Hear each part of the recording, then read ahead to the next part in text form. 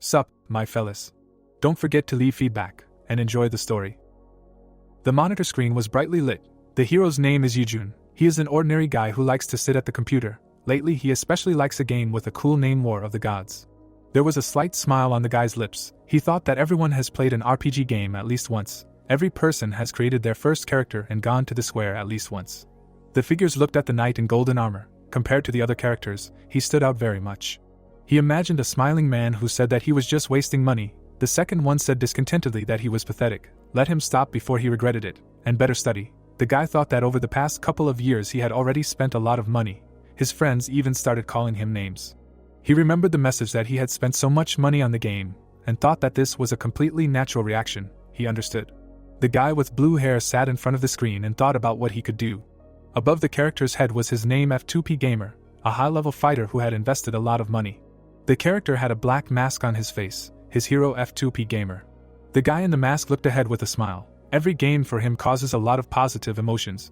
When he sees him, he does not regret a single penny spent. But the game still has one problem. It was written on the screen that the number of players is 6. The city street was empty. The game has a catastrophically low number of users, and even when the server just opened, there were already few players. Every day there were only fewer. The man waved his hand, saying that he was late today. The character Yeojun approached the other heroes standing in the center of the square. Smiling, scratching the back of his head, F2P Gamer replied that he just woke up, probably sat up too long yesterday, and when asked if he ate, he answered no, then he would order delivery. The blonde with bunny ears, Rabbit, waved her hand, and when asked what they were doing, asked if there was some kind of task. They were just talking. The man in the gas mask waved his hand, saying that he came. Didn't he say yesterday that he won't play anymore? He always says so, and then he still comes. This is Joseph, the number 1 in terms of time. The man in the mask scratched his head, hearing that this applies to him too. He also said yesterday that he won't come back, and what he sees, to which he replied that it is sad to quit. So much time has been invested. The man adjusted his hat, saying that he came. Judging by the time, he just woke up. This is the role player Josian. The huge cat waved his paw, saying hello, Cat, Yeojun's closest friend among the players. He remembered holding a sword together with Cat, and thought that during raids they always tried to stick together. The huge cat closed his eyes. He has excellent control. Joseph threw his hands behind his head, hearing Rabbit's question, what will they do now, and answered that if you are bored, you can go on some raid. Rabbit sadly lowered her ears, saying that all these small tasks are why players leave. The difficulty is too high. Yeojun said that the game initially did not have many users. The masked man crossed his arms and said that the game was bad from the first day the server opened. Josian added that the controls were strange, and the blonde asked what they were doing here then. Something did not add up. The man answered that this was the point. The more difficult the game is, the more enjoyable it is to get achievements. The old man confirmed, saying that if the game was easy, he would have finished a long time ago.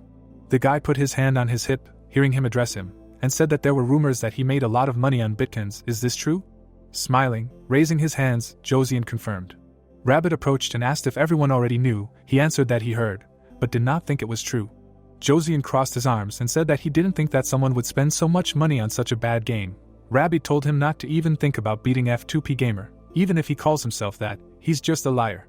The masked hero asked him not to say that with a smile. In his heart he's still an F2P Gamer. He looked away and asked the girl. She said that she was going to move.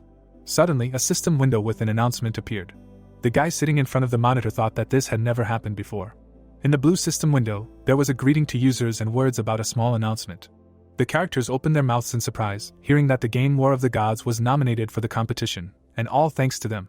Joseph asked with a puzzled look, is this really a system administrator? A confirmation appeared in the system window. Rabbit asked with a surprised look, is he going to close the server? To which she saw a notification that, unfortunately, the server will close very soon. All the characters froze in silence when they saw this. Then their eyes widened in shock, exclaiming that this was unbelievable. This couldn't be happening. Looking sideways at the hero, Josian said that it was impossible to end things like this. What about F2P Gamer? He had invested so much money in this that it would be enough to buy an apartment in Seoul. A system message appeared saying that they didn't have to worry about it. Those who made purchases in the game would be rewarded. F2P Gamer had a discouraged look on his face. He thought this was amazing. The system said that other users would also receive some compensation. The man in the hat asked what kind of compensation they were talking about. What was the point of it if the game was being closed? Several system messages appeared saying that the server would soon be closed. It would be closing in 5 minutes, in 4 minutes 55 seconds. Shocked, Rabbit grabbed her head, screaming that the game was already bad, and now they had closed the server. This was not a dream. Cat looked away in surprise, hearing her screams. what to do now. They said that the server was about to close, and asked, "Is this a joke?" The guy sat silently in front of the monitor. A system window appeared that the server would be closed in 3 minutes 30 seconds. Yujun closed his eyes, thinking that nothing could be done. In any game sometimes the servers are closed, everything comes to an end, so there is no point in getting upset. The character stood with his back turned. Red sparks appeared. The guy thought that even if the game to which he dedicated his best year is closing. There was a bright glow near the characters. A yellow and green beam fell down. The system reported that the server would be closed in 10 seconds. Sitting with his eyes closed, Yujun thought that no, he cannot stand aside, he needs to express disagreement. He opened one eye. Everything around was white and seemed to crumble into pixels. He thought, what is this? Looking at the monitor in surprise, he thought that it seemed like the time was up. But the screen did not go out. Did they really not close the server? The light of the monitor was reflected in his eyes. He asked who it was. A shining silhouette appeared in front of him. He thought it was a woman. The girl intertwined her fingers. It was Nell. The guy thought that this was a familiar name. Fingers tapped on the keyboard. The hero began to dream. Maybe this was the admin? The character looked at the shining window, asking, is he by any chance the admin? What is going on? Nell bowed. Her message appeared that she wanted to personally express her gratitude. That is why she came. The guy asked, to express gratitude? Nell answered that he generously supported the world she created. The hero standing opposite clarified, she was talking about donations, and heard that yes, to which he replied that it was not charity. Nell smiled, saying that she still thanks him. This was enough to enter the competition. F2P Gamer touched his chin in surprise, asking what kind of competition he was talking about. He couldn't find anything like that on the internet. The administrator replied that she couldn't reveal the details. She stood with her eyes closed and said that considering the help he had given, she would give him a special privilege. The guy closed his eyes, thinking, what's the point if the server is being shut down? Sitting in front of the monitor, Yujun asked what kind of privilege this was, to which he heard that she couldn't say and hoped that he would enjoy the reward. Touching her lips, Nell asked to let her say something else. Opening her mouth, the girl said, from now on, take everything for granted and don't doubt anything, it will be better for survival. The monitor suddenly went dark. The guy sitting in front of the computer asked again in surprise. Beads of sweat appeared on his face. He said that he had just been looking at this woman. Throwing his hands behind his head, he stretched, saying that it couldn't be. How is this possible? And why did the monitor go dark? Suddenly, a system window appeared in front of him, saying that changes were about to begin. Let him prepare for a sudden shock. Looking at it in shock, Yujun thought that this was not a monitor, but a system window. What was going on? He was scared. Suddenly, something seemed to pierce him, making him scream. The guy fell, stretching out his hand, and wondered why his head suddenly started spinning. Yujun was lying face down. The system reported that he had received a special privilege from an unknown person. Yujun received the F2P Gamer inventory. Inventory synchronization is in progress. There are 5 years, 8 days, 5 hours, 32 minutes left until the end of synchronization. The War of the Gods is ready to launch. Under the dark sky, there was a light building called the Orton Palace, where the lower gods live. It is located in a dimension known as the Divine Realm. A group of people stood at the walls of the palace. They looked at the list in front of them, where the competition announcement was taking place. The 7th-ranked goddess Nell put her palms together. Seeing that she was in first place, the people present were discussing who Nell was. Someone heard that many high-ranking gods were participating, but it was strange that a goddess she had never heard of before took first place. Another said that she was jealous. If she took first place, she would have received a lot of advantages. Covering her mouth with her fingers, the blonde thought that it was all thanks to that player. It seemed his real name was Yujun. The girl stood in front of the notification screen. The game that was hastily prepared for the competition failed due to poor control.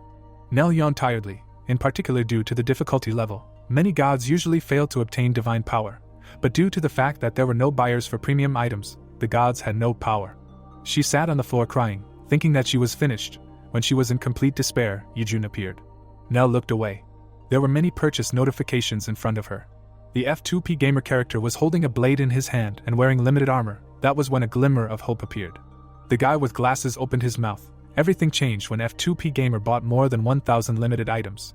Nell looked at the notification in shock, saying that it can't be. She didn't think there were such users in the game. The small F2P Gamer jumped on the big monster. Thanks to this, Nell was able to participate in the competition and took first place. The goddess pointed her finger at the hero's dossier, thinking that Yujun came all this way alone. He is Korean, male, alone. Swiping her finger, she saw the guy's information and said that he was an orphan and not from a rich family. He had recently become rich because the virtual currency he bought a long time ago had increased. Sitting with her eyes closed, Nell said that she was very lucky. They would both end up in the black. But she didn't think she would win such a competition. She had to repay him. Resting her head on her hand, she said that from now on, he would be her lucky charm. he could use the special reward she would give him. The beam illuminated the planet, especially now that the Earth was going through great upheavals. He would become the strongest person. White clouds floated in the sky above the trees. Eugene covered his eyes with his hand, talking about the sunlight. Then he sat up, scratching his head. Looking to the side, the hero thought, where is he? He looked at the trees and thought that he was in the forest. Wasn't he in his room? There were some buildings ahead. He wondered what kind of ruins they were, and then realized that it was the Forest of Learning. A system notification about the Forest of Learning data and location appeared. It shouted that this was a notification, this was a status window. A message appeared saying that synchronization was complete, inventory was moved, receiving the second privilege, characteristics were successfully adopted, let them check the status window. Frowning, the hero approached the notification and thought that this was the status window from the game. Pulling his cheek, he thought that this was the last thing he saw before he lost consciousness. Since it hurt, it meant that he was not sleeping. The information window said that he received the cold-blooded trait, and the guy thought that some ability takes everything calmly thanks to it. Putting his fingers in his hair, Eugene mentally asked, is this the privilege that the administrator talked about? This is crazy. He can't believe that the game has become reality. In front of him was a window of the characteristics of the player Eugene with level 1, special features, cold-blooded, no skills, title, legendary item collector. The effect of items increased by 15%, characteristics of 5 and 0 points. Surprisingly looking at the window, Eugene said that he had already seen cold-blooded, but what kind of legendary title did he have such a title, and he was at level 1. He carefully read again that he was a legendary item collector, and thought that this was the title of his hero. Carefully looking ahead, Eugene thought that it was given out when he received all the items, and what then? Many blue windows appeared in front of the guy when he called the inventory. His eyes widened in surprise. He said that this was incredible. In the red slots there were many different items. Eugene said that he expanded the inventory to the maximum due to donations, so he should have all types of weapons. One of the swords had a level cap of 300, and he thought that this limitation was the same as in the game. It was obvious. Thoughtfully touching his face with his fingers, Eugene thought that he really was in the game, or the game became reality. It seemed that the level, skills and titles were reset, only the inventory remained the same. He remembered Nell, who told him not to doubt, she would help him survive. He exhaled, thinking that she said so, and asked what was going on. A system window appeared asking him to choose a difficulty level before starting the tutorial: beginner, intermediate, advanced, master or hell. Crossing his arms, the hero thought that the game also had a tutorial with a choice of difficulty level. He imagined wolves with glowing eyes, thinking that during the game he managed to encounter a number of difficulties with different accounts. Sometimes the control was limited due to the difficulty level. In particular, the most difficult section is the Wolf's Lair dungeon. He had to put in a lot of effort to cope with it. He imagined a crowd of skeletons, thinking that it was damn hard. Cat was lying face down. Even his comrade's skills didn't help much. But considering the fact that the rewards change depending on the difficulty level, he imagined a huge mountain of gold and artifacts, thinking that the reward for the hell level was beyond all expectations. The only problem was that this training in the forest could only be completed once per account. Touching his chin, Eugene thought that what made it even more difficult was the fact that this was real life now. Touching his finger to the inventory, he thought that the risks were great. Life could not be returned so easily now. His finger touched the armor tab. He thought that he needed to organize the inventory first. He needed something that he could use right away. Seeing this, he was surprised, thinking that at level 1 he could use items. A sly grin appeared on his face. He thought that he understood that this was a super beginner's set. In front of him was a window with an image of a super beginner's sword, super armor, super gloves and super shoes. Then there was information about the item. The effect of a 2-piece set increases the probability of critical damage by 50% when attacking. A 4-piece set increases the attack power and defense by 200, and he said that the effect was simply amazing. The sword was surrounded by shining pixels. The super beginner set is just right for hell difficulty. Because of the restriction, he will not be able to use it even after completing the tutorial. He does not know if he will ever be able to use it again. Armor and a sword materialized on Eugene's body. He thought that he had completed the game on this account, and said that he thought he could handle the difficulty level with such a set. The system said that the tutorial was starting. From what level should he choose a weapon? Then there were images of different types of weapons. The guy's eyes widened in surprise. He said that a sword, an axe, a spear, a bow, a mace. In fact, there was another section for choosing weapons for beginners. Looking at the sword in his hand, he said that maybe he did not need another weapon now. Looking sideways at the information window, he thought that it would be better not to collect all the trash, otherwise it would be impossible to clean up later. The system reported that the weapon was not selected. The reward for completing the hellish training has been increased. Throwing the sword behind his back, Eugene asked if it had been increased. He did not know about it. A slight smile appeared on his lips. He thought he was lucky. Heading further, the guy in the cloak said that this was only good for him. A system notification appeared that the training was starting. Beyond the forest were the mountains in the training zone of the wolf's domain. The hero ran among the trees. Animals were running through the forest. Turning around, Yujun thought that they had already caught up. The wolves really caught up with him, and the guy thought that he should not underestimate the wolves from the training battle, otherwise he could immediately end up torn to pieces. Alone they are not much, but together they are able to surround and tear apart an enemy in an organized manner. The jump left a mark on the ground. Yujun quickly moved to the side. The wolves ran after him, baring their teeth. The boy thought that in order to prevent this from happening, he had to kill each one individually. Looking ahead, he decided to start with those running ahead of everyone else. Leaving a bright trace of the blow, he cut the animals. The trees were also cut in half. Some of the fir trees fell down. Stretching out his hand, Yujun thought that this was incredible power. The strategy worked. Fallen trees and animal bodies lay on the ground. The hero thought that this was what he expected, but still, seeing it with his own eyes was amazing. Looking at the shining blade, he thought that it was a convenient weapon. Something appeared behind the boy. It was a furious wolf. Yujun turned around, thinking that he had not noticed it. The beast flew back. Part of the armor on his hand was smoking. Looking at his hand, Yujun thought that he had thrown away this huge wolf, and his hand didn't even hurt. The beast stood up, trembling. The guy said that this is how the block works. The legs in the armor walked forward. He said that in this case, he might not be too afraid of them. He swung his sword, saying goodbye to the beast. The blade's movement left a bright mark.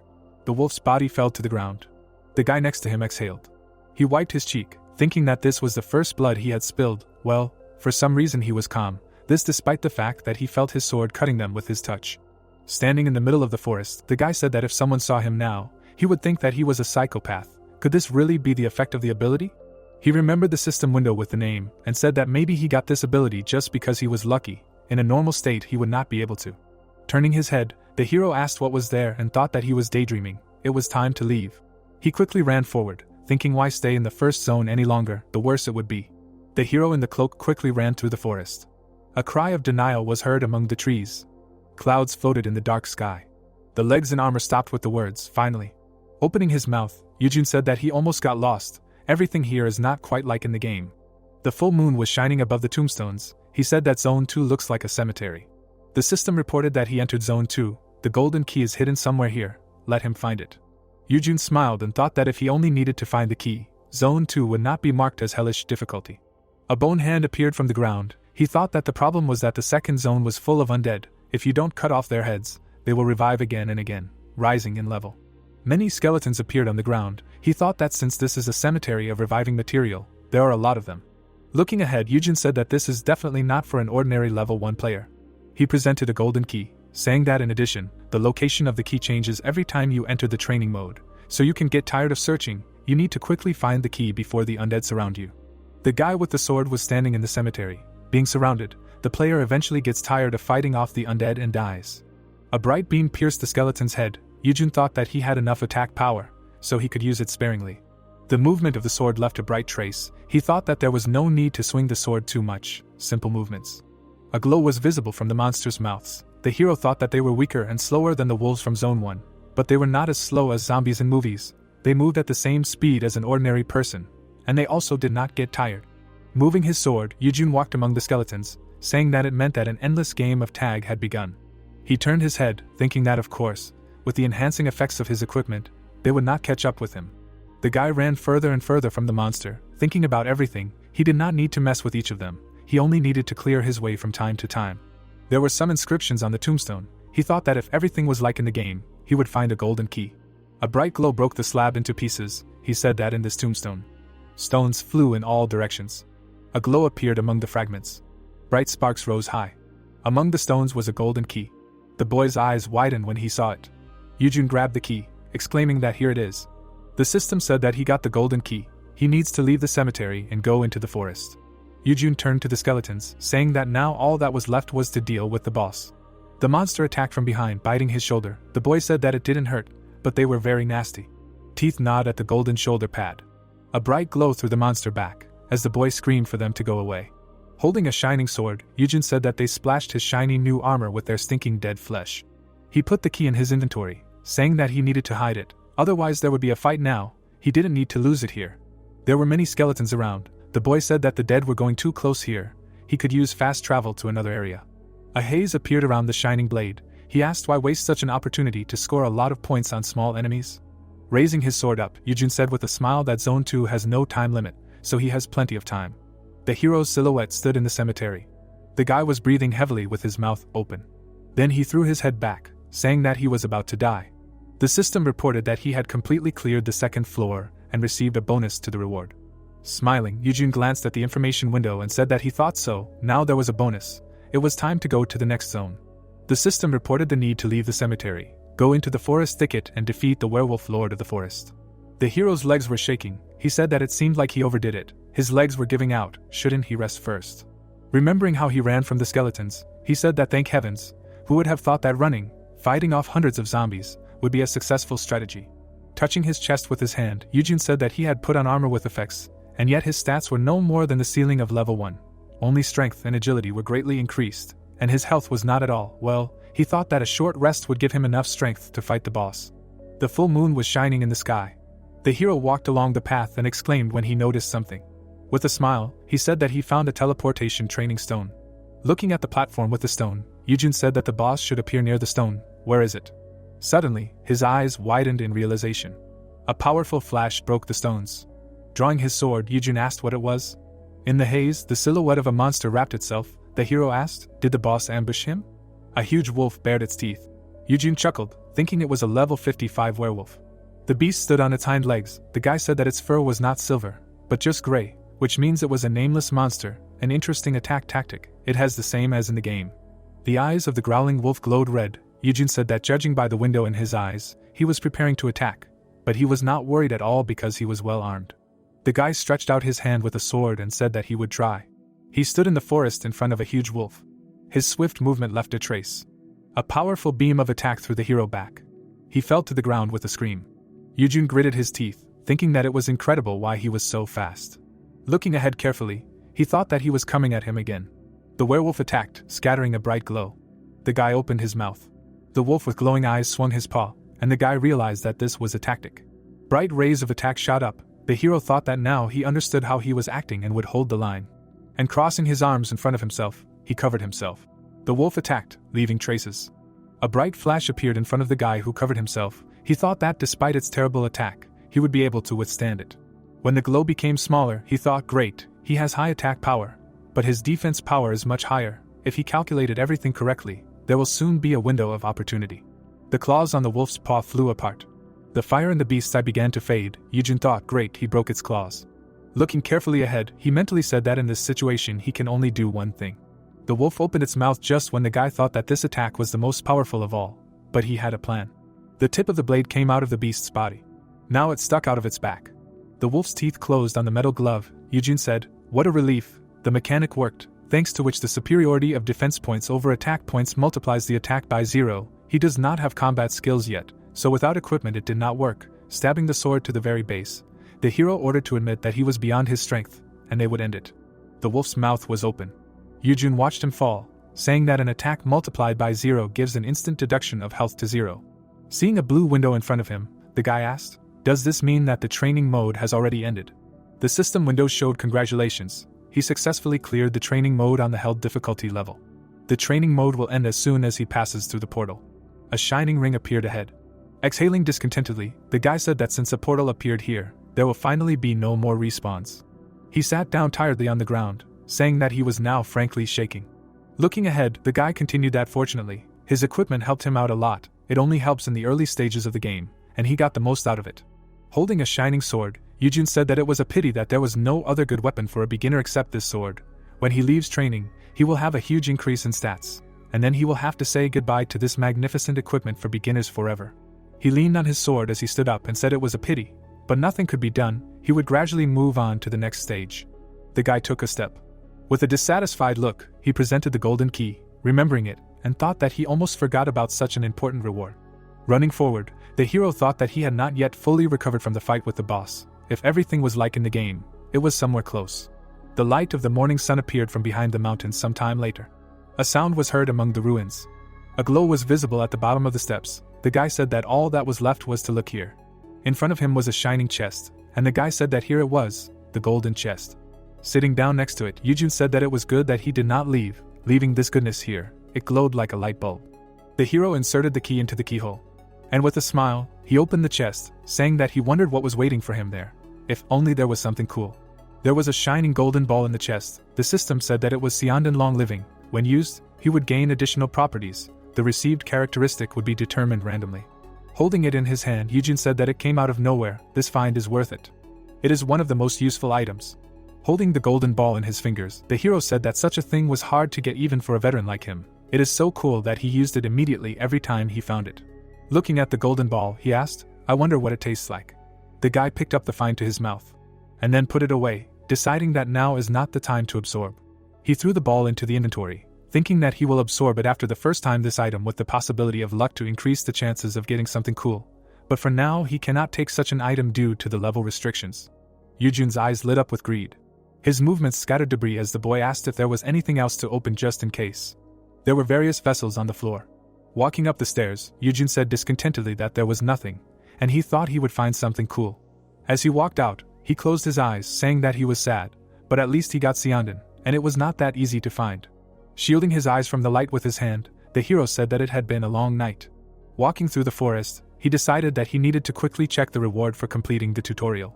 He did not know why the game had suddenly become reality, and it was not that important.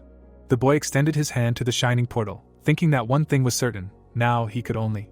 A blue glow surrounded Heeyeon, who continued the thought that he could only take a step forward. His silhouette dissolved in the blue glow of the portal. The hero thought that since he had finished the tutorial, it was time for him to move on to the game itself. The white tower of infinity was reaching up. Bare feet appeared. The guy in the ordinary suit stepped onto the ground. He closed his eyes, covering his mouth with his hand, and thought that passing through the portal made him feel sick. Leaning on one knee, he looked around, saying that this is the Tower of Infinity? Shifting his gaze to the side, he realized that for sure, he had seen it many times in the game.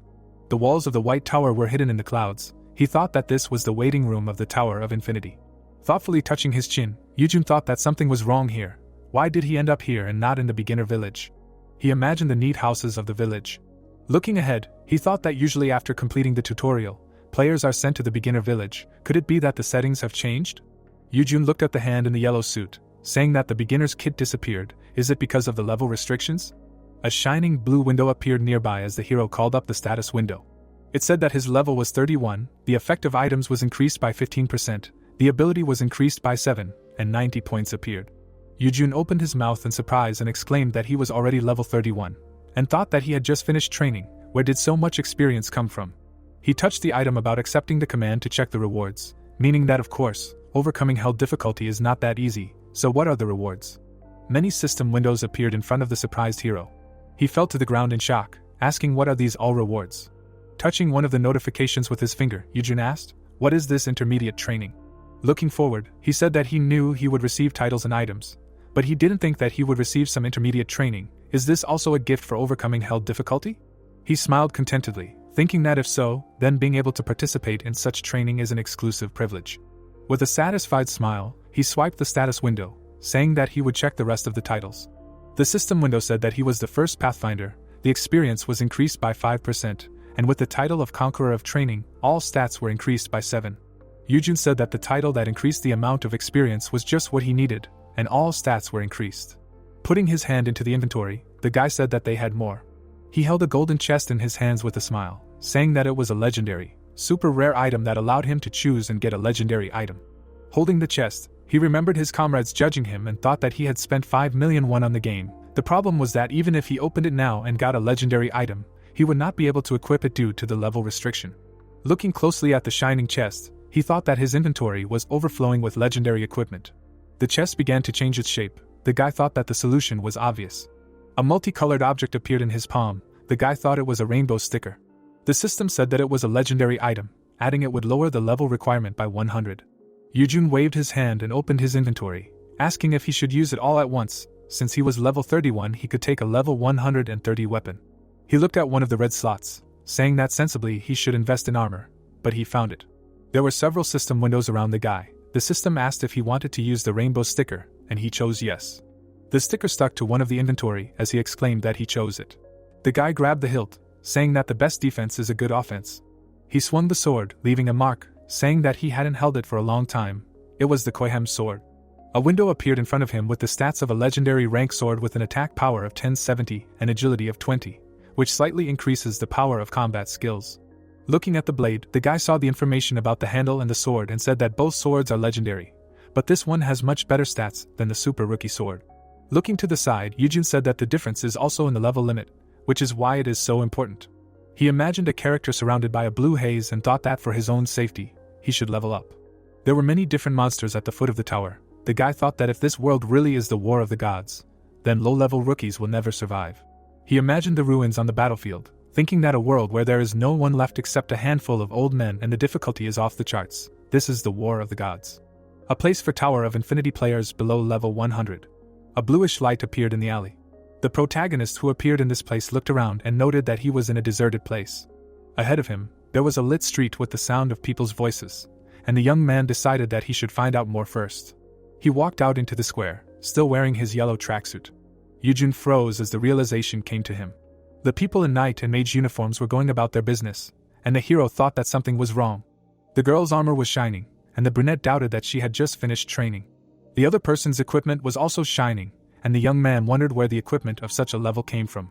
The guy widened his eyes and admitted that the level of the people around him was not bad either. Yujun frowned and thought that the hellish training took some time, but no more than 2 days. He looked closely at the crowd, thinking that he had missed something. The hero noticed people on the side discussing how dozens of people had died in an expedition to a B-rank dungeon, and only the core members and close associates of the guild that had organized the raid had survived. One of the warriors crossed his arms, and the other suggested that they must have betrayed and fled, and then began to make excuses, but even with such an obvious lie, no one could interrogate them, because they were the strongest here. The protagonist gritted his teeth when he heard that now that 5-year-old players were going to places with cool loot, there was nothing left for newbies. 3 days later, clouds floated across the blue sky. Yujun threw his head back and muttered that the weather was terribly nice. He sprawled on the bench, not believing that 5 years had already passed. The young man introduced different people and remembered that he had obtained information that the Great Migration had begun 5 years ago. Then people saw a tall building, and this was the name given to the phenomenon in which Earthlings who had awakened their gaming abilities were sent to the Tower of Infinity, and this was not an isolated incident, but an annual practice. The guy leaned back and thought that the game world was not limited to just the tower, so why was everyone summoned here and not to the village? He squinted and realized that the strangest thing was that 5 years later only he was summoned, and it was unclear what the problem was before. The hero stood up and muttered that he had completed hellish level training, but was 5 years behind, like a loser, but he couldn't hang his head. The young man grinned and decided that he needed to be patient and think positively, especially since his inventory compensated for everything.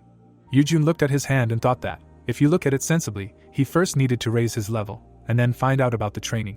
He imagined the decorations and mentally added that he had to reach level 50 in the end to use all the accessories and quickly become stronger.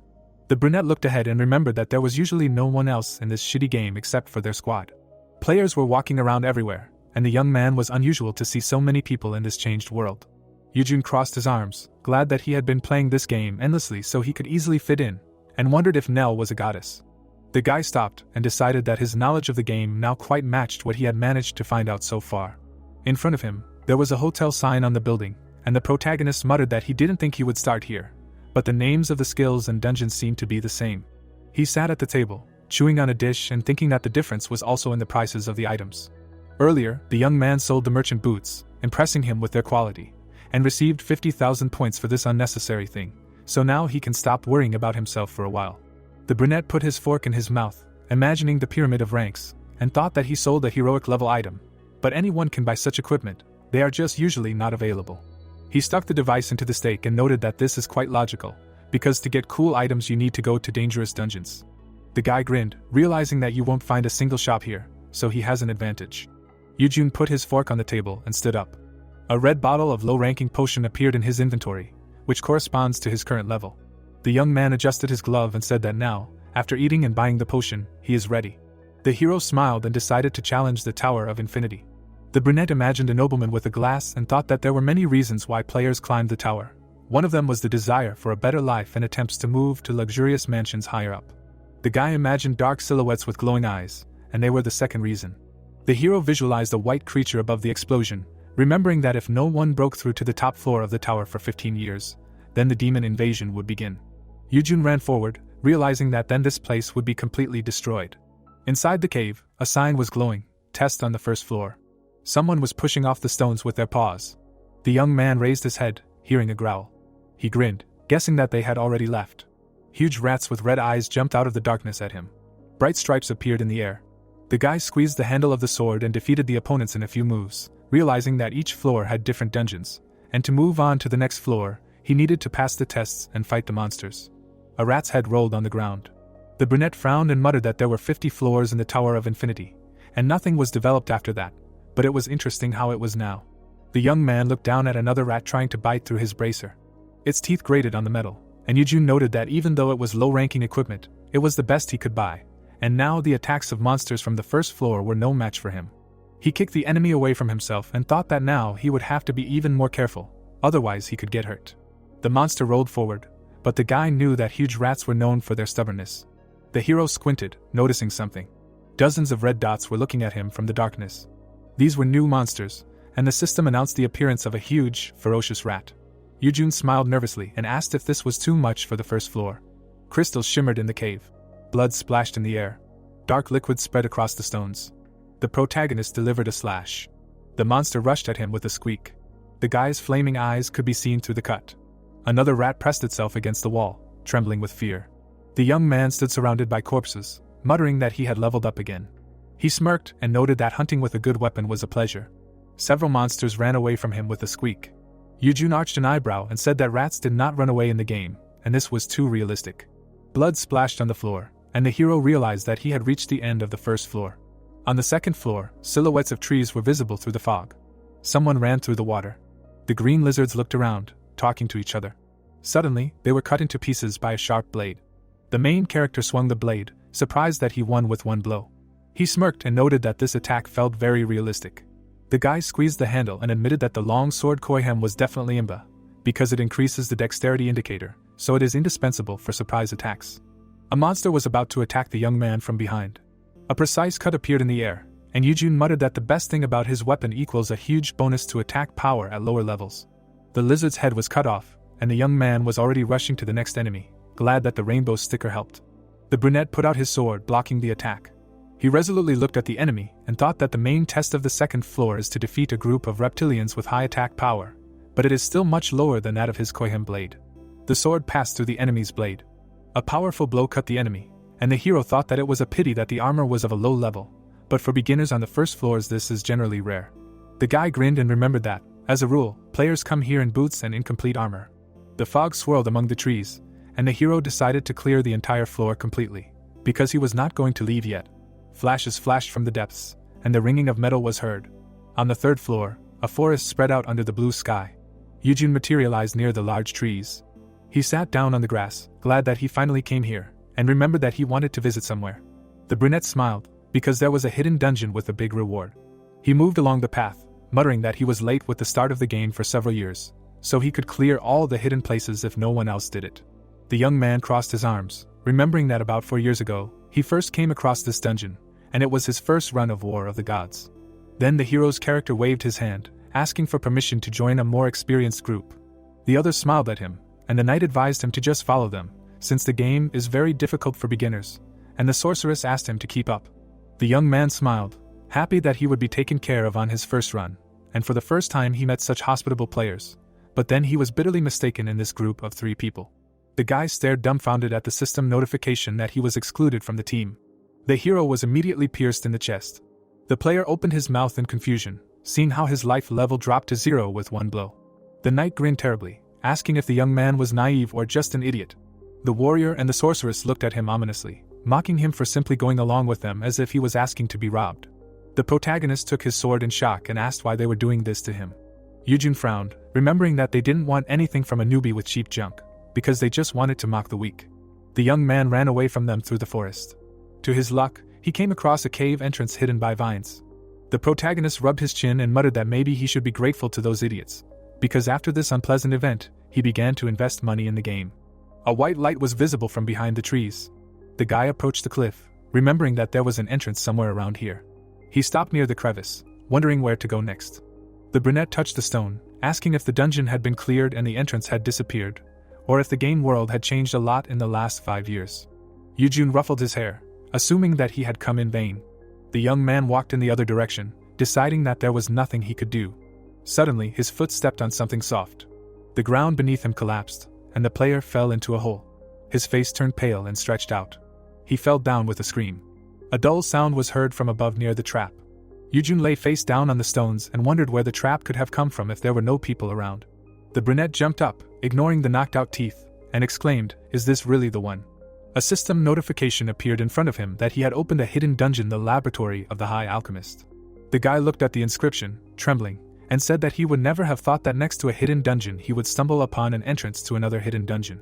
He drank a strawberry-flavored potion to heal himself first. The hero looked at the hole from above and realized that everything could have ended badly if he fell from such a height, after which he thought that he had encountered many dungeons, laboratories of magicians, but for the first time he saw an alchemist's dungeon. The guy squinted, thinking that if this was not a trap pit, but really an entrance, then the grass and branches in this place were a magical illusion. From below, the treetops above were visible, and Yujun decided that everything was thought out by whoever created this dungeon. He squeezed the hilt of his sword and assumed that someone had already opened this dungeon, but it did not disappear, which meant that it was not completely cleared. The young man brought the crystal to the blue screen. It glowed in his hand, because it was a small stone of illumination, being a surprisingly useful thing. The guy threw the object into the darkness so that it illuminated the space around. A bright bluish light flashed. The hero grinned, deciding not to miss the opportunity that fell to him, and hoped that he would not meet other players. He walked forward with the pulsar above his head, thinking that this was a real descent into the dungeon, where you can meet your death, and if you meet a player with valuable loot here, then blood will be spilled. The young man approached a large door and pushed it. Yujun ran quickly, his steps accompanied by heavy breathing. A crowd of monsters rushed after him, and he shouted that placing monsters at the entrance to the dungeon was the height of bad manners, because he could not handle so many. The guy sweated, muttering that he could not do anything else, except use the glasses that he carefully kept. He opened the status window, and a blue screen appeared in front of him. The hero poked at it, saying that if he caught everyone here without a trace, he would reach level 50 in open accessories, but for now he had enough strength to attack, and here speed and agility at maximum were more important. The young man rushed forward, frantically clicking on the pop-up windows to speed up the pumping of characteristics. He suddenly rushed forward, surprised himself by such acceleration. The guy frowned and shouted at himself to stop. A wall was visible ahead, and the hero shouted in horror that there was a dead end. Yujun ran along the wall by inertia and did a backflip, kneeling. The hero was sweating, thinking about how his agility had increased at once, but he didn't expect everything to get out of control. He straightened up and muttered that he initially wanted to go around the monsters to rest, but he didn't think it would turn out like this, and he had to be nervous. The young man pulled the blade out of the floor and decided to check how his reflexes had changed before a real fight. The blade left a mark in the air. The brunette looked at the sword, preferring to start with it. Yujun began to quickly swing the weapon, creating bright stripes around himself. He smirked and admitted that it was fascinating to watch the system and see how his abilities changed instantly. Several cuts were left on the brick wall. The protagonist stopped and looked away. A silhouette was visible in the darkness, and the guy thought he had gotten rid of them. Yujun jumped a few times, getting used to the speed, and muttered that he should try to relax. The Chimera, a monster created by combining the bodies of several living creatures using magical surgery, looked at the guy and growled. The brunette's eyes flashed and realized that it was better not to hesitate against such a monster, because although it looked like an undead, it was a living creature. The young man pushed off the floor sharply and jumped, cutting off both of the enemy's arms. The monster opened its mouth and roared. The player slowed down, leaning on his sword, and was glad that the blade cut such shiny and tender flesh perfectly. Besides, speed was his advantage. The main thing was to avoid blows. He pushed off the stone floor with force. The guy flew up to the enemy, swinging his sword. The hero frowned and shouted that it was time to end this. There was an explosion. Yujun flew into the wall, clutching the blade, and muttered that this is why things are bad with chimeras. He was pushed away by a black fist, shrouded in smoke, because the monster uses the abilities of all living creatures that are in it. A huge hand came out of the enemy's head. It quickly began to attack the hero, and he barely had time to dodge. The brunette stopped, deciding that he could not just run away after having barely increased his characteristics. The young man turned to the enemy and began to parry his attacks with his sword. He frowned, realizing that the enemy's skin did not cut, but in hidden dungeons there really were elite monsters, which meant they were very strong and it was better to fight them alone. The hero swung his sword, deflecting the hand from himself. Yujun frowned, assuming that the opponent could be more than one, and decided that he needed to get rid of him before others appeared. The guy started to strike with renewed vigor, complaining that alchemists create monsters and not potions. Suddenly he froze, wondering if he should use that technique. The young man raised his sword above his head, but it immediately pierced his chest. However, The hero found himself above the black hand in the air. He grinned and declared that it was his illusory image, which is possible with increased agility. The brunette forcefully chopped off the enemy's limb. The hand fell to the floor, and blood gushed. The chimera plopped back, looking at the player. Yujun smiled and asked if the enemy had any other means of attack, besides the 3 arms that he had already cut off. A new paw suddenly emerged from the monster's wound. The brunette shuddered and widened his eyes in surprise. A large palm was approaching him. It hit the floor with force, intending to slap the guy. The monster grinned and moaned contentedly. When the paw rose, there was only dust underneath it. The chimera's eyes widened in question. The protagonist appeared on the ceiling right above it. He clutched the sword and thought that this was also an illusion, as expected. A quick strike cut the enemy in half. The sword left a mark on the monster, and even on the floor behind it. Yujun narrowed his eyes and asked if he would really survive even like that. Notifications flashed in front of the young man that he had eliminated the level 100 special chimera, and that he himself had reached level 50, after which the accessories slot became available. The brunette looked at the screen, noting that he had risen 2 levels at once, so experience points in the monster dungeon were no joke, and in general, he had risen to level 50 in just 3 days after training, which was much faster than it had happened on other accounts. The body of the defeated enemy lay behind the young man, while he muttered that he did not have many accessories for low-level characters. Yujun smirked, looking at his hand, and was deciding whether to put on a premium ring or a rare bracelet and necklace. He turned his head and saw a small monster waving its tail. The hero immediately grabbed his sword and shouted that he got new accessories, so he would cut them all into pieces. In response, the monster opened its toothy mouth with a forked tongue. The clanging of the blade was heard for some time in the dungeon.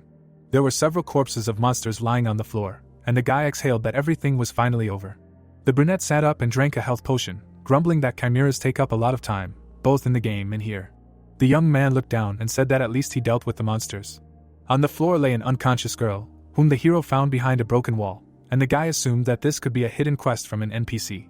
Yujun sat down next to her, muttering that it could also be the player who opened this dungeon in the first place. But then why was she locked in here? The blonde didn't open her eyes, and the guy said that he couldn't leave it like this, but there should be an item for this case. He calmly put his hand into his inventory. A heroic rank status scroll appeared in front of him, which allows you to check the status of an object, but it can't be used if the distance from the target is too high, and it is also unavailable for higher rank objects. The hero untied the rope, noting that the item costs 5,001, but the functionality is great, especially since no one can find it because the premium shops have disappeared, but his inventory is full. He unrolled the parchment above the girl. The table read, Player Kim Heeyeon, Level 37, Traits Reconnaissance, A, Skills Sprint, D, and Dungeon Exploration, S, no title, Strength 27, Agility 46, Endurance 28, Magic 24.0. The guy looked down, noticing that in front of him was a player, and a Korean one at that. He noticed the inscription on the screen that the girl had S-rank Dungeon Exploration. The young man looked closely at the description, thinking that he had never seen anything higher than rank E before, and had never heard of such a skill. The brunette remembered the portal at the entrance, and realized that even E rank is useful, and with S rank, finding hidden dungeons is a piece of cake. Yujun closed his eyes, dreaming that with such a skill you can find simple dungeons with cool loot. It's even envious that you can search for a low difficulty level, and as a reward take a good dungeon and live in chocolate. The girl winced, coming to her senses, while the hero muttered that she did not have any combat skills and characteristics, so if you untie her, it will not be worse. The blonde opened her eyes. Yujun looked at her, and asked if she had come to her senses. Heeyeon shuddered in fear and asked who he was. She turned pale when a sword was stuck into the floor next to her face. The brunette put his finger to his lips and advised not to scream, so that monsters would not come. The interlocutor burst into tears, begging him to forgive her and not touch her.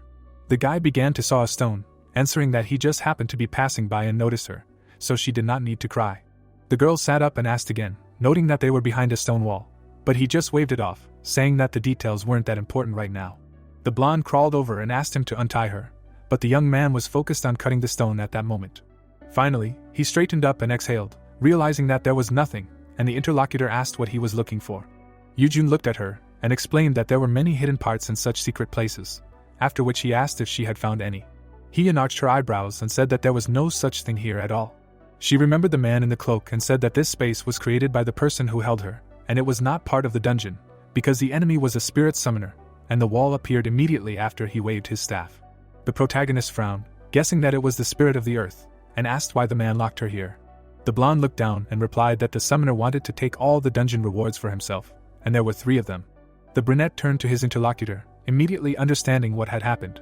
He imagined a naive girl with a map, who, being an S-rank scout with no combat stats, survived by selling locations and information to other players. Then the girl ran into an evil trio of unscrupulous users, and there are no laws in Tower of Infinity, so few players commit evil deeds, because strength decides. Tears ran down Heeyeon's cheeks as she muttered that they would either try to sell her or use her for scouting again, since they left her alive. The protagonist rubbed his chin, thinking that he also had his eye on her skills in dungeon scouting, so it was fate, because you need to get along with someone who has missing skills. Teamwork plays a big role in survival. He put his hand on her shoulder and asked her to raise her head. The brunette smiled and said that he would help the poor girl who had such a hard time being locked in such a place. Heeyeon looked suspiciously at the hero who said that you can trust a person with eyes like his, but the blonde objected that she anticipated big problems if she trusted him, but first let him untie the rope. The girl turned her back to him while the hero dealt with the bonds, and the young man said that she was lucky with the savior, and she could repay him, to which the interlocutor said that she had a unique ability. The rope fell to the floor, and the guy answered that he knew about dungeon exploration, which surprised the blonde, but immediately said that he would be grateful if she told him the location of a high-level dungeon. A pulsar burned above them, and the girl asked how he knew about her abilities, to which she received an answer as if they were both from Korea, and this was simple solidarity with a native of the same country. Heeyeon climbed over the hole, and when asked by the hero, she said that she made her living by scouting dungeons, as it brought in a lot of money, and the guy immediately assumed that the bad guys had caught her while selling the place. The blonde nodded and pointed to the wall, saying that there was a way behind it, and also added that they were overly cautious freaks who secretly followed her after they learned about her abilities. Yujun smashed the wall in a few swings, while the companions said that the villains had suddenly attacked when they discovered this dungeon and explored it. When the dust settled, a passage was revealed. The guy turned his gaze to the interlocutor and asked where the three of them had gone now. Heeyeon removed her hands from her ears and said that they were going to come back again to re-examine and capture the dungeon. The brunette looked at her and asked if they had left the chimeras at the entrance too, since it would be difficult to break through if they returned to the dungeon again. But the blonde objected that the monsters in this dungeon would stop moving for a couple of hours once midnight arrived. The young man frowned and thought that he didn't remember such a thing in the game, so it must be a special dungeon. The girl shifted from foot to foot and said that those people said that they would return in a few days, but she didn't know how long she had been locked here, since there was not a single ray of light, and Heeyeon herself was in a deep sleep. The hero looked at her decisively and offered to clear the dungeon while they were gone, so she should show the way. Yujun looked at the back of the blonde's head, thinking that he needed to be careful, even though she was weak, since he was a newbie in the tower, so it would be enough to give her a couple of items of her level. A flash appeared from the darkness. The girl screamed when she was grabbed by the hood. The brunette pulled his companion towards himself, and the attack hit the wall. 3 players were standing in the corridor, discussing how lucky they were to find them together with the newbie who saved her. The protagonist frowned, shielding the blonde, and wondered if he could fight back against the players, because this was reality, not a game. A system window appeared in front of him with a notification about the activation of the cold-blooded skill. The brunette took a breath and calmed down. The man grinned, bowed his head, and advised them to moderate their ego and get out, throwing away their equipment while they were in a good mood. The young man squeezed the handle and noted that, judging by their equipment, they were not such terrible opponents. But the problem was that in a confrontation with a person, you need to handle a sword in a special way. The interlocutor grinned and his body was covered in the green glow of the buff, which was applied by the bespectacled man, shouting that both could be killed, since the girl was useless anyway. The brunette frowned when his companion muttered that she would also fight, and advised her to hide well and not interfere. The villains armed themselves, and the warrior said that he had not cut living people for a long time, but he must not lose his skill, to which the summoner asked not to kill the blonde. Heeyeon slipped behind the wall and encouragingly exclaimed that the main character could handle it. The man activated the sprint skill and rushed forward, swinging his sword. Yujun's eyes flashed, and he thought that he would die if he hesitated, so he needed to cast aside his doubts. He took a step forward to his opponent and swung his sword. The rivals crossed blades. The man gritted his teeth, not understanding why the young man was so strong. The hero smirked, realizing the level of these guys, and decided not to delay. His sword began to cut through the enemy's weapon. A precise swing left a blue mark on the man's neck. His head flew down, maintaining a shocked expression on his face. Yujun pulled the sword back, making this deadly swing. The blonde's eyes widened in shock, watching from the side. The warrior's companions sweated, not believing what they saw. Yujun moved forward threateningly, while the opponents exclaimed in horror that Taehwan was killed in one blow. The summoner put out his hand and shouted to his comrade to attack if he did not want to die. The protagonist stopped. His legs were covered with stones, and the guy recognized the shackle spell, which had no time limit. The archer pulled the bowstring and immediately released it. Yujun frowned while he was still being held. He calmly caught the arrow, tilting his head. The enemy used a triple shot, indignant that the brunette was so agile that he could catch arrows. Arrowheads flashed in the air. The protagonist squinted, noticing that he could clearly see them. With one hand, he deftly blocked 2 arrows, and with his sword he blocked the third. The man grimaced in horror, screaming that the enemy had stopped all his projectiles. The summoner grabbed his staff and exclaimed that he would now cast a powerful spell, but he needed to buy some time. The archer fired again, answering that he would have to use the expensive arrows that he had kept so carefully. Yujun raised his head, asking what it was, whether it was magic. A ball shone in the air, from which projectiles flew, creating a storm strike. The blonde covered herself and screamed, hiding behind the wall. The man looked ahead and clarified whether the guys were dead. He grinned, happy that they couldn't resist his ult. The player clenched his fist and shouted that he had avenged Taehwan on this newbie, because of whom he had to use expensive arrows, and he didn't have to use Storm Strike, but at least he would be able to sell the opponent's equipment. Heeyeon looked out and muttered something inaudible. The archers looked at the disgruntled comrade and advised him to just use the staff as a club, since he was casting for so long. The summoner looked ahead. He saw a glint behind the smoke and asked what it was. As the dust began to settle, a silhouette and a bright pulsar appeared. The protagonist cleared his throat, looking at them indifferently, and thought that he could have been hurt if he had not reacted to the storm strike in time, although it still would not have killed him. The archer's eyes widened and asked how it was even possible to dodge. The girl smiled and enthusiastically shouted the guy's name. The brunette stopped, thinking that such an archer would definitely use this move, but he was familiar with the range of the shot, so he would never fall for such an obvious move. Yujun took a fighting stance, deciding that it was time to finish, when he suddenly noticed something. The man turned around in fear and asked the mage to do something. However, in front of his face was only a stone barrier. The player looked at the wall and was indignant that his comrade simply used magic to separate himself and throw him. The protagonist sighed, noting that he had good potential, but lacked skills, and suggested that it would be better to get rid of the archer first. He jumped up abruptly. The man made a face of horror and begged for help. Blood spurted and a wheeze was heard. The wizard ran down the corridor, glad that he had planned his escape in advance, back when Taehwan died from one blow. The summoner rushed forward, not understanding why such a monster was still on the 3rd floor. He retreated deeper, muttering that he needed to report to the guild, because it was impossible to fight such a one-on-one. Suddenly, something flew at his head, and his glasses flew off. The player squinted, assuming that the hero was already here. Yujun stepped on the glasses, surprised that such a mage could survive his attack. The young man threw the sword over his shoulder and decided that it was because of the equipment's characteristics, and the wizard thought that it was useless to fight him one-on-one. The magician smiled nervously and suggested resolving everything peacefully. The brunette grinned and asked what was the point of gossiping, realizing that he could not afford unnecessary risks. The interlocutor made a hand gesture and said that he would help him join the Golden Lion Guild, and their leader would only be glad to have such a strong player, but they would avenge the death of the magician. The young man smiled and answered that he was right. His glasses crunched pitifully under his foot when the hero asked if his guild knew who he was. The magician sweated and nervously asked again. Yujun flashed an ominous eye and reminded him that there were no witnesses here. The man narrowed his eyes and thought that it seemed that the only thing left to do was fight. He held out his staff and exclaimed that the strongest member of the guild would be coming soon, so it would be better not to. The opponent pretended to wave to someone behind him, and the protagonist turned around. At that moment, the summoner held out his hand and shouted at him to die. A stone hammer struck the place where Yujun stood. The mage frowned, continuing to summon attacks one after another. Something hit the air next to the man. The protagonist appeared behind him, noting that it was all about defense, because it seemed that the wizard had a ring that blocked the blow, and it was useful for classes with low health. The opponent looked back and screamed in horror. He grabbed the staff and quickly began to create a stone barrier around himself, but the young man already knew that his sword could not withstand it. The blade flashed in the air. Yujun sheathed his weapon, and behind him, the dome split into 2.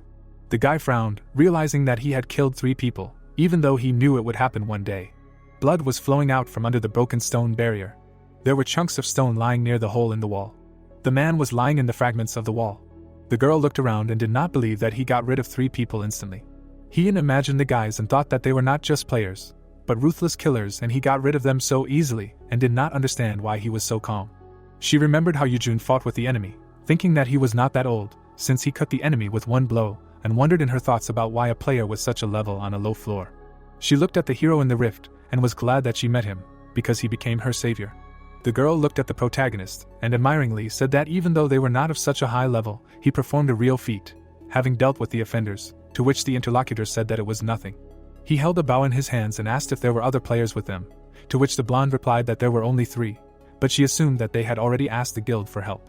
MC remembered the row of the guild and clarified whether they were from the Golden Lion Guild and asked if they could leave a hidden dungeon. Then why would they tell others about it? Saying that he had seen many such players when he first started playing. Heeyeon looked at the guy and was silent. Eugene handed the weapon to the girl and said that it would be great to unite in a squad and asked if she was selling locations of new dungeons, saying that these gifts were compensation. The girl was confused and, stretching out her hands, said that she should thank him. The hero closed his eyes, saying that it was nothing and it would be better if she helped him find new dungeons, and the guy could not miss a player with such rare abilities. The blonde looked at the gifts and, considering him a good person, decided to help him with the dungeons. She pointed to a hole in the wall and said that if you go there, you can reach the boss, and she had to turn around because of the chimera, to which the guy calmed her down, saying that he would figure it out. They entered the cave and the protagonist warned that because of the objects, she could be noticed, to which the interlocutor said that everything was fine and she was watching. They stood at the door and Heeyeon thought that it looked pathetic and now it was necessary to behave properly, and the guy, thinking that this person was very talented and it was impossible to let the guilds track her, asked if the boss was here.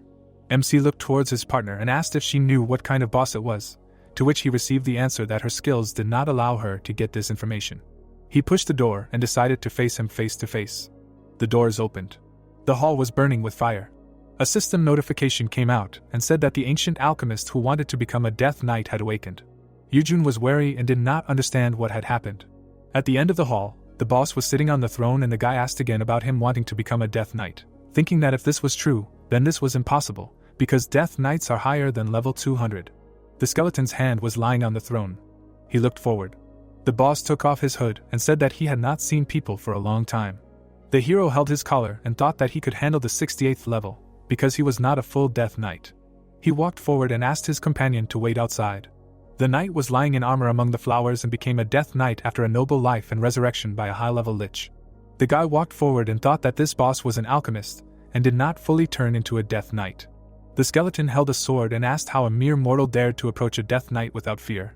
The protagonist frowned and said that there was too much arrogance from an unfinished knight, and offered to see who he really was. The alchemist extended his hand forward and offered to accept his warning that if he came closer, there would be no turning back.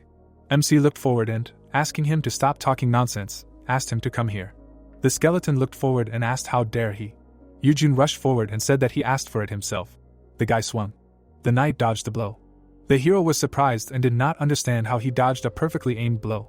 He swung and decided to try again. Perinet bent down and asked him to stop.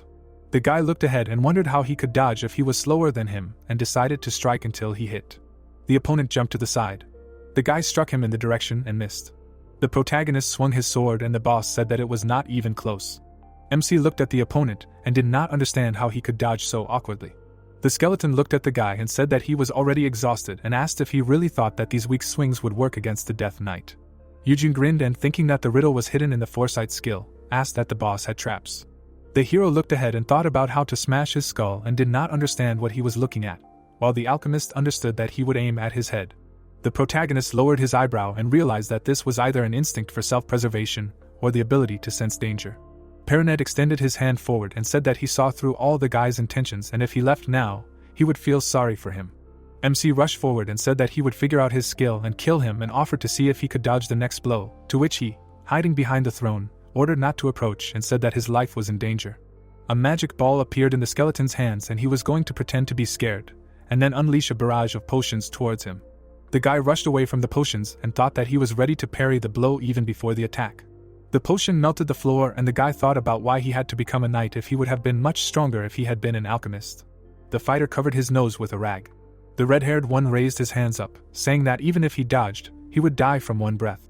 The guy froze and a notification appeared that he was susceptible to the effect and was poisoned.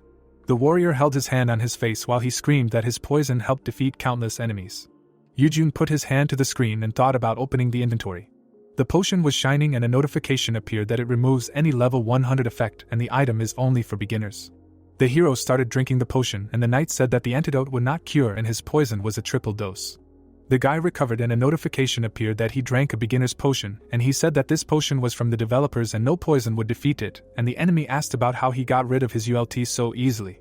The guy shifted and said that it was time to end this and a notification appeared that the effect was removed. Perinet looked forward and asked that he figured out the weakness. The sword pierced the skull and the fighter asked that he would not be able to predict his blow if he was out of sight. The skull opened its mouth wide. The protagonist struck and said goodbye. He smiled and notifications appeared about the victory over the Alchemist, leveling up and items, and if he moved the essence into the vessel, he would be able to summon the Death Knight, and he was pleased with the things he received. Heeyeon held the staff in her hands and was glad that her partner did it. She ran up to the fighter, saying that he was able to fight the dungeon boss alone, to which he replied that the boss was weak enough, so it was worth it. Yujun held his hand in front of him and said that the portal had already opened and that she needed to go out and rest. The hero looked at the girl and asked if they could add each other as friends, because it was not for nothing that they met like that, to which she replied that of course, and her name coincides with the character's name. She looked at the card, and the standard game system provides for messaging functions, and in the Tower of Infinity this messenger is a replacement for a mobile phone. The portal was shining and regretting the temporary separation. If she said that she found a secret dungeon, the guy would immediately come running, but before that, she needed to solve one more problem. There was a sign near the hotel. The protagonist looked ahead. On the handkerchief were the essence and the vessel of life of Perinet. He looked at the flask and thought about what to do with the essence. He carefully poured the contents into the vessel, and the system showed a notification that Perinet was entered. The heart glowed and was enveloped in purple energy.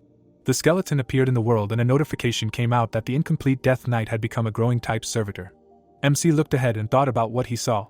The boss was sitting on the ground, and the guy thought about the fact that you can only buy normal servitors in the shop, and this one is generally impossible to get, and this type acts like several party members, unlike normal servitors with fixed levels.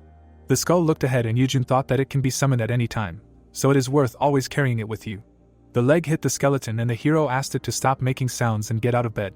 Perinet was lying head down against the wall, and the protagonist asked if he had any memories of the dungeon left. The red-haired man looked ahead and asked if he killed him. He stood up and asked that he was able to defeat death and turn into a real Death Knight, and promised to show the power of the embodiment of fear, celebrating the resurrection. MC smiled and understood that he had not changed at all after death, asking him to sit down.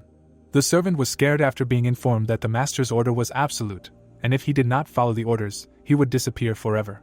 The skeleton sat down and wilted. They sat opposite each other, and the guy asked if he knew what was going on and noted that he was listening perfectly, to which Perinet said that he heard an unfamiliar voice in his head.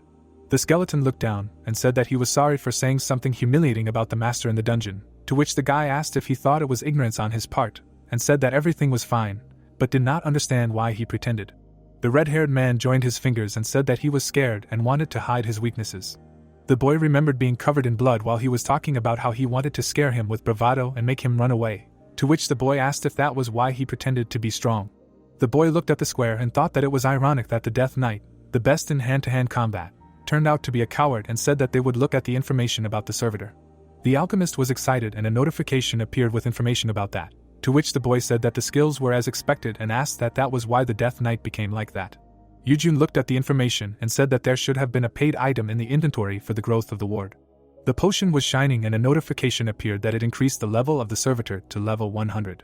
The item emitted dark energy, and a notification appeared that it maximizes the potential of the undead. The hero was holding items in his hands and was saying that he had managed to get all of this very luckily, and that it was not paid content, but it had a very high drop rate, and was so effective that it was hard to get even if you paid.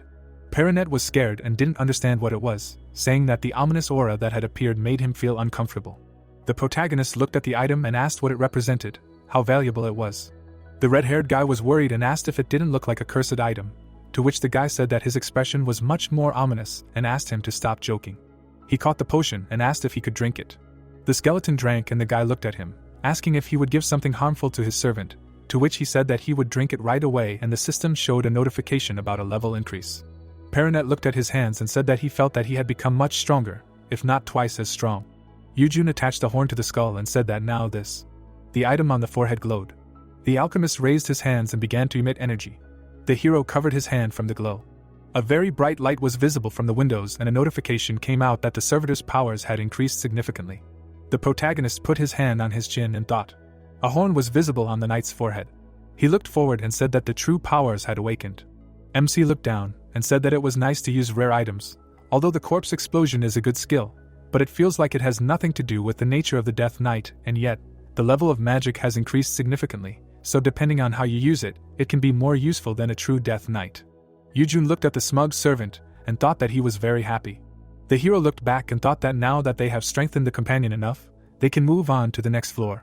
The house was under the open sky. The guys were standing by the tent and were in the camp near the passage to the 5th floor of the Tower of Infinity. The girl in the hat brought her hands to her mouth and said that they needed a tank and they only had 3 in their squad and many players were stuck here, unable to move on to the next one. The brunette looked ahead and said that they were recruiting elite tanks. The monster was in the dark and they were looking for a tank for the raid on the boss of the 5th floor, and he had no weaknesses. So he just tests the guilds for strength after inflicting high damage. The protagonist stood by the tree and thought that it was hard for him alone then, and for players below level 100, this test was considered the Wailing Wall. He looked to the side and imagining Perinet, thought that using his abilities could be useful. But there was a trust issue and the room was designed for a 4-person ritual, and it would be great to watch the skills of ordinary players. He stood by the tree and when he looked back, he felt the difference between the game and reality. The knight stood next to people and a good tank was not so easy to find. MC smiled and said and healers in the game were considered rare, but support players in the form of mages and archers were better protected than tanks, and he thought that this is why tanks are closest to death. Players sat opposite each other, and the guy said that this is a complete failure, and they need at least one more so, to which the interlocutor said that there are not enough tanks, and she heard that many guilds go without them, to which the guy said that they will be wiped off the face of the earth, because the boss on the 5th floor needs to be confronted with a lot of life. Yujun extended his hand and apologized, saying that he heard that they would leave as soon as they found a tank. The man grabbed the guy by the hand and asked if he was a tank. The team surrounded him and not letting him speak, said that they would repay him generously and the healers would definitely cover him well.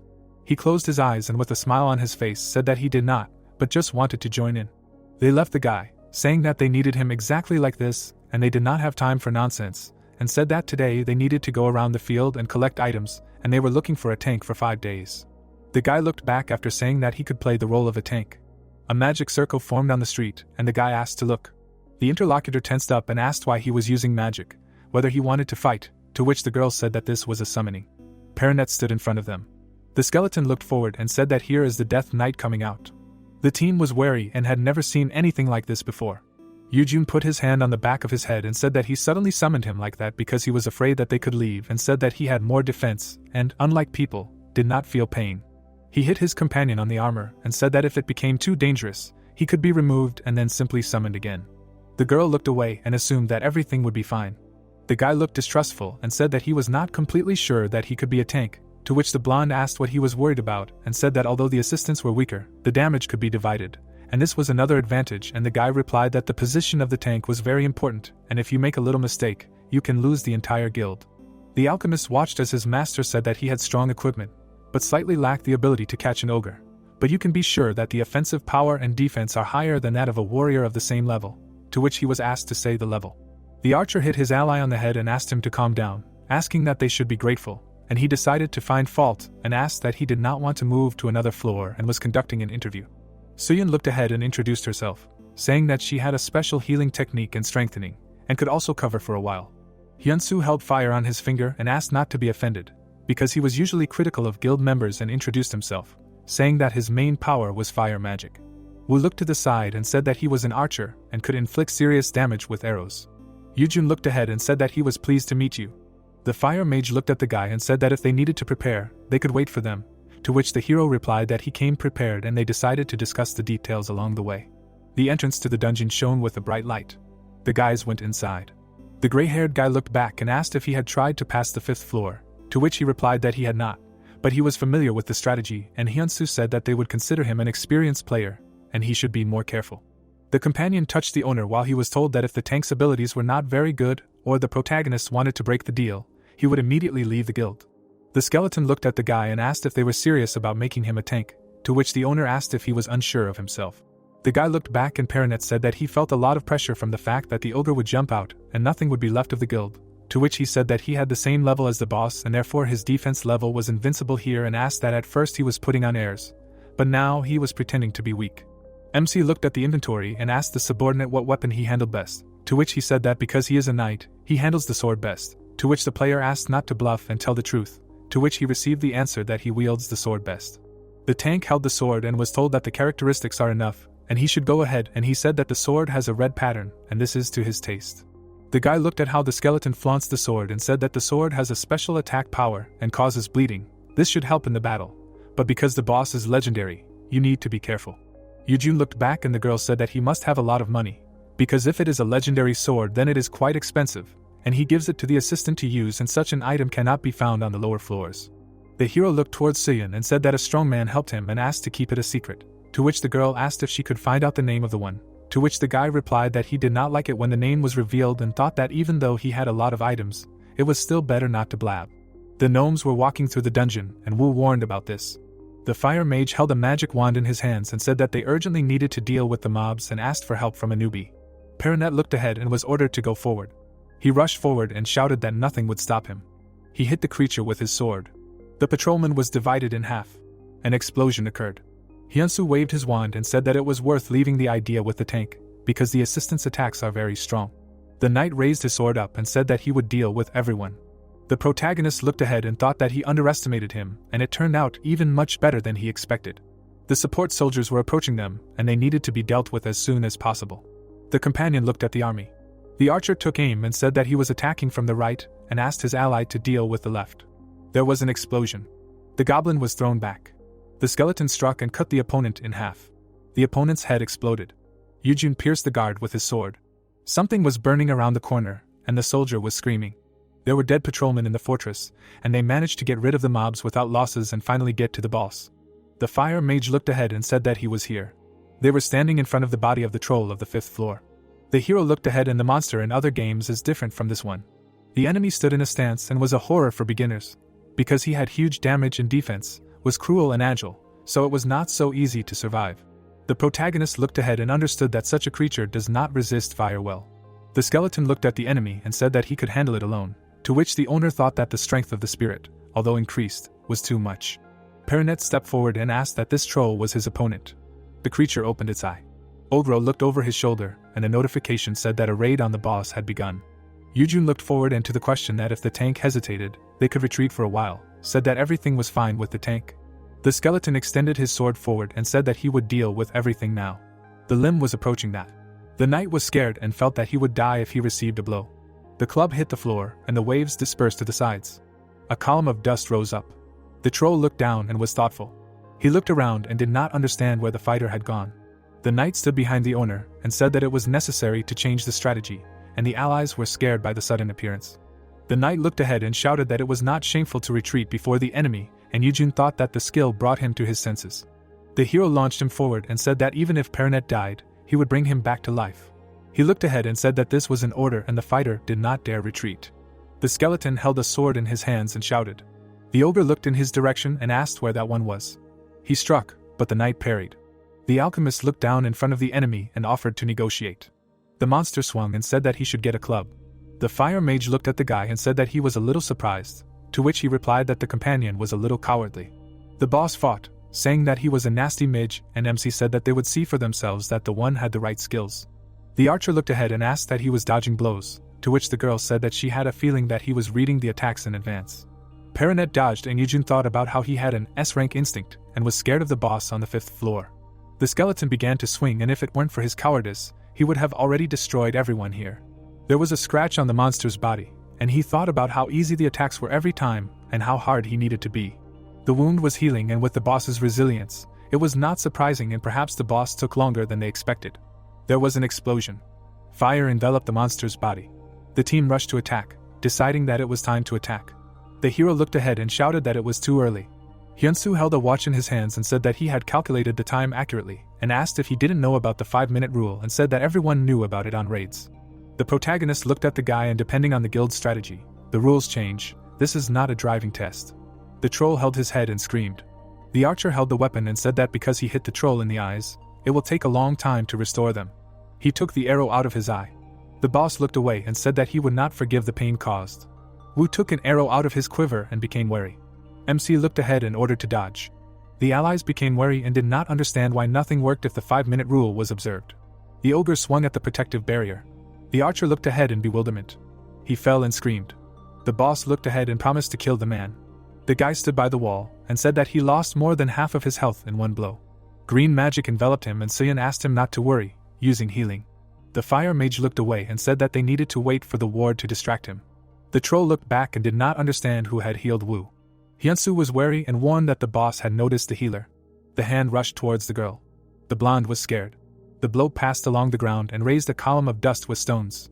Yujun was holding the healer in his arms. The fire mage looked forward and admired. Wu watched what was happening and smiled. The skeleton opened his mouth in surprise and said that this was all he expected from his master. He looked at the girl and asked Perinet to protect her, because they had come too far to retreat. Heeyeon looked at the savior and asked what he was going to do if the guild leader told him to retreat.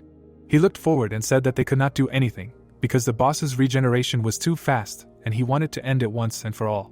The hero stood in front of the boss. They looked at each other, and the man ordered him to attack. The blows collided and an explosion occurred.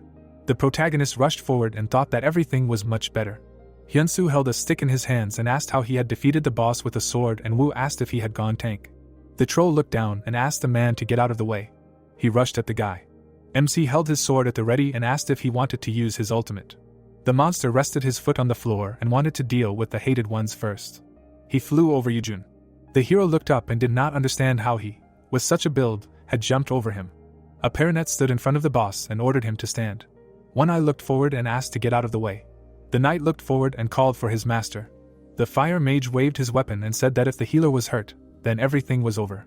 A bright flash lit up the face of the monster, who said that he would kill that one. There was a blow, and his head began to spin. Part of the body was jumping on the floor. The allies froze in surprise and asked why he had cut off his head with one blow. The protagonist looked towards the monster, and if the full team had not been a condition for entering the room, he would have caught it himself. MC looked back and said that he did not expect everything to be so easy, but the main thing was that the 5th floor was passed and the system showed notifications about prizes and that the boss was defeated. The guys were standing in the camp and discussing the battle with the boss. The hero was walking towards the tents and the guys were saying goodbye to him, and Woo was saying that he had a cool gait and thought that he was strange, but did not know that he was so good. Hyunsu followed his ally with his eyes and said that they did well today, to which the guy said that he was sorry that they parted like that, and the magician said that it would be a loss for them to walk together, to which the interlocutor asked if they had really exchanged contacts. The sun was setting and the team was about to go into the dungeon again, but before that they were going to eat. The sky was spreading over the wasteland and it was the test of the 9th floor. The creature broke the rocks. Yujun jumped on the boulders. He grabbed the sword tightly. A powerful blow hit the monster's head. The hero rushed forward and the scorpion's body was divided in half. The protagonist stopped. He looked down and said that after the 5th level, he reached the 9th, and here it becomes difficult. The monster was lying on the ground and a notification about killing the boss and prizes appeared. The guy looked at the screen and finally received the title that he had while playing as a free-to-play player. Notifications about rewards and improvements appeared. MC looked back and Perinet shouted that they passed the 9th level in just half a day, while he thought that his companion was reviving over and over again. The skeleton stood in front of the guy and asked if they were going to the 10th floor, to which he replied that no, because before that they needed to look somewhere. He looked ahead and wanted to enter the dungeon, which he could not get into before. They walked forward and if his assumptions were correct, then this place was the entrance to the next stage of training on hellish difficulty, and given all the experience of that one, the probability of error was extremely low. The guys entered the portal and the guys were going to enter the dungeon. A hand touched the entrance, and a notification appeared that they could not enter due to non-compliance with the requirements. The guy was upset and his partner suggested leaving. The blonde looked back and asked if he was going to whine and was not curious. The dark-haired one looked ahead and said that they were wasting their time on something that even rankers could not get through. They stood in front of the dungeon and quarreled, questioning the strength of spirit and the peculiarity of one of them. There was someone walking behind the mountains and the guys noticed it. They rushed to hide and the dark-skinned guy didn't understand why they were doing it over and over again. Yujun walked forward and the fair-haired guy said that it was clearly a player, to which he said that he wouldn't be able to enter and that he was just obsessed with these ruins. The hero looked ahead while they were talking about how he had a good feeling today, and if you look at his face, it seems that the guy knows something. They peeked and realized that not a single person had ever entered this dungeon. The protagonist was able to get into the dungeon and the fair-haired guy was surprised. He stood up and didn't understand how he did it. The team ran forward, hoping that the entrance portal was still open. The player hit the wall and the system notified about the discrepancy in the preliminary requirements. The guy held his nose and they asked him if he was okay, to which he replied that now the important thing is how MC got there. They stood in front of the entrance and wanted to think about what the problem was and stand there. They looked at each other and decided that they would wait for the exit and hit them in the back to take everything. The sun was setting and they wanted to divide everything 5 by 5. The walls were illuminated by light. Yujun looked around and said that everything inside looked good. He passed by the columns and asked if he could see anything if he looked closely, to which the knight said that everything looked promising. There was an altar in the center, and the hero noticed it, and a notification about training on hellish difficulty came out. He looked at the notification and said that he knew it. A bright flash illuminated him. The girl's face appeared in the light, and the system said that there was another character in front of the current players.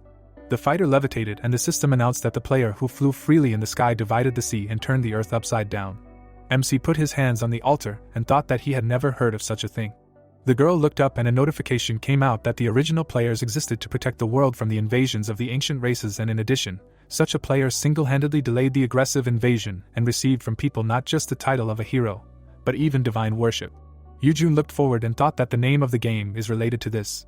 The girl's hand reached out to the soldiers, and not only was the invasion destined for humanity, because the evil gods and followed began a new invasion, and the player who could not stop the enemies alone decided to give his potential followers abilities, the power of which was incomparable with the beginning, but the power that the followers received was of great help to humanity. The fighters stood in front of a huge monster, and in the end, the human forces concentrated in the players of the beginning were able to stop the invasion of evil gods and followers. The hero looked up and thought that here we are talking about the origin of the player, and it seems that this hologram explains the events of the past. But it is very different from the plot that he knows.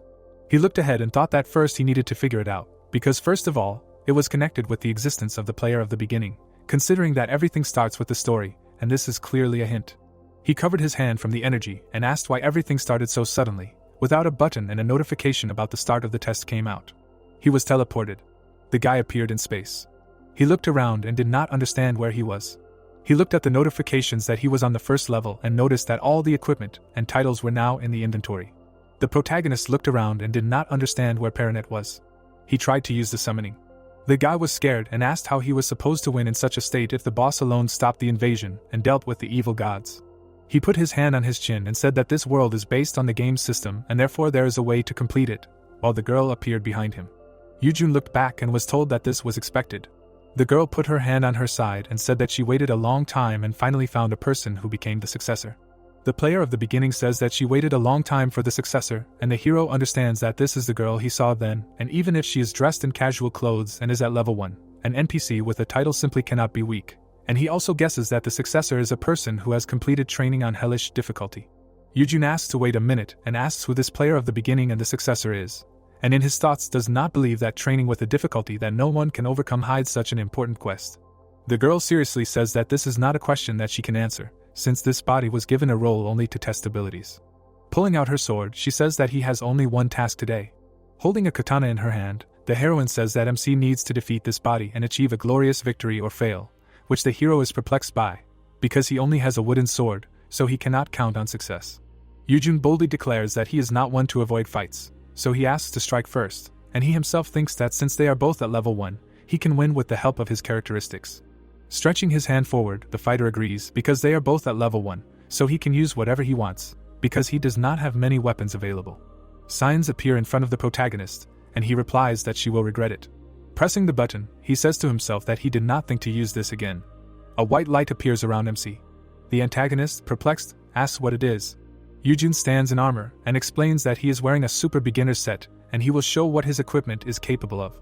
The girl closes her eyes and is disappointed as the hero relies only on his equipment. MC looks at the enemy with disdain and asks if this is too boring, bragging that he has defeated a lot of players who develop skills but did not pay attention to their equipment at all. The girl indignantly says that his character is as arrogant as his appearance, and today she will teach him that relying on equipment is a mistake. Pouncing on his opponent, Yujun shouts that this is where they will find out who is right and who is wrong. The guy swings his sword and screams. Parrying his blow, the girl says that he just rushed into the attack like a wild boar and did not even think through the strategy. So this is how logic wins over assertiveness. The handles collided.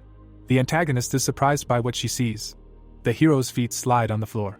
MC smirking clarifies what she just said and will she show how logic wins over assertiveness. A tuft of hair flies off the enemy's head and she screams in pain. The girl jumps away from the guy, doing a somersault. Upon landing, she stops. Yujun bravely approaches her and asks if she is ready to repeat what she said or has changed her mind. Throwing away her weapon, the enemy admits that he is very worthy of the victory, and she underestimated the hero. Pulling out a sword, she says that the true fight is just beginning.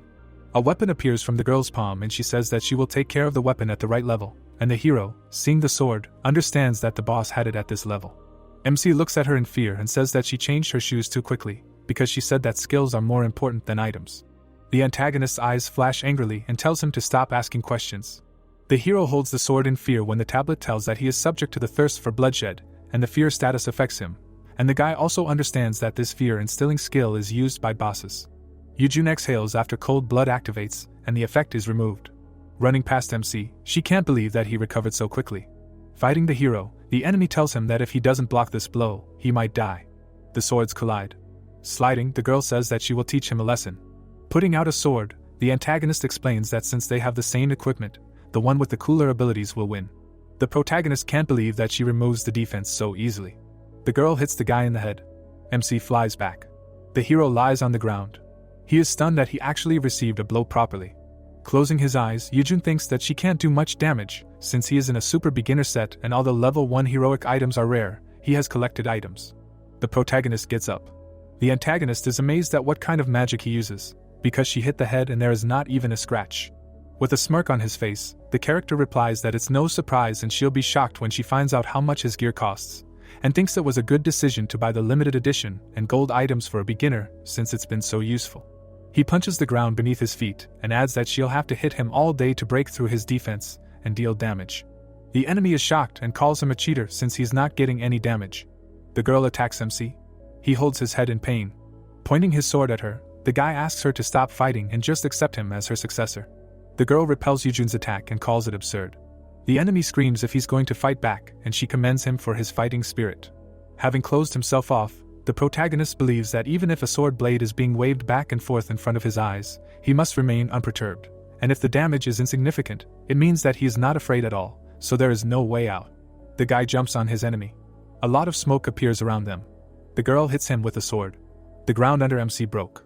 She is perplexed that he does not understand anything about strategies, but his every move is thought out to the smallest detail, and also says that he looks fine, but a lot of damage has already been done, and for an idiot who believes in only the effectiveness of his equipment, this is excellent. The hero hears that the enemy calls for him to surrender, and realizes that his defense is good, but his strength is too little. Leaving the rubble, he is angry at her call. Yujun runs at her, declaring that this is still a long way off. Frowning, the girl replies that it is useless because it is a matter of time, and he is too inept to defeat her. Jumping at the opponent, he says that he who laughs last laughs best, thinking that according to his calculations, the decisive moment will soon arrive. The enemy reflects his blow, and he decides to accumulate more damage. MC holds the sword in front of the opponent. The antagonist sees how her sword broke again. She stands with the hilt of the sword. Dodging, the girl realizes that she cannot completely dodge. Yujun hits her in the shoulder. The hilt falls to the floor, and she says that she did not expect the sword to break again, and she received a lot of damage from one blow. White blood drips onto the floor. Standing in front of the antagonist, the guy explains that the sword, although heroic, is short-lived, and his is indestructible, and the girl asks if he calculated it, to which he receives the answer that it is 50-50 and the probability of a critical hit is also 50%, so he offers to simply recognize him as his successor. She replies that she wanted to choose a talented fighter, but she has no choice and did not expect to lose to a little boy who relied only on the power of equipment. Raising his hand, he wants to say something else. Yujun seriously says that equipment is also important. Looking at the opponent, he says that there were many such players who considered skills more important, but now he has killed them all and the number has already exceeded hundreds, and the system was originally sharpened for those who spend more money, and the outcome was obvious. Biting her lip, she says that he is again jabbering about things he does not know. Holding his shoulder, she calls the loser's long speeches simply pathetic. MC looks at her in surprise and the girl adds that even if he doesn't like it, there's nothing to be done, because the results speak for themselves. The antagonist disappears and admits defeat. Her voice calls the hero the successor and asks to go where she can't reach him, and the sign says that the player of the beginning has been defeated and he received the mythical title, the player of the beginning. Yujun is glad that he finally reached his old level, and the signs say that he was awarded the title of the original player. The race rank has been increased by 1 level and he received a legendary chest, and his level has been increased many times. Grinning, MC understands that without the super beginners set, he would have had a hard time, and of course, in games you need to spend resources, and if you invest money, even hellish difficulty will be easier than easy. His eyes glow with desire to take the reward, and the inscriptions say that his abilities are increased by 25%. When increasing the level, he gets 4 unassigned points and 80 unassigned points. Spreading his arms in joy, he praises the developers and the gods on Earth, and the system reports that when evolving from a human to an original player, magic points increase by 80, and the equipment level limits are lowered by 50. Looking at the system table with the MC level, his skills and characteristics, the guy says that despite the fact that he started fighting 5 years later than the others, with such an advantage he will overtake them, because he only pumped up agility, and now his magic has also been pumped up, and he received points for leveling up. Yujun sits on his knees and is surprised by the legendary chest, because he will have another rainbow sticker, and with it, and the title he will be able to wear equipment that requires a level above 150. The hero enthusiastically says that now he will pump up all the equipment. Night falls over the rocky valley. The guys are sitting by the fire and one says that he can't wait and his eyes are closing, and the second one says that sooner or later he will come out, since the portal is right here, so you just have to wait. The portal glows blue. The characters put out the fire in fear, seeing that the portal has activated. MC's legs glow white. Standing on the ground, he sees that the sun is already setting and realizes that he spent many hours there and lost track of time while choosing equipment. Looking at the signs, Yujun says that he chose the Fury set, known as the melee uniform, and although this is a donation set, it is impossible to find until level 250 and this is simply the coolest equipment of its class, and the signs contain the characteristics of the Fury gloves, Fury chest, Fury cloak, Fury boots and the magic sword Bazura, which he chose as a weapon with enormous magical potential. The Dark Man asks if their opponent has found new equipment, and his comrade replies that it is probably a reward inside the portal, offering to quickly grab it and take the equipment. MC asks with a grin how long they will hide there, and if it is time to come out into the light. Hiding behind the rocks, the opponents understand that they have been exposed. The man fearfully points where to look. Ninja are standing on the rocks. There is a flash. Something is moving quickly in front of the hero. A large explosion thundered. The warriors, sitting behind the rocks, do not understand what is happening and who they are, and one of them says that their enemies are much better, and it is better for them to bend down so as not to get hit. The ends of the fighters' sticks glow. Yellow rings fly. Explosions are heard from them near the portal. Sitting behind the rocks, the guys understand that, apparently, they are out of luck. Yujun is standing around the smoke. The warriors are puzzled as to how the protagonist did not flinch from such a magical attack, and his friend confirms that he does not have a scratch. Standing by the explosions, the guy understands that it is all thanks to his armor, because the attackers are of a lower level and their attack did not damage him. The enemies on the rocks are confused whether he is a player or not, because he is not signed, either as a boss, nor as a monster, and at the same time he is safe and sound. The warrior shouts to everyone not to panic, and apparently, the special effect of his equipment from the ancient ruins worked, blocking their area attack, and these effects also have a very long reload and he does not use it several times in a row, so he orders to attack again. MC flies up to the enemy when he shouts to aim at him. Yujun approaches him, realizing that he is the leader. He rushed past the antagonist. His sword broke in two, which shocked him. The ninjas see the commander lying on the ground and realize that the hero eliminated him with a cunning attack. Turning his gaze to the side, the protagonist asks who they are and why they attacked. Shooting from a bow, the warrior screams for him to die. Hitting his defense, the guy says that simple arrows cannot penetrate the armor. The man is stunned. He jumps over the rock. The warrior hit his comrade and screams at him to get out of the way. The sword flies forward. Hitting the weapon in the enemy's stomach, MC says that now for sure. Yujun throws the antagonist off the cliff.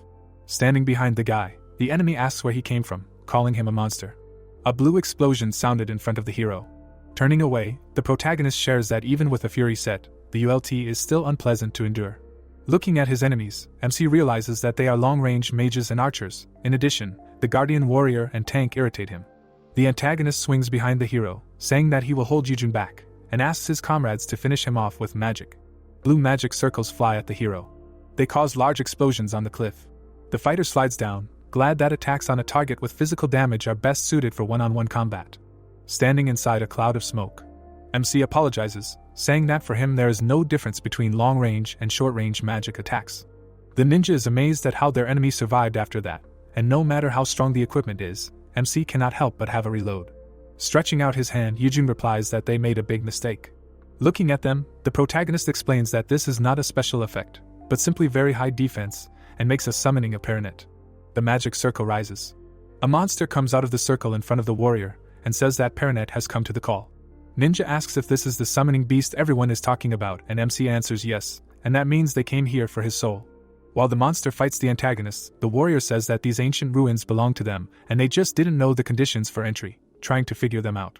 Smiling, Yujun thinks that his enemy is talking nonsense, because the ruins belong to the one who entered them first, and he is interested in knowing why they attacked. The man thought about it. Standing by the smoke, the protagonist says that he knew they were just brainless performers with one brain for everyone and hates it when they hunt him.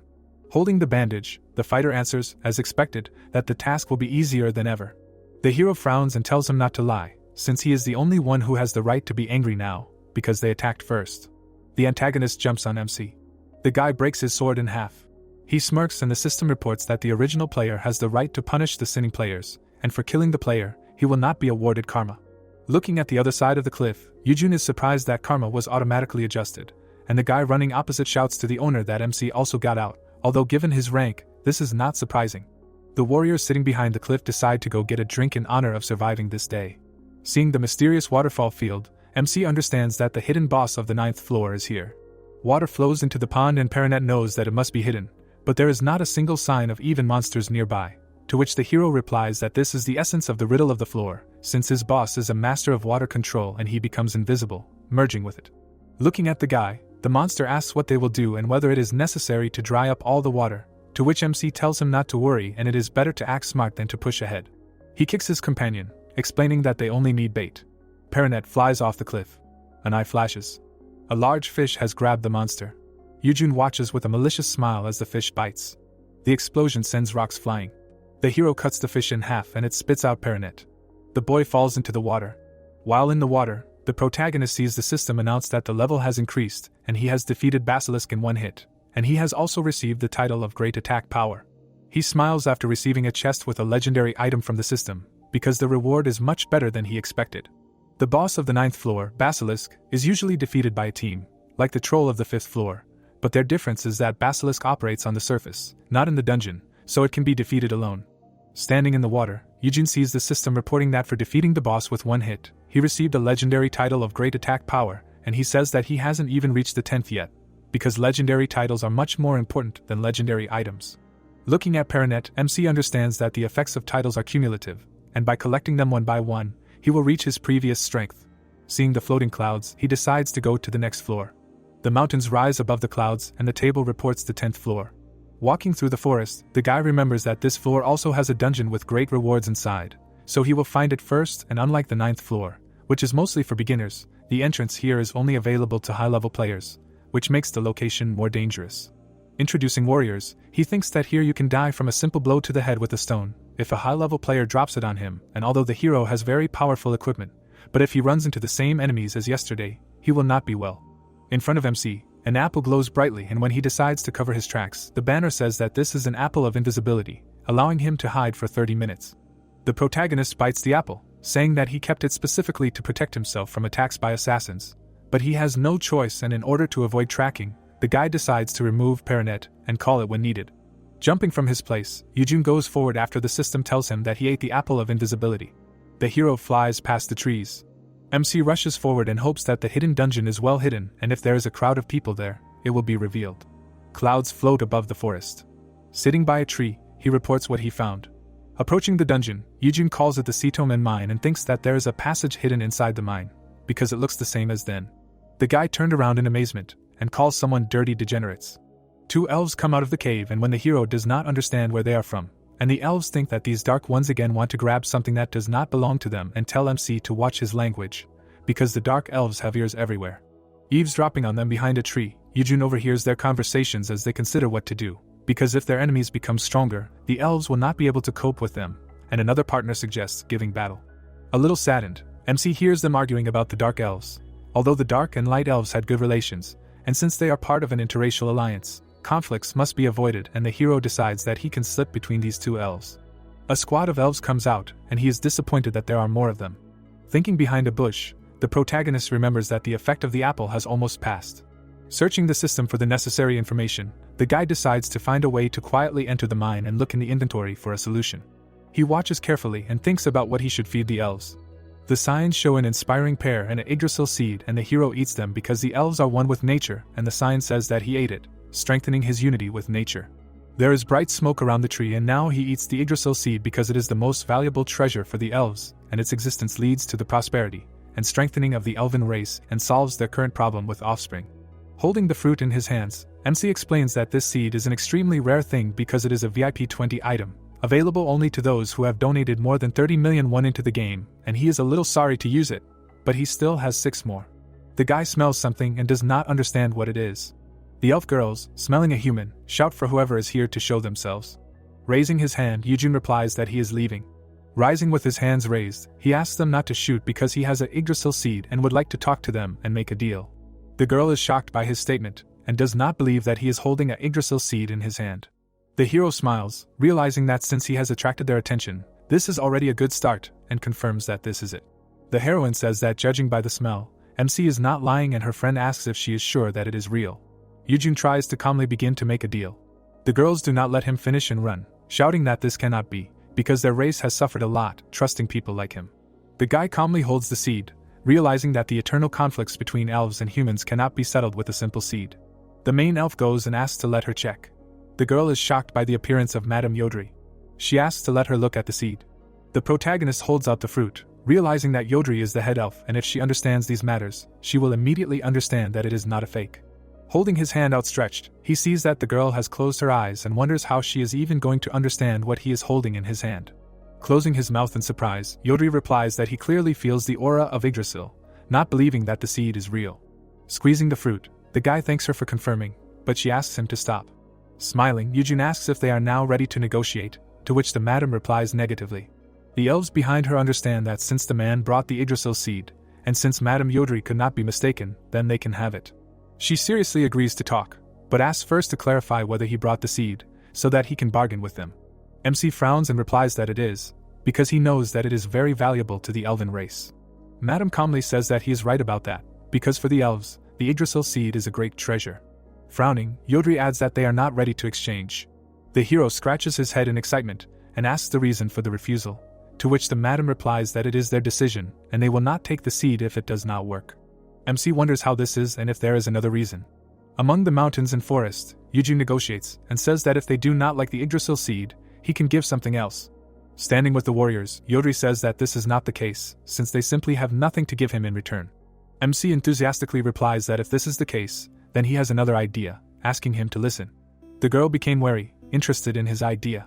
Standing in front of the elves, he offers to exchange what they need, regardless of the price, and they will need to fulfill 2 simple requests. The lady sees that he is not lying. She seriously adds that the deal must be honest, otherwise there will be a catch, to which the protagonist says that everyone has different values, and the madam replies that she is ready to listen to his proposal. He smirks and replies that there is nothing difficult about it, and asks to allow him to enter the mine. Yodri thinks. The elves indignantly pounce on MC, realizing that he had a secret motive and want to kill him, thinking that this man was sent by the Dark Elves. Raising his hands, Yujun asks them to stop, because this is a misunderstanding and he has never met Dark Elves. The madam raised her palm, saying that this is enough. The elves try to protest but misses. Yodri orders them to step back, because she can tell the truth from lies, and he really has nothing to do with the Dark Elves. The guy calmed down from the fact that she apparently has a special skill for telling the truth and says that he wants to explore the mine, and he doesn't care about their Saitome War, because he understands that they are ready to start a war for this ore, and if he needed it, then there would be no deal.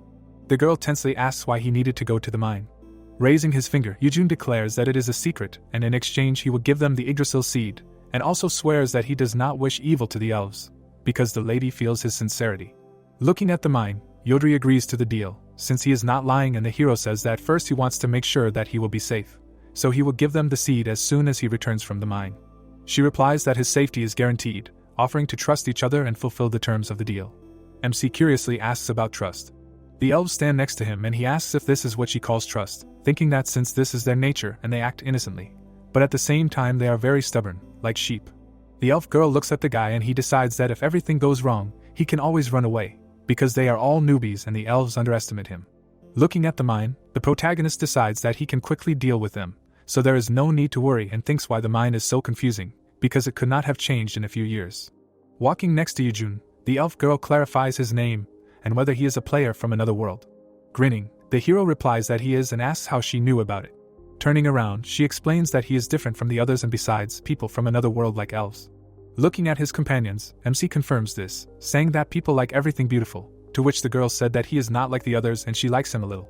Closing his eyes, the guy understands that thanks to the effect of that pair, his attractiveness in the eyes of the elves has increased. Looking at him, she asks him to say whether he likes dark or light elves more, although it is unlikely that such a handsome man likes dark elves. Yujun believes that such things are not asked in front of everyone, and the answer is obvious. With a smile, he answers that he likes light elves, and the heroine says that this is obvious.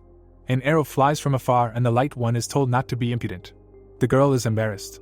The protagonist sharply pushes her. The girl flies away. Sparks bounce off MC's hand. The elf hit a stone. Looking back, Yujun sees that they are being attacked from that side too.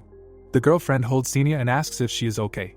A squad of warriors stands in front of the hero, and the leader says that he was able to dodge the arrow, which is unusual for a human. The guy looks at them sternly and does not understand how the dark elves got into the mine to the light ones. The girl, sitting on her knee, asks what Kirill is doing here, because they posted guards at the entrance. He angrily replies that there is more than one entrance to the mine, and he came here after hearing that a man brought them a Yggdrasil seed, but they made it in time, so he asks to give them the seed. Yujun is very tense from the realization that someone leaked information to them and assumes that there is a spy among the light elves. Looking at the enemies, the heroes ask why they attack them, because according to the agreement of the Interracial Union, any conflicts are prohibited, to which the antagonist considers this naive and says that if they just kill them all and run away, he will not be under suspicion, so if he wants to live, then let him make a choice. Frowning, the protagonist realizes that judging by the trajectory of the arrow, they were going to hit to kill, and if they pass the seed, they will all be in danger. The elf girl shouts at the enemy to shut up, and although she does not know how he found out everything, they will not give them the Yggdrasil seed. Kirill aggressively replies that he warned them. The heroes see how he rushes at them. The antagonist kicks the girl. MC and the elf turn from her side. The heroine crashed into a stone wall. Kirill hits his head on the ground. Xenia. The elf calls out to her friend in fear. Holding Xenia's head, the enemy learns her name and orders the girl not to move, otherwise her head will roll under her feet, and also adds that stupid minions like them should not get involved in this. The girl holds her sword in fury. Addressing MC, Kirill says that they will not be able to protect him and asks to give him the seed if he values his life. Looking at the dark elf, Yujun reasons that from his movements it is immediately obvious that he is over level 200, and his speed and agility are pumped to the maximum, and did not think that he would meet such a hunter of low-level players, and also asks if he guarantees his life. The elf screams that MC did not give it to them, when the hero realizes that the effects of his equipment are triggered 3 minutes after the start of the battle, and since there are 2 left, he needs to buy time. Kirill smiles maliciously and assures the protagonist that he has nothing to fear and not only promises to let him live, but also to allow the elven girls to return alive. Standing before the dark elves, the protagonist thinks that he could leave the light elves and go with them, but such an act has a bad taste, so he replies that although he likes deals, he hates threats and asks to let the hostage go. Holding the girl, the enemy asks if he doubts his words, and Yujun says that it is obvious, because there is no reason to trust someone who takes hostages. The dark elf smiles widely. He sullenly states that the man was wrong, since he initially had no choice, or he will cut off his limbs and take the Yggdrasil seed from his lifeless body. The elf lies among the stones, hearing the enemy ask for the seed to be given to him, and MC replies that if he presses, he will simply swallow it. The antagonist frowns. Carol stares at the guy and says that he is too calm and does not understand why he continues to argue.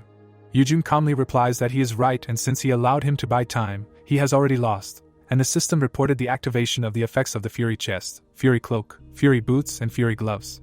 Holding the hostage, the enemy is confused by what he heard. The hero holds a skunk cloud, which releases a cloud of smoke, reducing visibility. He throws it in front of everyone. Carol is furious, and the sign says that the dark zone has been activated. Voices in the darkness ask what kind of dark smoke is this, advising to hold their breath, because it can be poisonous. Kirill loudly declares that it is not poisonous, and there is no need to panic, as it is just a trick to distract attention. A bitten apple falls to the ground and he asks to stop moving and carefully monitor the situation, while the system notifies that the hero ate the invisibility fruit and his presence will be completely hidden. Kirill is surprised that his senses are pumped up to full, but he does not feel a person anywhere. A girl with a sword in the middle of the darkness exclaims the name of the protagonist. Someone is moving quickly in the darkness. Kirill feels someone else's palm on his mouth, and does not understand how the opponent snuck up so suddenly. Yujun stands behind him and says that this happens when you rely only on your level, clarifying that equipment is most important. The heroine screams, not understanding what kind of smoke it is, because she cannot see anything. She stands alone in the darkness and hears a voice saying that there is a person here and she needs to be careful, while someone calls the captain. The girl looks in front of herself in horror, not understanding what is happening here. Someone is moving in the darkness. The protagonist stands in a black and green suit, and she declares that she finally sees him. He looks away and says that all the opponents are defeated. Yujun and the heroine stand among the bodies of the enemies. She is surprised by his speed in the fight against the elite squad of dark elves. Someone coughs nearby. Bloodied Kirill does not believe what is happening, because he was defeated by a simple man with a level of barely 100. The girl turns to him, asking why he did this, because their clans were on good terms. He grins with a bloody mouth and says that he is not going to explain himself, and besides, Stellan will arrive soon and he will avenge him. The heroine asks again in shock. Yujun cuts Kirill with one movement of the blade along with the stone behind him.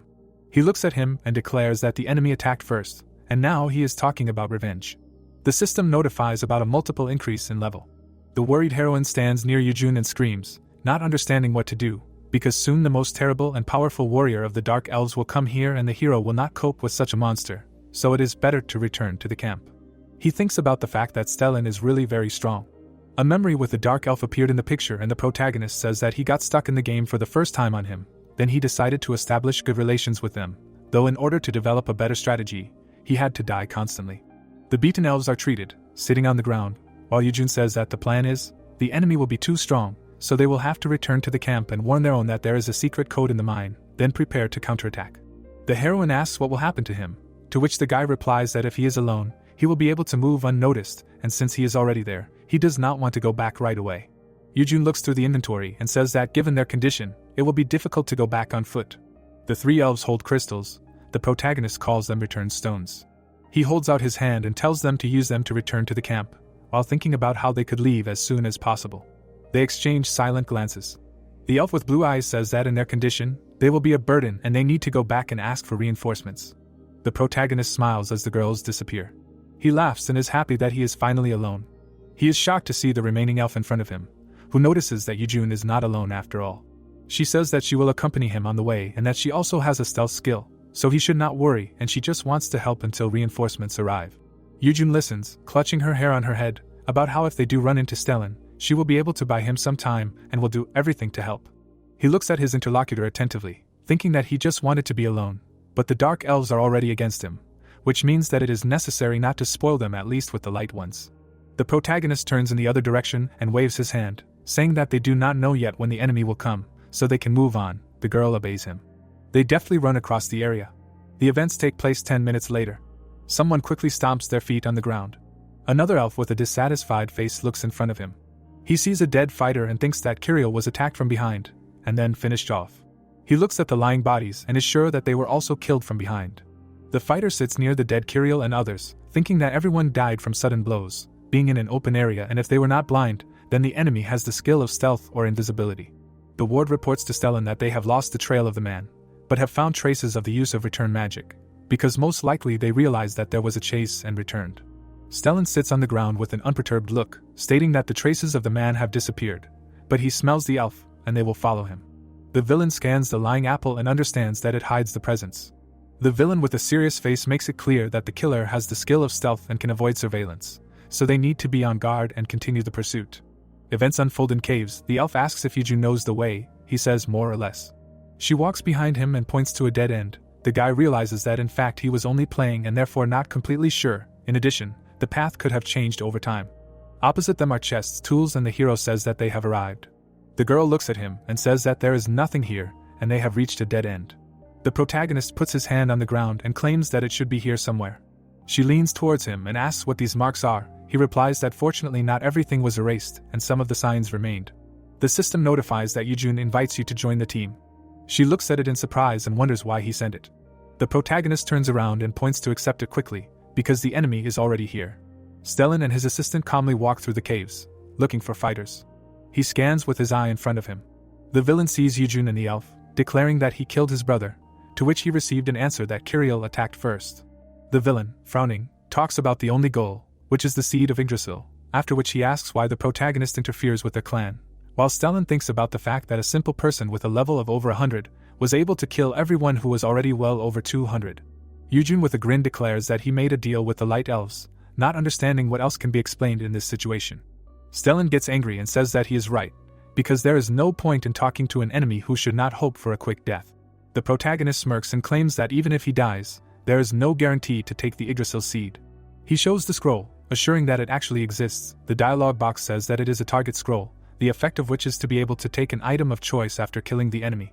Yujun looks at it in shock and does not understand where he got it from. Stellan holds the scroll and asks with a smirk if the fighter really knows about it. The system notifies that the villain has chosen the Yggdrasil seed item as his target. Yujun is shocked and asks how he can use the scroll if he is not a player. Stellan with two swords quickly moves towards the protagonist and states that items do not exist only for players. The fighter smiles and thinks that using the scroll means not being ready to negotiate, because his goal is to kill him. A bright white-blue light appears near the guy. He screams in pain that the enemy is fast. The elf excitedly screams the protagonist's name. The fighter slides on the ground. Yujun lands a powerful blow on the villain. The villain is shocked to notice that the enemy has great strength, but is faster than him and victory will be his. Yujun, smiling, shouts that he can hear the gears turning in the enemy's head. The villain slides on the ground and confidently declares the weakness of the enemy, who should be more modest, because it does not matter what equipment, because there is a huge gap between them. Yujun slips away from the spot and says that if you use the equipment at the right time, the gap can be reduced. Stellan looks in front of him in surprise. Clouds of smoke flutter around him. He realizes in shock that this is how the protagonist defeated Kirill. Yujun waves his hand at him with a smile, saying that it was fun, but he is too strong an opponent. Stellan says that this is not just smoke, because there is a blinding effect, while thinking that this item is at least heroic class, but it is not omnipotent. The villain shows a blue sphere in his hand and declares the magic of the Dark Elves, the Infinity Ball. The ball in the villain's hand sucks in all the smoke while someone shouts that he needs to throw away his trump cards quickly. Stellan looks in shock in front of him. The protagonist turns around in surprise. Yujun and the elf jump into the light in the ground and the villain is amazed at the entrance to the dungeon. He rushes at them in rage, demanding that they stand still. Yujun jumps down and says that he does not like battles that are already lost. Stellan reaches out with his hand after the protagonist. The fighter holds a scroll with a smirk and asks if the villain has heard of the dungeon monopoly. Stellan's hand touches the blue barrier. He is thrown back and screams in pain. The villain slides along the ground. The system notifies that the player Yujun and his team have used the dungeon monopoly, and the entrance is now controlled by the team leader for a week. Stellan pats his hand in rage, realizing that he missed the Yggdrasil seed. The sword handle hits the ground and he screams, insulting the protagonist. The fighter walks along the ground. Yujun says with a grin that the enemy must be going crazy with anger, especially after the guy used the scroll. Light is visible among the rocks and the hero understands that he has finally arrived, and at this time the system notifies that he has entered the hidden dungeon of the Sleeping Dragon's Cave. The partners look around in the middle of the ice blocks and he reflects on the fact that this hidden dungeon has incredible rewards and if he clears it, there will be a chance to win the battle with Stellan. The elf turns around with a smile and says that Yujun did it. She is happy to see the confused guy and shouts that he found this huge dungeon, not understanding how they did not see the entrance, although the mine has long been their property. She is surprised and says that she understands. The elf covers her mouth and looks at the protagonist, saying that it was his goal from the very beginning. She runs after the fighter and asks if they can clear it together, because it is the cave of the sleeping dragon. The protagonist goes forward and says the more dangerous the dungeon, the higher the reward for it. Then she asks if they really will go without preparation. The girl turns around in fear and asks if this is really possible, after the words that they can handle it. Yujun turns and says that this path does not lead directly to the ancient dragon and according to his information, the road on the left will lead to a nest of monsters. She desperately screams that you need to stay away from such places. The guy asks to be quiet, because she can wake them up. Echoes are heard throughout the cave. In her darkness, many eyes light up. Yujun smiles and says that most likely her voice woke them up and now they are unhappy. Many monsters jump out of the darkness, while the hero asks them to come to him, calling them experience points. Yujun holds a sword and calls them fractals, the main monsters of the dungeon. He quickly runs forward, thinking that killing them is easy and also gives a lot of experience, and this cannot be missed. The protagonist begins to fight the monsters. One of them flies to the side from the blow, while Yujun realizes that the dungeon monsters drop an increased amount of points. The fighter quickly runs forward. He hits the mutants attacking him with his blade and notes that with his equipment, fractals can be killed as easily as simple goblins. One of the monsters looks at him furiously. The protagonist exclaims with a smirk. He confidently cuts the monsters into pieces, wanting to kill everyone first and level up. Yujun, smiling, wants to leave the boss for last. The system notifies that the level has increased and the protagonist wants to meet Stellan. A loud bang occurs. An elf with a sword stands in front of the defeated monster. She says with surprise that she barely killed one enemy. The girl watches as the protagonist leaves behind mountains of monster corpses and does not understand how this is even possible. She looks at him in shock and thinks about his equipment, with which he can kill them in batches. The girl is surprised to see a notification about a level increase. She quickly runs to Yujun, shouting his name. The elf runs up to him, asking how he became so strong, to which he asks why she does this. She walks behind and tells the smiling fighter that judging by the team window, he is at level 113. But this is strange, because he is stronger, although she is almost 160. The hero states that strength does not always depend on the level. She says with a smile that there must be a limit. They are standing in the middle of an ice cave and the girl says that he has leveled up more than once and the battle should be tough, and the fighter is not even exhausted, after which he wants to take a break. The elf looks at the palm in front of her in surprise. The protagonist says with all seriousness that their paths diverge here and she should wait here, because there are many traps on that road and if you go there unprepared, you can die. The elf thinks and asks how he knows that there are traps there. Yujun runs away, saying that it does not matter and there is no need to follow him. She sits down next to him with a satisfied face. The protagonist looks ahead and understands that there are only 3 paths and the middle one is the most dangerous of them, because there are traps at every step, but he chose it. Yujun looks at the long corridor and the glowing ball. A huge stone flies at him and he sees it, saying that in real life it looks even more impressive. He takes up his sword and notices that he already knows how to get past all the traps. The boulder rolls further. The protagonist quietly says that he was almost hit.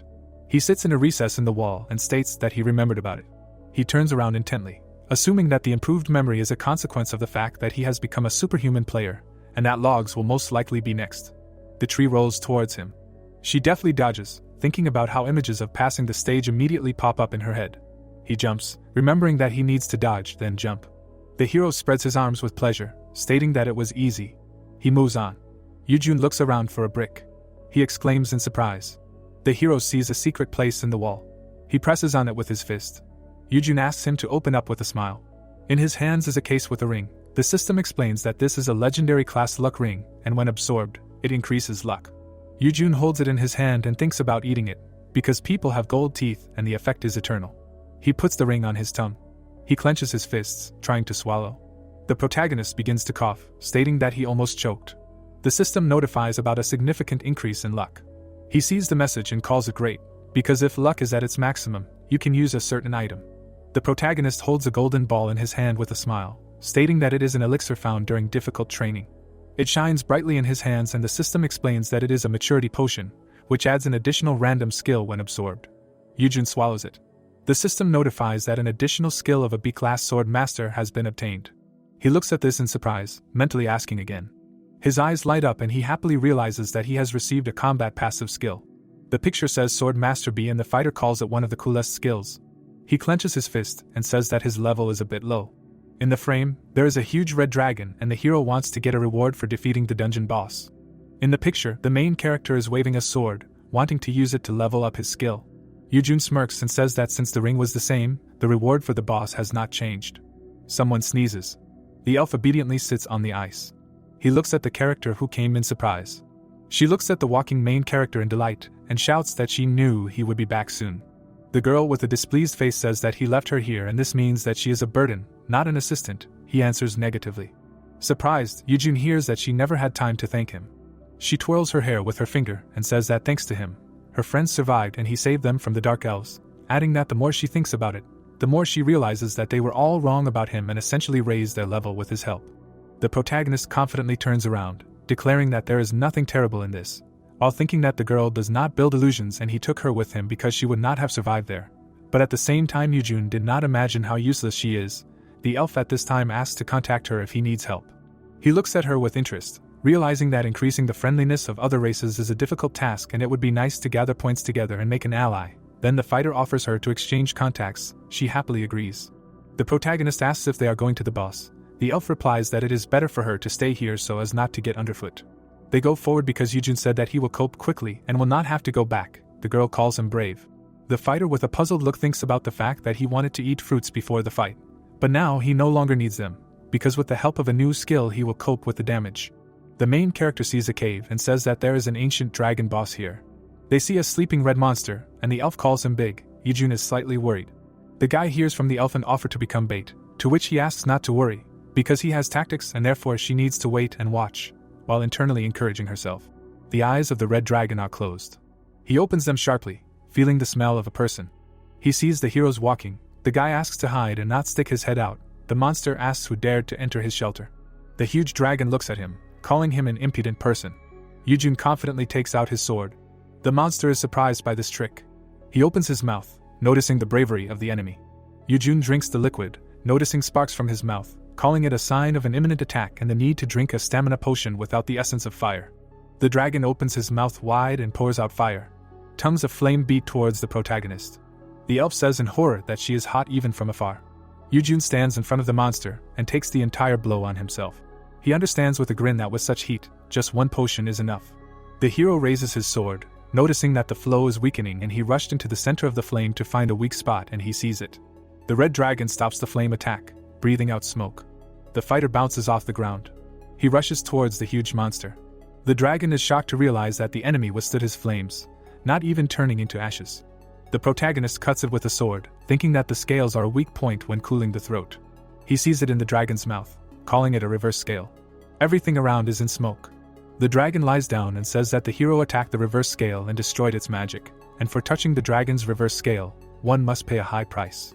Walking towards the enemy, MC calls it bragging, because if you attack the dragon's reverse scale, he loses half of his health and is stunned for 30 seconds, and also says how he sees that the dragon is trembling. The enemy opened his eyes in fear and asks how he knows this and asks to talk to him. Standing on a stone, the hero says that it seems that he is beginning to understand the situation, but it is too late. When Yujun draws his sword, the system says that the magic casting skill is activated, and he says that although it can only be learned after level 200, it is activated due to the hidden effect of the sword art skill. The sword glows blue, and the plate says that a special effect of the magic sword is activated and the imposed magic power is increased by 200%, and MC also says that a unique Bajer option is activated, that is, magic amplification. Looking at the enemy's paws, he says that a weapon endowed with magic deals enormous damage to dragons, demons, and spirits. The dragon stands in fury in front of the protagonist, and says that despite his enormous strength, he will not die alone and a swordsman like MC is more than worthy of becoming his companion on a journey to the afterlife. Opening his mouth, the antagonist screams that they will die together, and Yujun thinks if some hidden boss of the 11th level will be able to withstand this blow, which he has been preparing for so long, multiplying its strength many times over. The guy sullenly answers the enemy that he is too late. A bright light comes from the blow, and the plate explains that this is a crushing blow. A sword flashed through the dragon's eye. Blood splashed. The monster falls in front of MC. The hero sees the dragon's death, and the system reports that the hidden dungeon boss has been defeated. The dragon lies dead on the ground. Yujun calmly exhaled, and the system repeatedly reports that his level has increased, and the guy thinks about what reward he will now receive, to which the system gives him various titles, achievements, essence of power, a box with a legendary item, the fruit of evolution and equipment of rare and heroic classes. May happily runs to him and is glad that the guy killed the dragon with one blow, as expected from Yujun, and she always believed in him. Waving her arms, the girl happily reports that her level has also increased and she has received a title, and also calls the hero a dragon slayer. MC calmly sits on a stone and replies that this is a group and the distribution of experience depends on the damage inflicted by each, but she will probably get at least the minimum, to which she asks if he received anything good. Looking at the system, the guy says that he was just about to check it and sees the long-awaited fruit of evolution that he got. Seeing the table, which talks about the fruit of evolution and an increase in all characteristics by 5%, the protagonist thinks that if you get only this from the dragon, then this is almost the same as getting everything, and checking the title, he remembers that he already has 8 titles, which is faster than when he played the War of the Gods. Drinking a test tube, Yujun decides to first use the essence of strength, and the system says that his rank has become heroic, and the item gives a permanent increase in the strength parameter by 15 units. Something glows in his hands and he replies that this is the last one. Turning around, he was scared of the elf, asking why she was looking at him so intently. Smiling, the girl replies that she wanted to tell him that the portal opened and asks if he will immediately leave the dungeon. She points to the portal that opened in front of them and the boy refuses, suggesting to prepare first, since there is a high probability that dark elves are guarding the entrance. Holding the fruit in his hand, the tablet informs that it is a legendary rank and it gives the effect of increasing the rank of one selected skill or stat that he has, and in addition, when consumed, it permanently increases all stats by 10 points. MC looks at the fruit seriously and thinks if it can be eaten, and since he is aiming for the evolution of swordsmanship, he wants only S rank to fall out. May gets scared seeing the hero eating the fruit and asks if he is going to eat it, to which he receives the answer that he already used the Ring of Fortune, so it is not that much of a greed. After eating the item, he thinks that although it looks terrible, it tastes pretty good, and the system informs him that after eating the evolution fruit, he needs to choose a stat or skill to evolve. Sitting on his knees, Yujun chose swordsmanship, and the sign informs him that great luck has descended on the player, and the swordsmanship stat evolves, after which the rank is determined and he really wants to get S rank. When MC's eyes widen in surprise, the system tells him that the divine power contained in the evolution fruit is dissolving in his body, and his swordsmanship is B, and his swordsmanship is SSS. Stellan is in front of the protective field and asks if there is any sign of this guy yet. His servant replies that he is in too much of a hurry, because the exclusive access period to the dungeon is 1 week, so this guy will drag out the time until the last minute. Looking at the barrier, the elf calls the hero a cunning bastard, because he thought he had already caught him, but who would have thought that he had the right to exclusive access to the dungeon? Addressing the elder, the servant replies that this is the territory of the light elves and it is dangerous to continue waiting here, because they do not know when the elven rangers may descend. Stellan sullenly explains that he also understands this, but since they have no choice, he suggests calling for reinforcements in advance, to which the servants reply that a request for support has already been sent, but if they are not careful, this can lead to a full-scale war. Frowning, the man says that he already made a decision when he came here, and if something is destined to happen, he will have to accept it, and also adds that the seed of Yggdrasil is the cherished desire of the elves, and as long as they are aimed at it, coexistence is impossible. The dark elves bowed their heads thoughtfully. A purple portal opens. The elves turn around when they hear someone call this place a backwater. Stellan glances back. Pierre steps out of the portal, asking if they are too relaxed and if he did not make it clear. The demon Pierre licks his lips and says that he told them to get the Yggdrasil seed by any means necessary. Gritting his teeth in anger, the leader of the elves replies that this order could put them in a situation where they would have to engage in a full-scale war, and this is not a matter that can be ignored. With a smirk, the demon asks if Stellan thought that he would not know this. After all, it was his order, and even if they had to kill all the light elves, they must ensure that they get the Yggdrasil seed. The leader replies that the forces are equal, and even if they fight, there is no guarantee that they will be able to get the seed, to which Pierre agrees, explaining that therefore, when he offered his help, he should have accepted it, and then they would have destroyed the settlement of the light elves long ago. The masked man says that they have their own methods and asks who can guarantee the outcome of the war. The demon's eyes flash. He hit the servant. The dark elf crashed into the stone wall. Putting his finger forward, the character says that this elf does not dare to raise his voice in front of him. The man coughs and blood comes out of his face. The demon sternly asks if the elf has forgotten that the life of their queen is in his hands. Stellan seriously shouts for him to stop. Hearing his words, Pierre replies that this time he will spare his life, but next time he will not get by with a warning. By creating a portal, the demon asks them to stop showing pride despite their weakness and make a decision, as their kind will support the elves, and also says that the dark elves need to think only about exchanging the Yggdrasil seed for the queen. Stellan sullenly asks that if the Yggdrasil seed is obtained, will he release the queen as promised. Turning around, Pierre replies that a promise made once will definitely be fulfilled, because this is the contract with the demon. The portal closes in front of the elf. The man angrily says that after he saves the queen, he will definitely cut his throat, and the servants ask what next. The dark elf queen stands by the tree and the elder asks him what to do, saying that he is too weak to decide the fate of the tribe. Stellan angrily replies that since the queen is in the hands of the demon, they have no choice but to follow his orders and orders them to call for reinforcements and lure the elven rangers while they focus on capturing the Yggdrasil seed.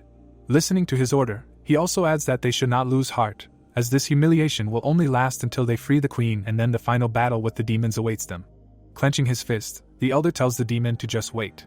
Standing in front of the fire, he decides that once they get the queen back, he will definitely repay for this humiliation. Looking at the barrier, the elves inform the elder that the dungeon portal has activated. Mei and Eugene emerge from it, and the hero asks if their enemies have ambushed them. Stellan looks at the characters in shock, not understanding why. If it has only been a short time since they entered, their aura has already completely changed. Eugene asks the opponents why they look unharmed and if they have had any other encounters with the light elves. The elder looks at him with displeasure and thinks how his aura could have changed so much in just half a day after entering the dungeon and receiving his blessing, and asks what he was doing in the dungeon.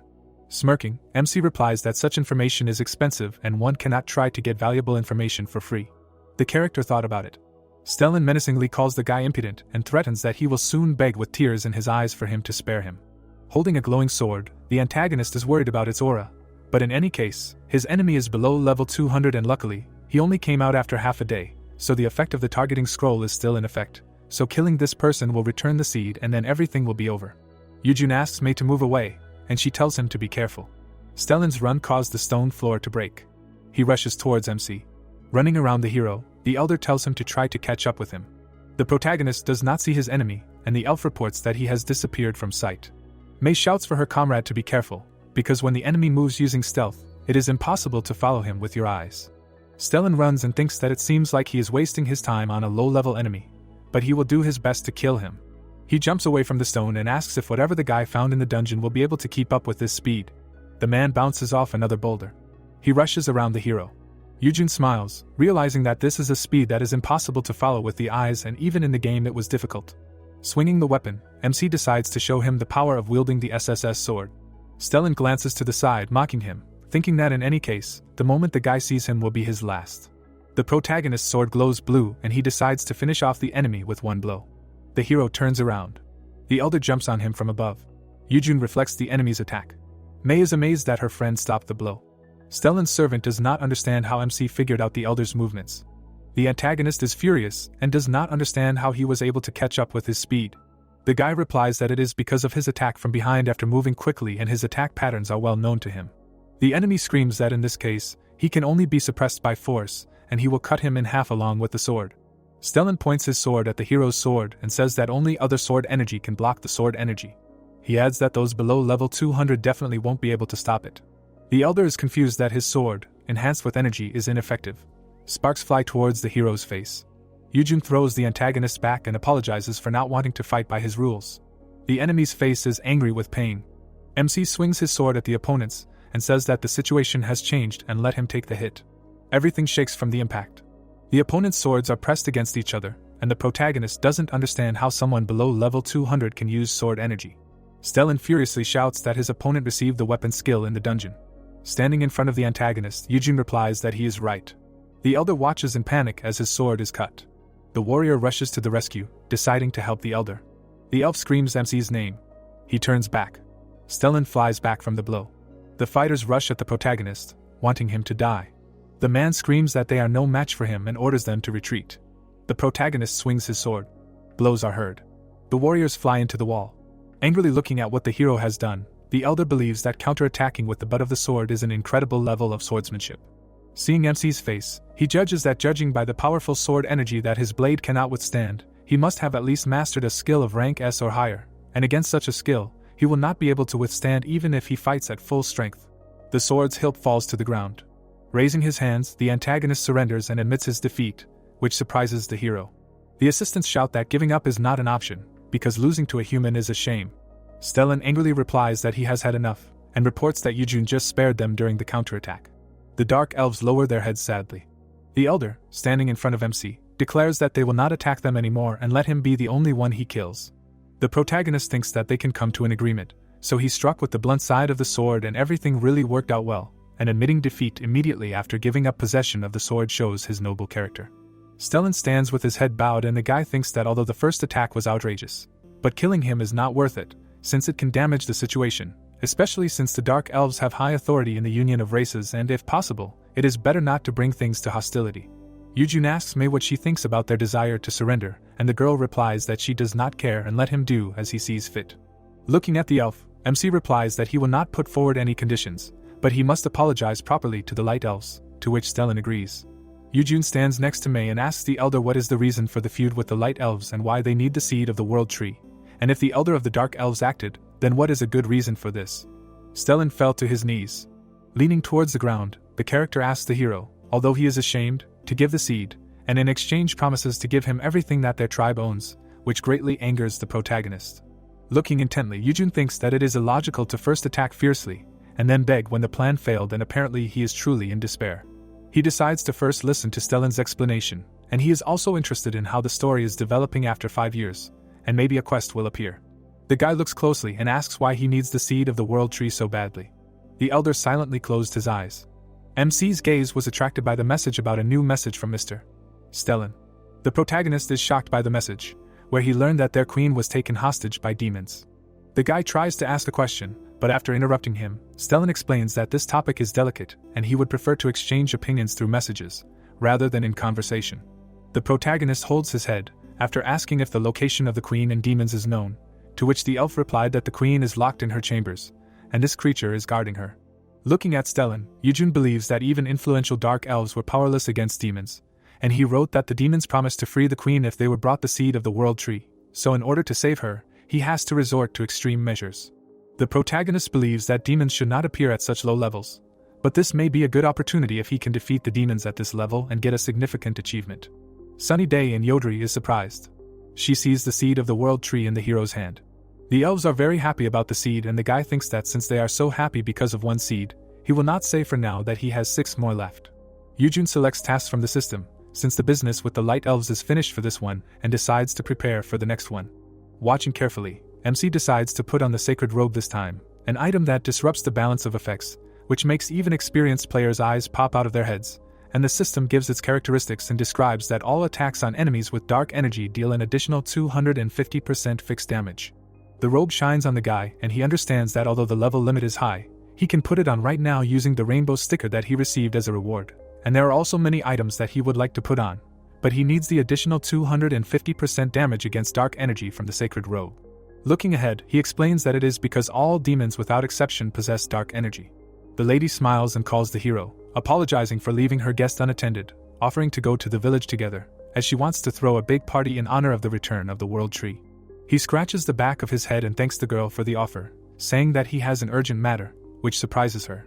Mei approaches Yujun and asks if this means they are parting forever. The protagonist happily assures her that he will return once he completes the task.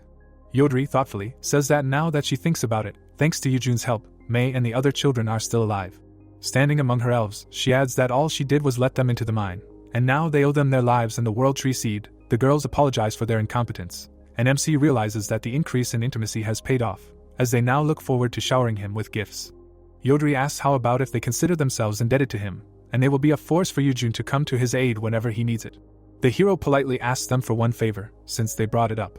Looking at the elves, he states that he would like them to stop fighting the Dark Elves for a while, as his next target is their territory. Madame happily declares that it is easy, as the Dark Elves who occupied the mines recently suddenly retreated, and it looks like this situation will continue for a while. Mei asks Yujun worriedly if he is really going to meet Stellan and offers to go with him, as going alone may be dangerous. The guy thanks for the concern, but says that it is more convenient for him to go alone, because he is not going to fight them. Looking at the lady, he says that although it may seem strange for a human to interfere, but due to the fact that he is a third party, he can act as a mediator. Yodri calmly agrees that Yujun is different from other people, risking for the sake of peace in the forest, and she realizes that she was biased towards people, and also in accordance with his desire. If the Dark Elves attack, she will only act in defense. Looking at the girl, the protagonist thanks her for this difficult decision, and she replies that everyone will understand if this is a request from a benefactor. Turning around, he says that he will go. Leaving, the hero thinks that he needs to hurry, because Stellan is probably already tired of waiting. Entering the foggy forest where the Dark Elves live, Yujun texts Stellan to send him a guide and he agrees. MC follows the elf through the forest. The hero looks up and believes that this fog is not a natural phenomenon, but a barrier hiding the village, and if he came alone, he would get lost in this forest. Stellan comes out to them. The elder is happy to greet the guy and says that the village is ahead. The protagonist frowns and asks about the situation and whether the demons still know about his presence. Looking at the hero, Stellan says that they probably do not know that an assistant has come to them and they are extremely careful, because the safety of their queen is at risk, which satisfies Yujun, and the elf is not sure that everything will be okay, since there are two demons, but they are unusually strong. Looking away, MC explains that he has already thought of a way to catch the demons, so they should rely on it, and thinks that the demons are certainly more serious opponents than the previous ones, but he has a plan to deal with them. As they walk, the boy asks why Stellan risked his life for the seed but ultimately abandoned it, to which he replies that the seed was only a means to buy time to find a way to save the queen. The elder seriously says that in addition, it would be good if he and MC took on one demon each, but this is impossible, since he is forbidden to enter and leave the village due to the guards. The protagonist believes that with his abilities, he should be able to handle at least one demon, but the elf replies that the only thing he can rely on is his ability as an ally, and if he has to fight two demons, the probability of death is high. With his eyes closed, Yujun thinks that his comrade is very frank, and the elder believes that his strength is an unknown quantity, because he has not shown everything he is capable of. The guy stopped, saying that Stellan has a keen eye and he will not go further, otherwise the guards will notice him. The elf asks him to take care of the queen, to which MC assures that he can rely on him, offering to discuss the reward after they solve the problem. The queen's residence in the Dark Elf settlement. The girl is lying in bed. Sheila felt something. She asks Pierre if he also felt the person who appeared in the center of the village, and the demon assumes that it is the same person. The level 294 demon Sheila asks if he means the one who had the seed. MC stands in the center of the village and Pierre confirms that it is the player who appeared in the elven village to trade the seed. The girl asks how he was able to get here, to which the demon assumes that either the Dark Elves failed or they betrayed them, and she believes that since they have the queen hostage, it is unlikely to be betrayal. Sheila looks out the window and the antagonist asks which of them will go, to which she replies that she has not smelled a person for a long time and her appetite has worked up. She agrees to go, instructing Pierre to guard this place, and he asks to check if the hero has the seed before killing him. Disappearing, Sheila says that he can put it on her, since killing people is her specialty. The hero is in a magical village. Walking down the street, Yujun is confused about why there is no reaction, although he moves so openly and thinks that the effect of the colorless and tasteless apple does not work, so a demon with good intuition should have reacted immediately. He sees Sheila appear in front of him, realizing that she is one of the two demons occupying the village. She stepped on the ground. The demon looks at him and thinks that for a person who invaded so confidently, he has a rather pathetic aura and asks MC if he wants to voluntarily give up the seed and commit suicide or would rather become her slave. The guy says that the arrogance of demons is the same in the game and here, and the girl thinks he is laughing. She listens carefully as he says that the demon came so close without any caution, thinking how to express her gratitude to him for this. A bright light illuminated everything. Yujun shouts that they need to activate the trap. The chains rush forward. They chain Sheila and she is shocked by this. The chains hold her down on the ground. The demon angrily calls him names. Grinning, the protagonist calls her a high-level idiot, and she does not understand why she cannot get out. MC holds up a sword and explains that the Curse of Eternal Shackles is a rare consumable item that he does not have many of, and it is also a mythical rank item that no one can destroy except the Demon King. Sheila tries to break free from the chains. A circular symbol lights up and the hero thinks that perhaps now is the time to summon it. Perinet appears out of thin air. Cowering in pain, the demon asks Pierre to help, since she is trapped. But he thinks she is joking, since he should be near the queen. Smiling evilly, Yujun says that he has not leveled up for a long time and asks Perinet to wait there. Panicking, Sheila sees a sword at her throat and asks her to save her. The protagonist, cutting off her head, says goodbye to her. The severed head of the antagonist says that it is unthinkable to die in a place like this. The guy looks and asks not to be offended, assuring that he will soon send her comrade to her. The chains fall. Sheila's body disappears, and the system reports that the level has increased. He received an impossible achievement, a box with a legendary item, the legendary title of a demon hunter, and the essence of a demon, and all damage done to demons increases by 15%. The sun shines over the village. Perinet is happy that he also increased his level. As expected from the master, even scary demons fall from one blow from him. Looking at the system table, which tells about the talents, skills and characteristics of the summoned creature Perinet, Yujun thinks that it was not in vain that he invested in an expensive item, because the growth of characteristics is simply incredible. Pierre appears in front of him, saying that it was not part of the plan, asking how he was able to kill Sheila. The hero turns around in fear. The protagonist jumps back. He braces his feet on the ground.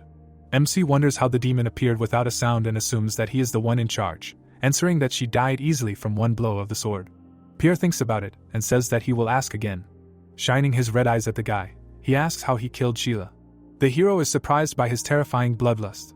Perinet calls the character a stupid demon, and adds that the likes of him, the master will destroy in a second.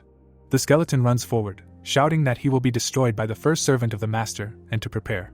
The guy is confused by his rhetoric, not understanding how he gained confidence only by seeing the end result of his actions, and why his survival instinct does not work. Pierre, with his eyes flashing, says that he wanted to kill him easily if he just answered, but MC stubbornly resists, and if he prefers suffering instead of talking, then he will be forced to inflict it on you. Perinet swings his sword and shouts that talking is useless, and Yujun suggests that the difference in levels is so great that his survival instinct does not even work. Exhaling, the antagonist says that he is annoying him. The skeleton flies back. It flies past the guy. Perinet crashes into a tree. The protagonist glances back. The fall raises a lot of clouds of dust, and MC ponders why even with the legendary protective equipment it is impossible to withstand an attack from an enemy whose level is more than 100 higher than yours. Extending his sword, Pierre says to stop, because in any case, punishment from above cannot be avoided, so he will take his head and hope for leniency. The demon looks at the hero and explains that if he deals with him himself, he will be able to understand how he killed Sheila. Holding the sword in front of the enemy, Yujun reflects that he holds a thin, long sword and uses a thrusting technique, and he, in any case, relies on his mastery of the SSS Rank Sword, so he welcomes the sword fight. The antagonist runs forward. The hero dodges the attack. Catching his breath, he is glad that he was able to react. The demon angrily asks how he was able to block his attack, since he is only a human and his level is just above 100. MC stops with his feet and replies that it is not as impressive as he thought and asks if he can try harder. Preparing for another blow, Pierre is indignant at his insults, because for him it is unforgivable. The sword flies in the air. The guy runs after the blow. There is a cut on the antagonist's hand and he realizes that Yujun parried his attack. He also counterattacked, aiming for the neck, and if he had not blocked the attack with his hand, his head could have flown off with one blow. Blood gushed out of the enemy. It lies on the ground. MC holds the sword and says that he is sorry that he aimed for the neck, and the enemy blocked the attack. The demon's hand is restored and he thinks about what kind of creature it is. Smoke comes from his fingers when he realizes that the hero has surpassed him in swordsmanship and has not yet shown his strength, but fortunately, thanks to the regeneration skill, he can restore the cut-off parts of the body. Frowning, Pierre believes that in strength and agility, with his high level, he has an overwhelming advantage, and his opponent's sword technique is dangerous and in addition, the attack power does not correspond to the level, so he should be prepared for defeat. There is smoke around the protagonist, and he says that if his enemy has finished regenerating, let him attack, although the result will be the same even if they fight again. The demon smiles maliciously. Pouncing on MC, He explains that the outcome of the battle is not decided only by sword skills. Jumping on Yujun, he shouts for him to die. He strikes with his sword and adds that he can regenerate, and for the guy, one blow will be enough. The antagonist's sword flies in the air. It's stuck in the ground behind the characters. Having pierced the antagonist, the hero explains that he can simply not let himself be wounded, and besides, he knows their weaknesses very well, and if you pierce the heart, the regeneration will slow down. The guy notices something.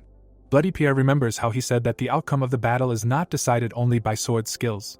Yujun is frightened, realizing that this is the same attack. A large shockwave goes up from the characters. The protagonist screams. The demon explains that it is a skill called Black Lightning, which instantly deals damage equal to all the damage he has received. A large explosion is heard. It destroys all the houses and trees around. Everything is in smoke. Laughing, the antagonist says that the one who loses his guard dies, and this is the beauty of battle. The hero is shocked when the enemy sees that he is hardly in a state to perceive instructions now. Standing in front of MC, Pierre thinks that this man has passed out from his wounds. Touching the guy's chest, he calls it a pitiful sight. The demon throws a doll. He is shocked to see a doll amulet, which is popular among players for ninja games, and the system explains that it covers a radius of 50 meters from the place of installation, takes damage instead of the player, and when receiving fatal damage, it switches places with the player. The protagonist stands behind the enemy and asks what he is looking at, and explains that the item being installed is used in situations where one can prepare in advance, and if used correctly, it will break the enemy's spirit. Yujun runs and shouts to the demon that now it is truly the end. The protagonist swung his sword. His attack was met by the demon's block. The boy gritted his teeth, colliding with the protective barrier. The man frowned, hiding behind the dome, and the young man tried to understand how the enemy was able to use defensive magic if his magic power was supposed to end.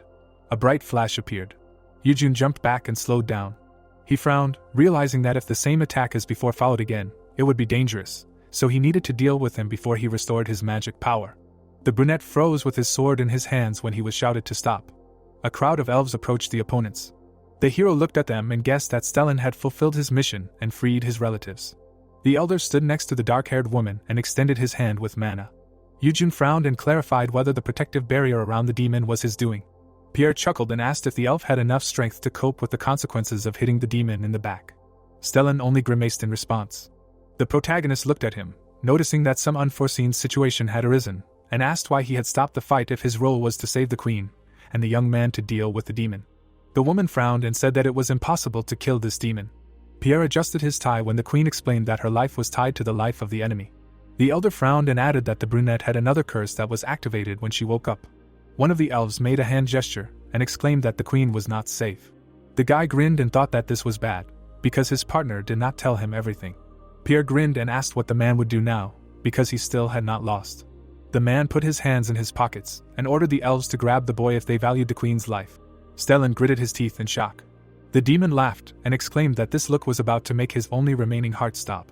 He chuckled and thought that the situation was in his favor, and if he could restore his magic power, he could put an end to this. The protagonist frowned and shouted at Stellan not to be a fool and first grab the enemy, who without magic power was now just a walking scarecrow. The elf turned around in surprise, and the enemy shuddered in annoyance. The brunette held out his hand and warned that he still had the power to rip his heart out, and then the queen would die. Yujun closed his eyes and sighed, knowing that even if it was an empty threat, they would not risk the queen's life. The woman looked at the enemy carefully, and the boy wondered what decision she would make. The demon pointed at the hero and repeated that they had to grab him to save the queen. The brunette looked at her subjects and ordered them all to stand. She looked at the boy and said that no matter what the situation, they should not follow the demon's orders and attack the man who came to their aid. Yujun glanced sideways at one of the elves who wanted to object to the woman.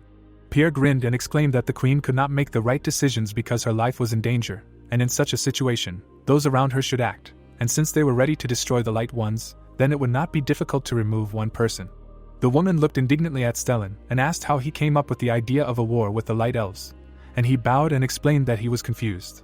The young man narrowed his eyes and realized that the queen really did not know anything about the conflict. She stepped on the ground with force and exclaimed that this was simply unbelievable. The brunette frowned and asked why the subjects had made such a stupid decision, naively thinking that the demons would keep their promise. The elder looked at her and replied that they had no other choice, otherwise she would be in danger, and the interlocutor admitted that everything had happened because of her dream. The queen frowned and said that everything needed to be fixed now, and if they started chasing the light elves, she would take her own life to maintain trust. Pierre looked at the woman who was saying that everything was fine now, because the enemy himself really wanted to survive, and thought that it was problematic, and it looked like they would have to run, although teleportation was not possible yet, but the wings would soon be restored. The protagonist exhaled and thought that now it was his turn to act. He threw his sword over his shoulder and said that he had a way to remove the curse. The brunette closed her eyes and explained that she was under a high-level spell, and it would not be easy to remove it. Stellan looked at the young man with hope and assumed that he had the elixir, since he had somehow gotten the seed of the world tree. The boy smiled and said that it was unlikely, but he himself thought that he simply did not want to use an overly expensive elixir to remove a high-level curse. The brunette handed the bottle to the elder. The demon pointed to himself, and snorting, reminded that this curse was cast by him personally, and it could not be removed by some potion. The young man looked at him and asked him to shut up and wait for death. Stellan looked at the bottle with interest. The sign said that this was a sacred antidote of legendary rank, which, when consumed, completely eliminated all curses of the highest rank and below cast on the body. The elf smiled and exclaimed that with this, even the queen's curse would not be a problem. The woman bowed to the hero and apologized for the evil her people had done. Eugene bowed his head and replied that it would be better to apologize to the light elves instead of him. The interlocutor smiled and agreed, once again apologizing for causing him inconvenience due to the current situation, and also adding that from now on the dark elves will honor him as an eternal benefactor. She looked demandingly at the elder and clarified whether he understood everything, after which she achieved an affirmative answer. Eugene grinned and said that as compensation, a rare herb that only grows in this region in reconciliation with the light elves would be enough, since these were the terms of the deal with Stellan. The queen agreed and looked at the bottle, clarifying whether it was necessary to drink everything. Pierre tensed up and shouted that such a curse cannot be removed with a simple potion, and after that the woman ordered the elder to sort it out. The elf quickly appeared behind the demon and demanded that he not move, noting that he really did not intend to commit suicide. The brunette drank the contents of the bottle. Light began to appear around her body. The queen folded her hands and smiled, feeling the effect of the potion. The demon spread his wings, glad that the magical power for escape was restored in time. He rose above the ground and promised the protagonist that he would still take revenge. A bright red beam pierced the air. The demon turned over, and his wings were torn off. The man opened his mouth in surprise and screamed. The queen extended her finger, on the tip of which magic still sparkled, and asked where he was going. Pierre fell back to the ground. He coughed in a cloud of dust. When the demon heard the young man's voice, he looked up in fear. Eugene raised his sword above his head and repeated that he would die here. The enemy opened his mouth, about to say something unflattering about the hero. A powerful blow of the blade fell on the enemy. The guy resolutely looked at the demon and said goodbye to him. Blood gushed from the wound, running down Pierre's face. Notifications about leveling up and receiving the demon essence and the horn of a lower demon flashed in front of the protagonist. The next morning, the hotel. Eugene was sitting on the bed in a robe, looking at the system window to summarize the adventure after a good night's sleep. He twirled the ball in his hands, deciding to start with the reward. The young man looked at it with a smile, surprised that the queen of the dark elves gave him such a valuable thing. The guy remembered how he stood in front of Stellan, holding a box of dolly grass, and asked the elder not to forget to make a proper apology to the light elves, and he himself was going to leave, because he had a lot to do. The woman looked at him and admitted that she had hoped to treat him to dinner, but now their paths would diverge. The brunette put the box in his inventory with a smile and replied that, unfortunately, he had to go already. The other party tilted her head thoughtfully and muttered that she wanted to thank him in some other way. She smiled, remembering something. Then she stuck her hand into the subspace, looking for an item. The queen handed over a red box, saying that she understood that this might not be enough, but she was currently busy with recovery, so he should at least take this. Eugene threw the pearl into his mouth, muttering that although it was inferior to the pill he received during training, such rewards were not found on the road. A system notification appeared, stating that the hero had used the aged pill and received 1 A-rank talent, heightened senses. The youth clenched his fist joyfully, realizing that this was a first-level ability among A-rank talents, which was considered one of the best passive combat abilities. The hero happily flapped his hands, leaning back. He smirked and concluded that the Ring of Luck was indeed a cheat item, since it increased his luck to the maximum in such moments.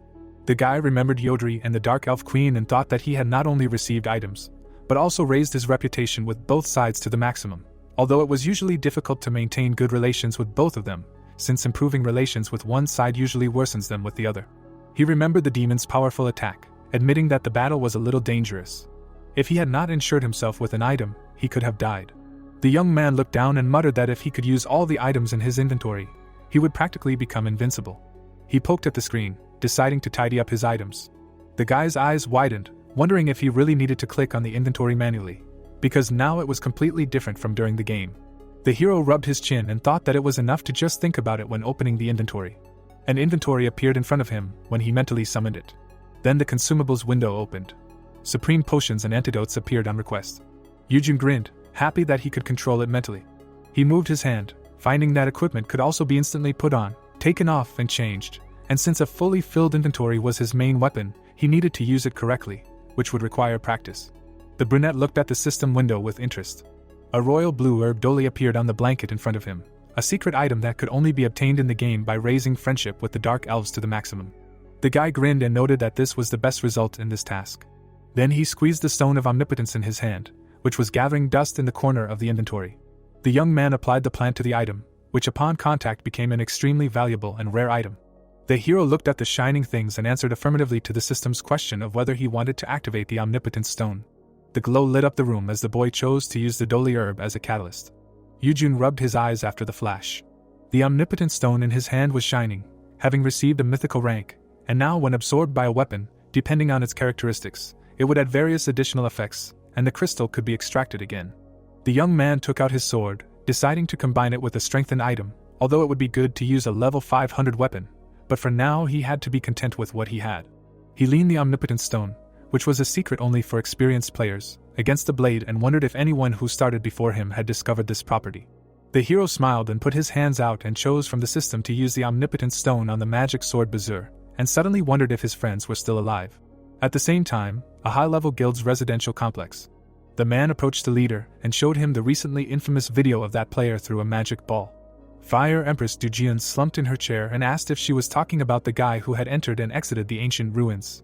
The bespectacled man looked at her and nodded, adding that he was a promising newcomer that the leading guilds were targeting, and then asked her to watch and decide whether to bet on him. The girl looked ahead. She suddenly froze and asked to stop the video. The main character was visible on the screen, and Jian asked if he was wearing a set of rage protective gear. The red-haired girl rubbed her chin and thought that this was the most popular premium set among level 150 players during the active period of the game. But after she came here, she had never seen a player wearing such a set, and here a green newbie has a set that is impossible to obtain even if you really want it.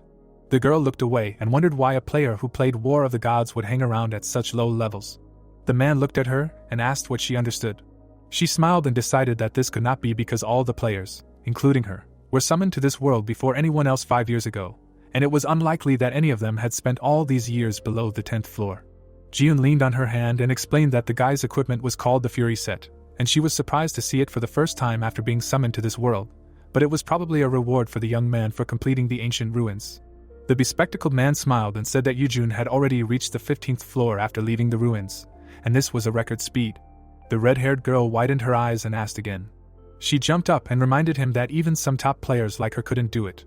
The interlocutor looked at the image and concluded that they needed to act before the brunette was recruited, and then asked if the girl had any guesses about his identity. Jiun put her hand on her belt and said that the identities of everyone who had played as long as she had already been revealed. Someone had died, and all the survivors had become rankers. She narrowed her eyes and added that the only one they hadn't found was F2P Gamer. The man adjusted his glasses and asked if she meant the person who was mentioned as an urban legend even among high-ranking players, to which the girl corrected him that it was a real person. The red-haired girl remembered the character's appearance and said that for him, such a passage is as easy as eating cold porridge, and the bespectacled man asked if she didn't assume that this person, unfortunately, died on the hellish difficulty level. The leader sat down in a chair and answered that it was probably so, thinking that the guy would look down on even top players. But such a newbie could not be him.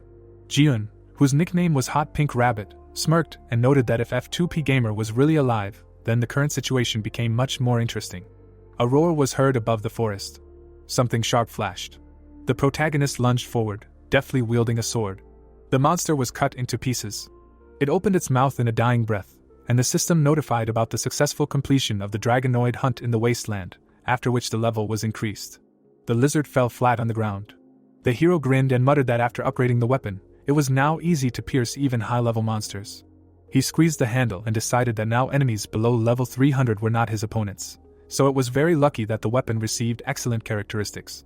The young man opened the system window, where it was written that the omnipotent stone increased all characteristics by 5%, magical power by 25%, and the power of all skills increased by an additional 70%. The guy looked at the blade and laughed slyly. Yujun frowned when he received a message from Stellan asking about the preparations, and clarified what they were talking about. Clouds floated across the sky, and the elf reminded that the player was also going to participate in the Interracial tournament. Tower of Infinity, 15th floor. After the incident with the Dark Elves, the Elder reported good information about a large regular event, the Interracial tournament. A torch was burning in the corridor. The guy paused, wondering what the difficulty level would be.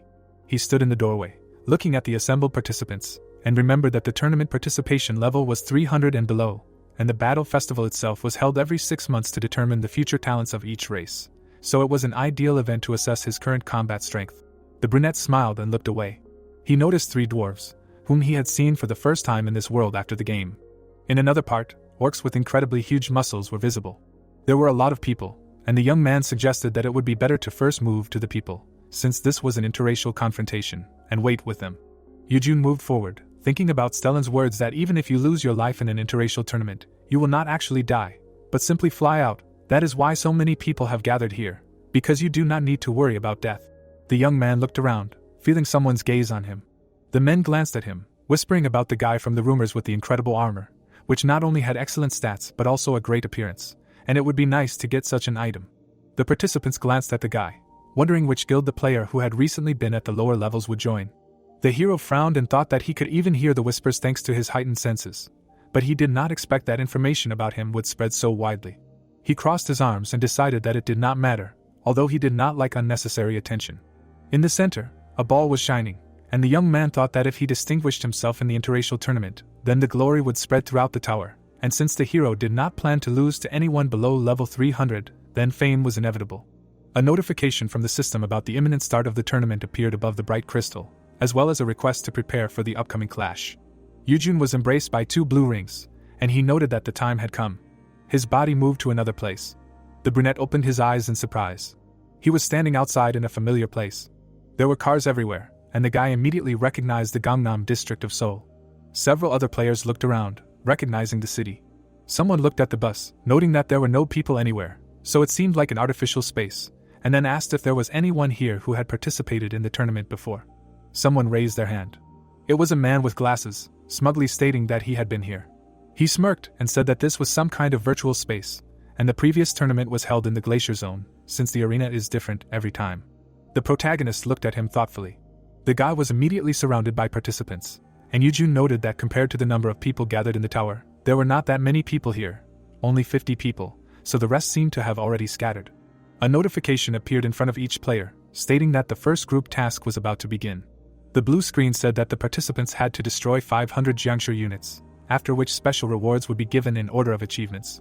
People looked at the inscription with interest, wondering if there was such a monster, and the bespectacled man said that it was a regular hunting task. He grinned and added that they were extremely lucky, because compared to the Labyrinth task of the last tournament, this was nothing at all. The guy crossed his arms when asked if it was possible for them to destroy 500 units, and replied that the system did not give impossible tasks. The bespectacled man looked at the main character and advised the celebrity to follow his instructions as well. He adjusted his glasses and said that he might not quite understand, but cooperation was key in group quests, and good equipment would not save him if he was surrounded. The brunette grinned and agreed, mentally assuming that he was trying to restrain him. Silhouettes were visible on the roof. The dwarves looked down, and one of them suggested that they just relax and watch while the humans dealt with the monsters. Someone's feet dropped to the ground. Several ghosts with outstretched arms were engulfed in dark energy, and someone shouted that the Jiangshi had arrived. The bespectacled man extended his hand and ordered the melee fighters to attack, so the guys moved into battle together. Yujun looked at the guy and asked if he had ever fought against such an enemy. The interlocutor looked at him with disdain and replied that this was nothing compared to the undead monsters. The hero tilted his head in bewilderment, but said nothing. He watched the brunette command his comrades and thought that he definitely had not fought the Jiangshi, because they were also undead. One knight pierced the enemy with his sword, shouting, "Die!" His blade stopped, unable to pierce. The warriors recoiled, noticing that the blade did no damage, and someone asked what the mages and archers were doing. Four Eyes grabbed the staff and asked them not to interfere while he attacked with magic. An explosion was heard ahead. The monster opened its mouth, and the participants were surprised that it did not die. Upstart stared in fear and asked to save him from the monsters that had switched to him. A blade flashed near Genscher's neck, and the protagonist asked him to stop screaming. He easily decapitated the enemy. Four Eyes looked at the monster that fell on him and muttered in relief that he barely survived. Yujun glanced at him and thought that Genscher's body was very strong, and without such a weapon it would be extremely difficult to cope. But if the enemies attacked in a crowd, then even he would have a hard time. The girl opened her mouth, shocked that he dealt with the enemy with one blow. The other players also looked at the young man, discussing that Jiangshi had high defense, but apparently this man's attack was much higher.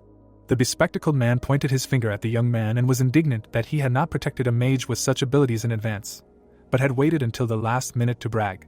The protagonist looked at him menacingly and asked again. The wizard recoiled and muttered that they were on the same side, so they should continue to cooperate. Yujun sighed and thought that the reward was individual, so there could be no cooperation here. The other warriors fought off the monsters, shouting that they needed support. A crowd of Jiangshi appeared from the side, and the hero was surprised that so many of them had come running. The players frowned, ignoring the bespectacled man, and decided that they needed to retreat for now, because there were too many enemies. The mage awkwardly arched an eyebrow and muttered that the other squads must be diligently achieving success. Yujun moved forward, thinking that he had already realized back then that a wizard who had not been able to surpass level 300 for 3 years was simply the worst of the worst. A bright trace appeared next to the swordsman, and the monster's head flew off. The protagonist moved forward, deftly decapitating his opponents.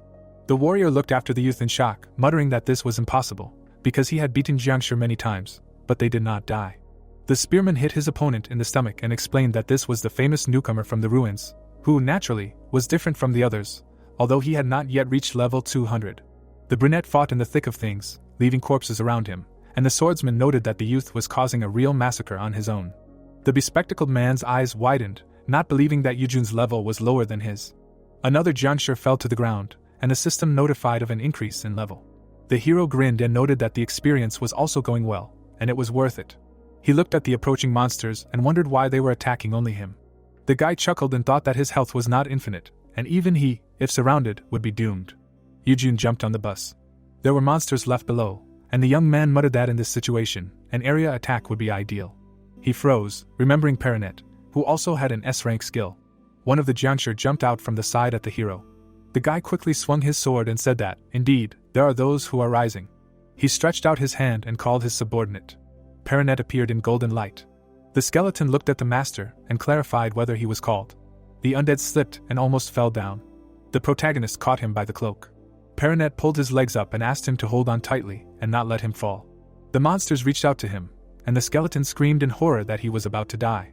The brunette frowned and ordered him to use corpse explosion right now. The other man narrowed his eyes in understanding.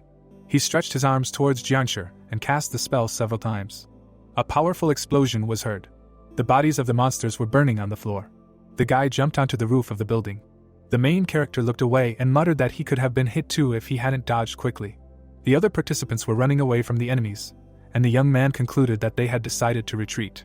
The young man sat up and asked Perinet, who was hovering nearby, how he managed to aim so well that he couldn't wipe out everyone at once, although the monsters were grouped, to which the subordinate replied that he was confused.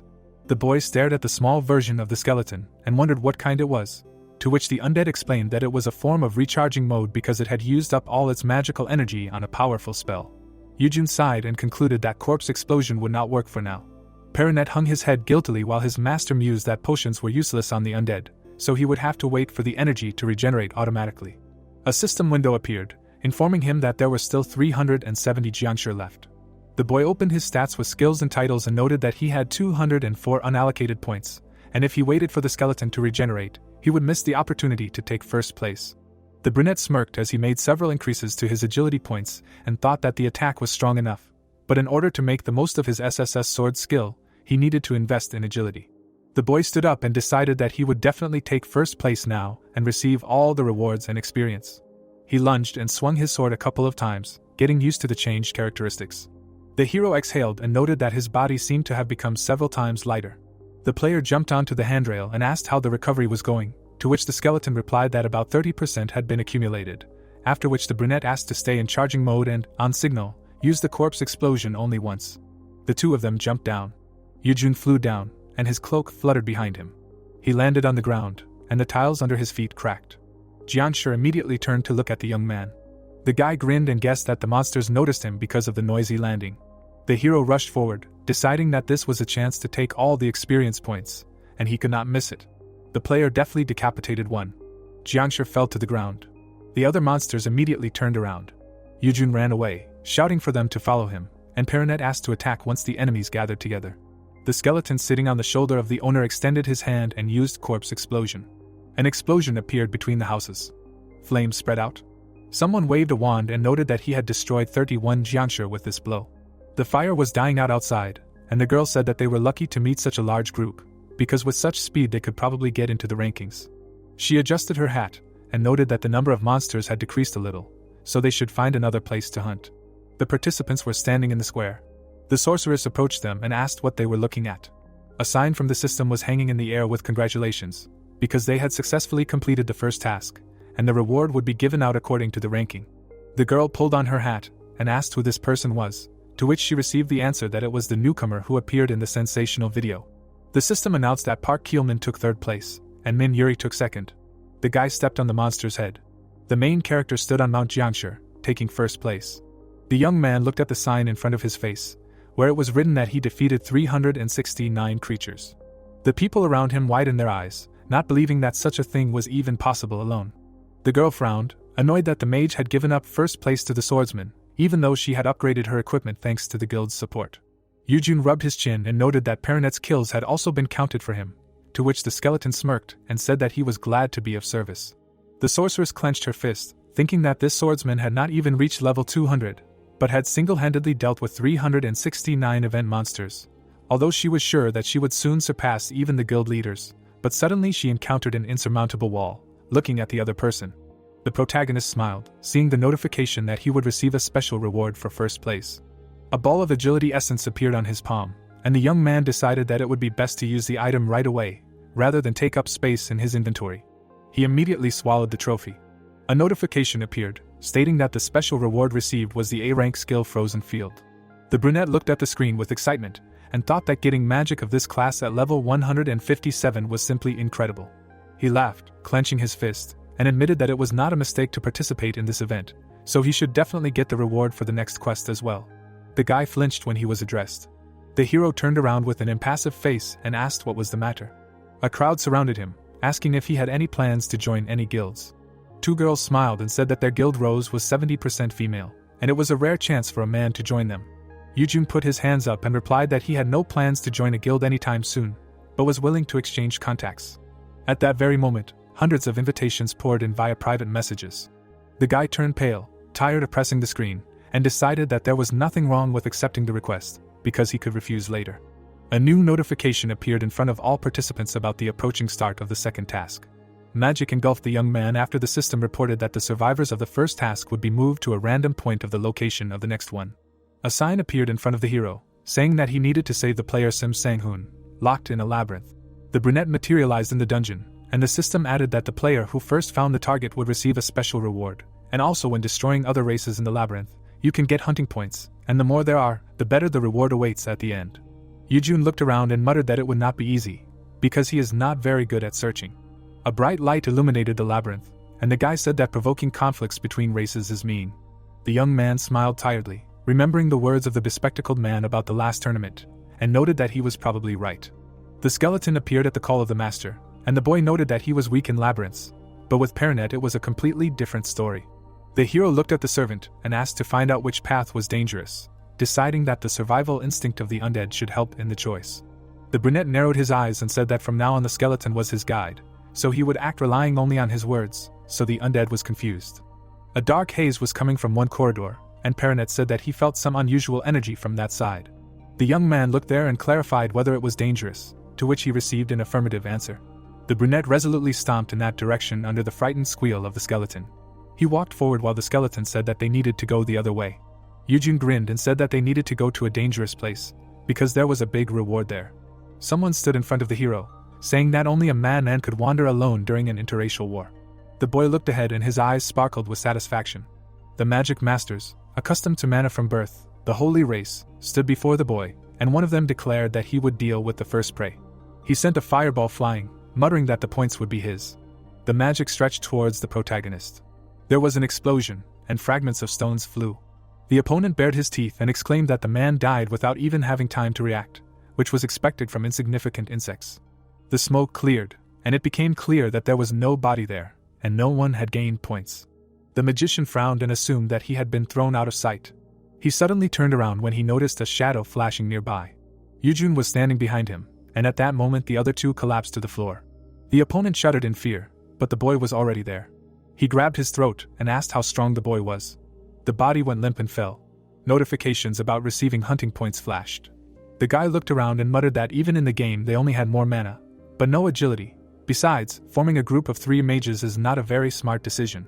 The hero looked at Perinet, who was peeking out from around the corner, and asked if he still sensed danger. The skeleton's eyes flashed and said that the danger had not even begun yet. The real threat was waiting for them at the end of this path. The brunette grinned and said that he was waiting impatiently. He turned around and called the servant with him, while he was indignant that the player was ignoring the advice of a loyal ally. The protagonist moved through the labyrinth while Perinet reported on the danger, and defeated the enemies one by one. Yujun swung his blade, looking at another defeated enemy, and immediately a notification appeared stating that the hunting points had exceeded 10,000. The undead smiled and exclaimed that the real danger was yet to come, but with the master's power, they had nothing to fear. The protagonist looked at him and asked when this threat would come, and the interlocutor assured that it would be soon. A sign appeared stating that the player who had collected 10,000 points would soon face the next trial. The floor under the youth's feet began to vibrate. The stones cracked, and the hero fell down. His eyes flashed and exclaimed that, as expected, the key to this mission was the hunting points. A notification appeared in front of him. You have approached the abyss where the target player is located. A blue orb hovered above Yujun's palm. It said that the labyrinth was just bait, and the right decision was to actively collect hunting points.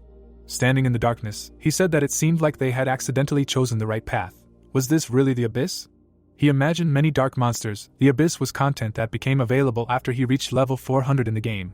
It was one of the most difficult places. If this was the abyss, then even for him at his current level, it would be difficult. The guy looked ahead carefully, thinking that since this was a quest for players below level 300, it was most likely not the real abyss. His foot took a step. The guy stopped in front of a huge monster. With his mouth open in surprise, he asked, "Was this really the real abyss?" A cloaked figure with tentacles told him to stop, saying that if he came closer, he would be killed. The system reported that he had encountered Horadin, the guardian of the entrance to the abyss. The next notification said that Horadin was a very strong guardian. It was recommended to challenge him with a group of at least 6 people. Gritting his teeth in displeasure, the guy thought to fight him, you need to be at least level 400, with the current level. Fighting him is a guaranteed defeat, and only now the system suggests fighting in a group. Thoughtfully touching his chin, Yujun thought that in fact there is one way to defeat him, not him. But other gamers accidentally discovered this and bragged about the trick. There were 3 eyes on the monster's head. He thought that they said that you need to break through only by force. The eye on the forehead, no, it is actually stronger there. Standing in front of the grinning guard, the guy mentally asked himself to remember. Thanks to the support of the system, his memories should have improved as well as his physical abilities. In any case, this monster does not attack first, so there is enough time. A ring flashed on the monster's finger, and the hero noticed it. Yujun pointed with a finger with a smile, thinking that here it is, this ring was the source of power. He imagined the broken ornament, thinking that the standard strategy was to destroy this ring with the body part destruction technique, and then weaken it. Then a trick was discovered that only the ring could be destroyed, making it possible to solo. An equipment removal scroll appeared in the boy's palm, and he thought that he remembered this trick now. A golden seal appeared between the parts of the torn scroll. The boy exclaimed that this was a clever strategy. Horadin opened his toothy mouth. The system reported that the target of the equipment scroll was set on guard. Yujun thought that the monsters that did not attack first were simply watching, even if they were buffed or debuffed in front of them. The ring was falling down. Horadin shifted his gaze, noticing this. Looking forward carefully, Yujun wondered if it fell immediately because he had no inventory? His fingers grabbed Perinet, who asked why it suddenly became dark. With a scream, the spirit flew into the ring. The boy with a determined look told him to grab it. The skeleton grabbed the jewelry with his fingers, shouting that he had caught it. Horadin extended his hand towards him, demanding that he give him his ring. The huge palm reached for the skeleton. The system reported that evasion was activated. The guardian of the abyss began to shrink, saying that his strength was leaving him. Yujun appeared behind him, saying that he had shrunk to a size just right to cut with one blow. Opening his mouth, the monster asked how dare he use such cheap tricks. His body crossed several lines. With a sly smile, Yujun thought that great, all the blows hit the target. Blood gushed out of the guardian's mouth. The system repeatedly reported that the level had increased. He had received an impossible achievement. He had received the mythical title of the one for whom nothing is impossible, and he had received the legendary title of the conqueror of Horadin. The monster's body fell next to the boy, who said that the trick worked as expected. The system reported that the essence of health was received, the pass to the abyss was received. Looking at the blue window in front of him, Yujun repeated that judging by the fact that he was not immediately transferred there, it must be an item that only dropped on the event map, and decided to use the essence right away. The system explained that thanks to the title, all stats are increased by 2%, For each legendary or higher title he has, the current increase is 14%, the total defense is increased by 10%. Yujun smiled, exclaiming happily, and said that as expected, the stats are worthy of a mythical title, and the growth potential is also high.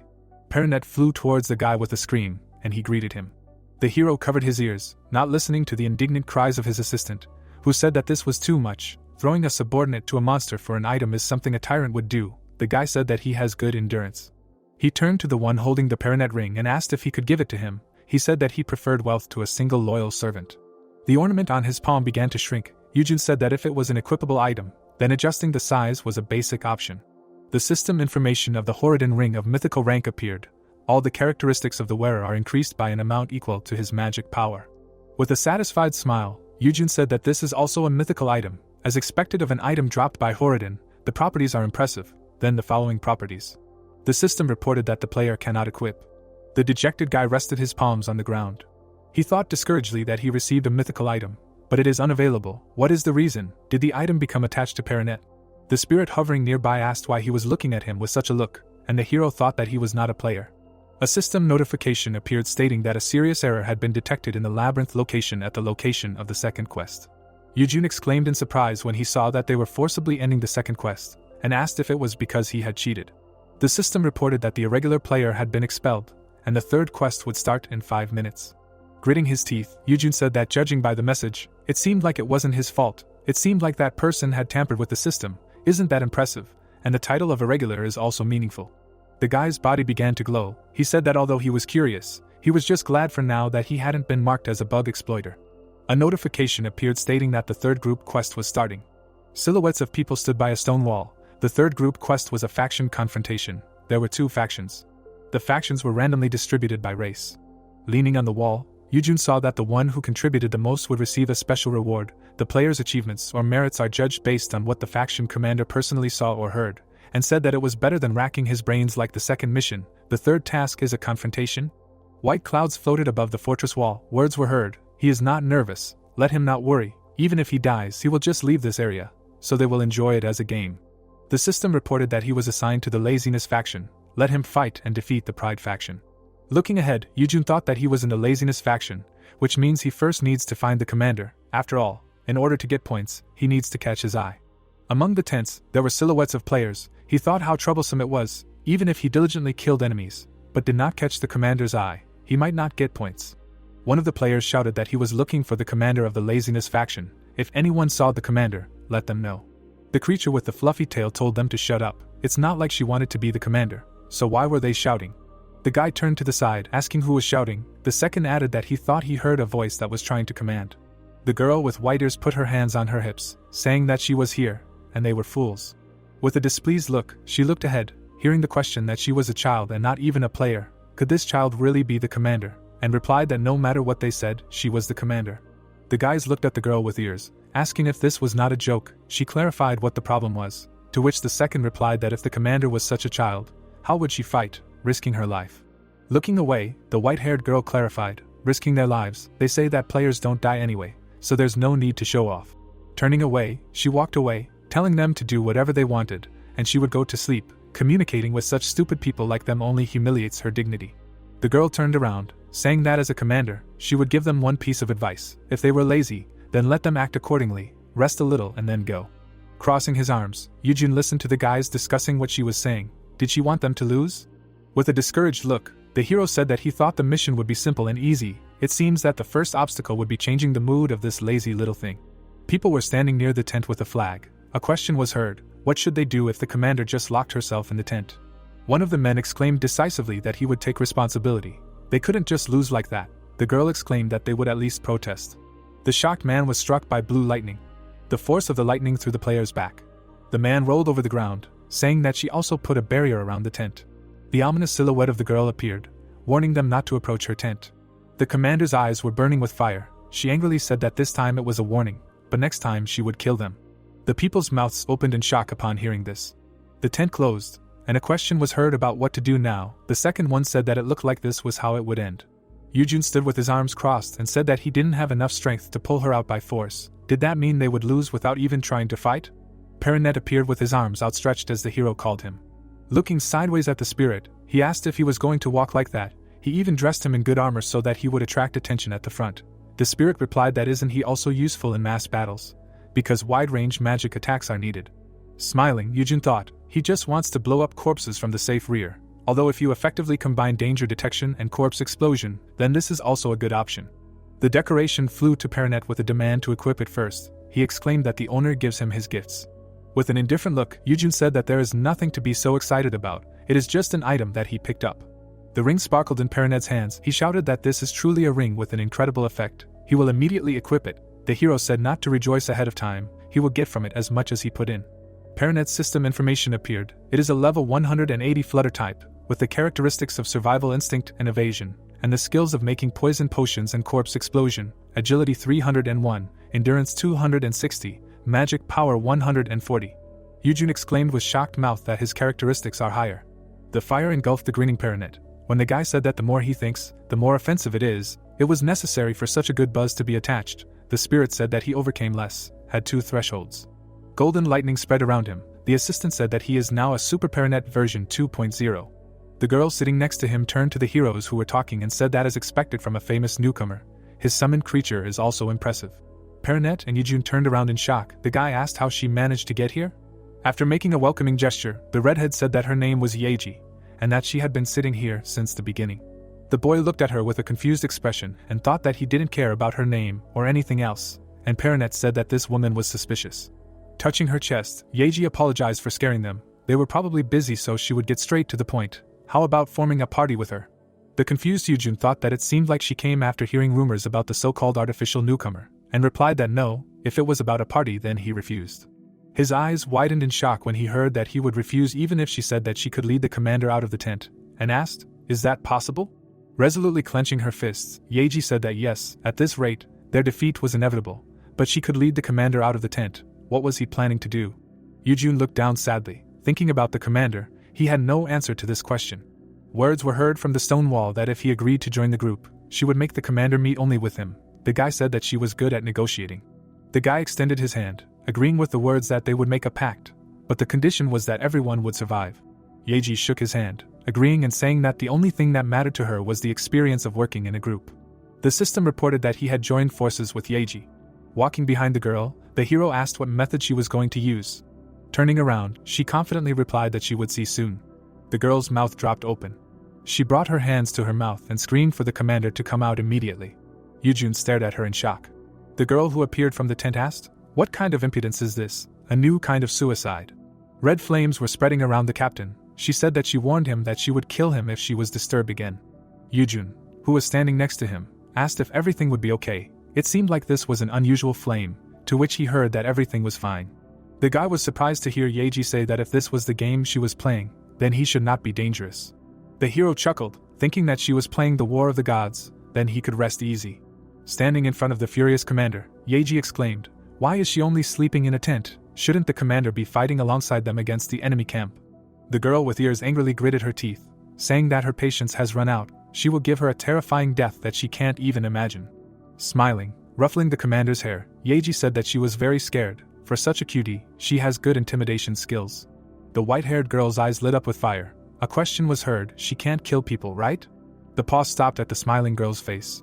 She didn't try to dodge, saying that she was right? The girl's suit glowed when she pretended to be very scared. Sloth covered her eyes with her hand, protecting herself from the glow, and asked what he was doing. Yujun's eyes widened in surprise. The redhead was wearing a t-shirt and shorts. She said that she took off all her protective equipment, so her defense was now only 5, so she should be careful. A light blow from now on could kill her. She could hit her just enough not to kill. The commander exclaimed that she was crazy. A bare foot stepped forward. Fingers intertwined with Sloth's fingers. Approaching her face, the heroine asked, "She was not using claws. One touch would be enough to kill a person." The commander asked, "Does she understand what she is doing now?" The girl's claws disappeared. Approaching the commander's face, the redhead said that it seemed that she was now ready to talk, since she put away her claws.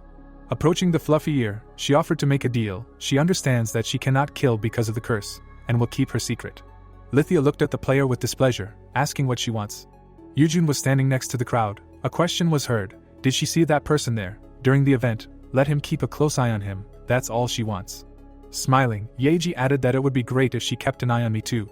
A furious fire appeared around the beast girl. She said that it was impossible. She was so disgusted by her blackmail that she wanted to kill her, let her know that she was alive only thanks to the restriction. Armor began to appear on the girl's body again. She said that she also did not want to resort to such measures. Lithia jumped onto the wall with a powerful leap. Yeji touched her head and noticed that she seemed very angry. Sloth was sitting on the wall. Words were heard. Is she observing the battlefield? This woman convinced the commander. Someone answered that yes. The two of them were whispering. I wonder what method she used. Coming to Yujun, Yeji said that she fulfilled her part of the promise as agreed. The rest depends on what he does. The hero replied that it exceeded all his expectations. He will take on the remaining work. Red banners appeared in the distance. A loud cry was heard that the enemies are here. The orcs' eyes glowed with rage. A cry was heard that in the enemy camp there are orcs, known for their cruelty in battle. In front of the heroes was a crowd of enemies. The orcs stood holding their banners. Putting her hand to her eyes, Yeji said that they have many more people. Will they be able to win? Yujun, who was standing next to her on the wall, replied that the number of people was actually about the same. They just seemed numerous because of their large size. The orcs were holding axes and spears, and words were heard that in any case, it seemed that in that camp, orcs and trolls were the main force. These two races usually do not get along well with each other, but here they were in the same camp. Looking down, the boy said that looking at their camp, it looked like they were going to use their size to just charge straight ahead. The girl asked, if they rammed the city walls, the destruction would be huge, right? Sloth was sitting on the wall, and words were heard that their camp represented pride. If their leader was lazy and inactive, wouldn't pride show itself as its name suggests? The man standing below asked. They were charging even though they might die. There was a foot and a brown boot on the ground. It was the Pride faction commander, the orc warrior Kulturum, who turned to the side. He held out his sword and shouted that there was no need to think, it was time to attack. With a roar, the army rushed towards the gate. Yeji looked down, saying that he was truly reckless, as the name suggests, arrogant. Golden magic seals appeared in the air. A cry was heard, do not wait for orders, camp leader, let magic attack indiscriminately at its own discretion. An explosion was heard next to the orc. Kulturum pointed his finger, saying that if they were true warriors, let them fight with their bodies, not magic. One of the orcs covered his head with his hands, saying that the commander was crazy to attack without a plan. The commander raised his fist. He ordered them not to retreat. He would kill those who turned their backs on the enemy with his own hands. If they wanted to live, let them take the fortress. An explosion was heard behind the warrior. He shouted that the commander had gone crazy. Even for an orc this was too much. Ahead was a light stone wall. A cry was heard that the walls of the fortress were already close. A little more pressure. There were red flashes next to the orcs. A bright beam with a magic seal flew up. Raising his head, a member of the Pride squad said that they would all die. A bright flash appeared. Covering his head with his hand, Yujin thought that he would use large-scale combined magic. Their allies were also not bad. Looking ahead in surprise, Yeji asked, would it really be over before Yujin had time to prove himself? A large fire was burning ahead. The girl said that several hundred were swept away with one magic blow. Looking to the side, the guy in the red cloak said that although great damage was done, the war is unpredictable until the very end. First of all, such large-scale magic is not omnipotent. When the mana runs out, the magic will become useless. A warrior silhouette appeared in the bright light. Coming out of the fire, Kulturum said that it was quite impressive, but such magic could not stop him. With a cry, he rushed forward. The guy held a staff in his hand, saying that they would strike again big time. The magic seal appeared in the sky again. Looking up, the orcs said that everyone was looking for their own way to salvation. Those who would die with the wall would die anyway, so they should not be afraid. A bright flash appeared. Swinging his sword, Kulturum jumped up, telling his squad not to worry, he would stop anyone. Green fingers squeezed the hilt of the sword. Instead of an explosion, a large golden ball appeared, and words were heard that the captain had stopped the magic.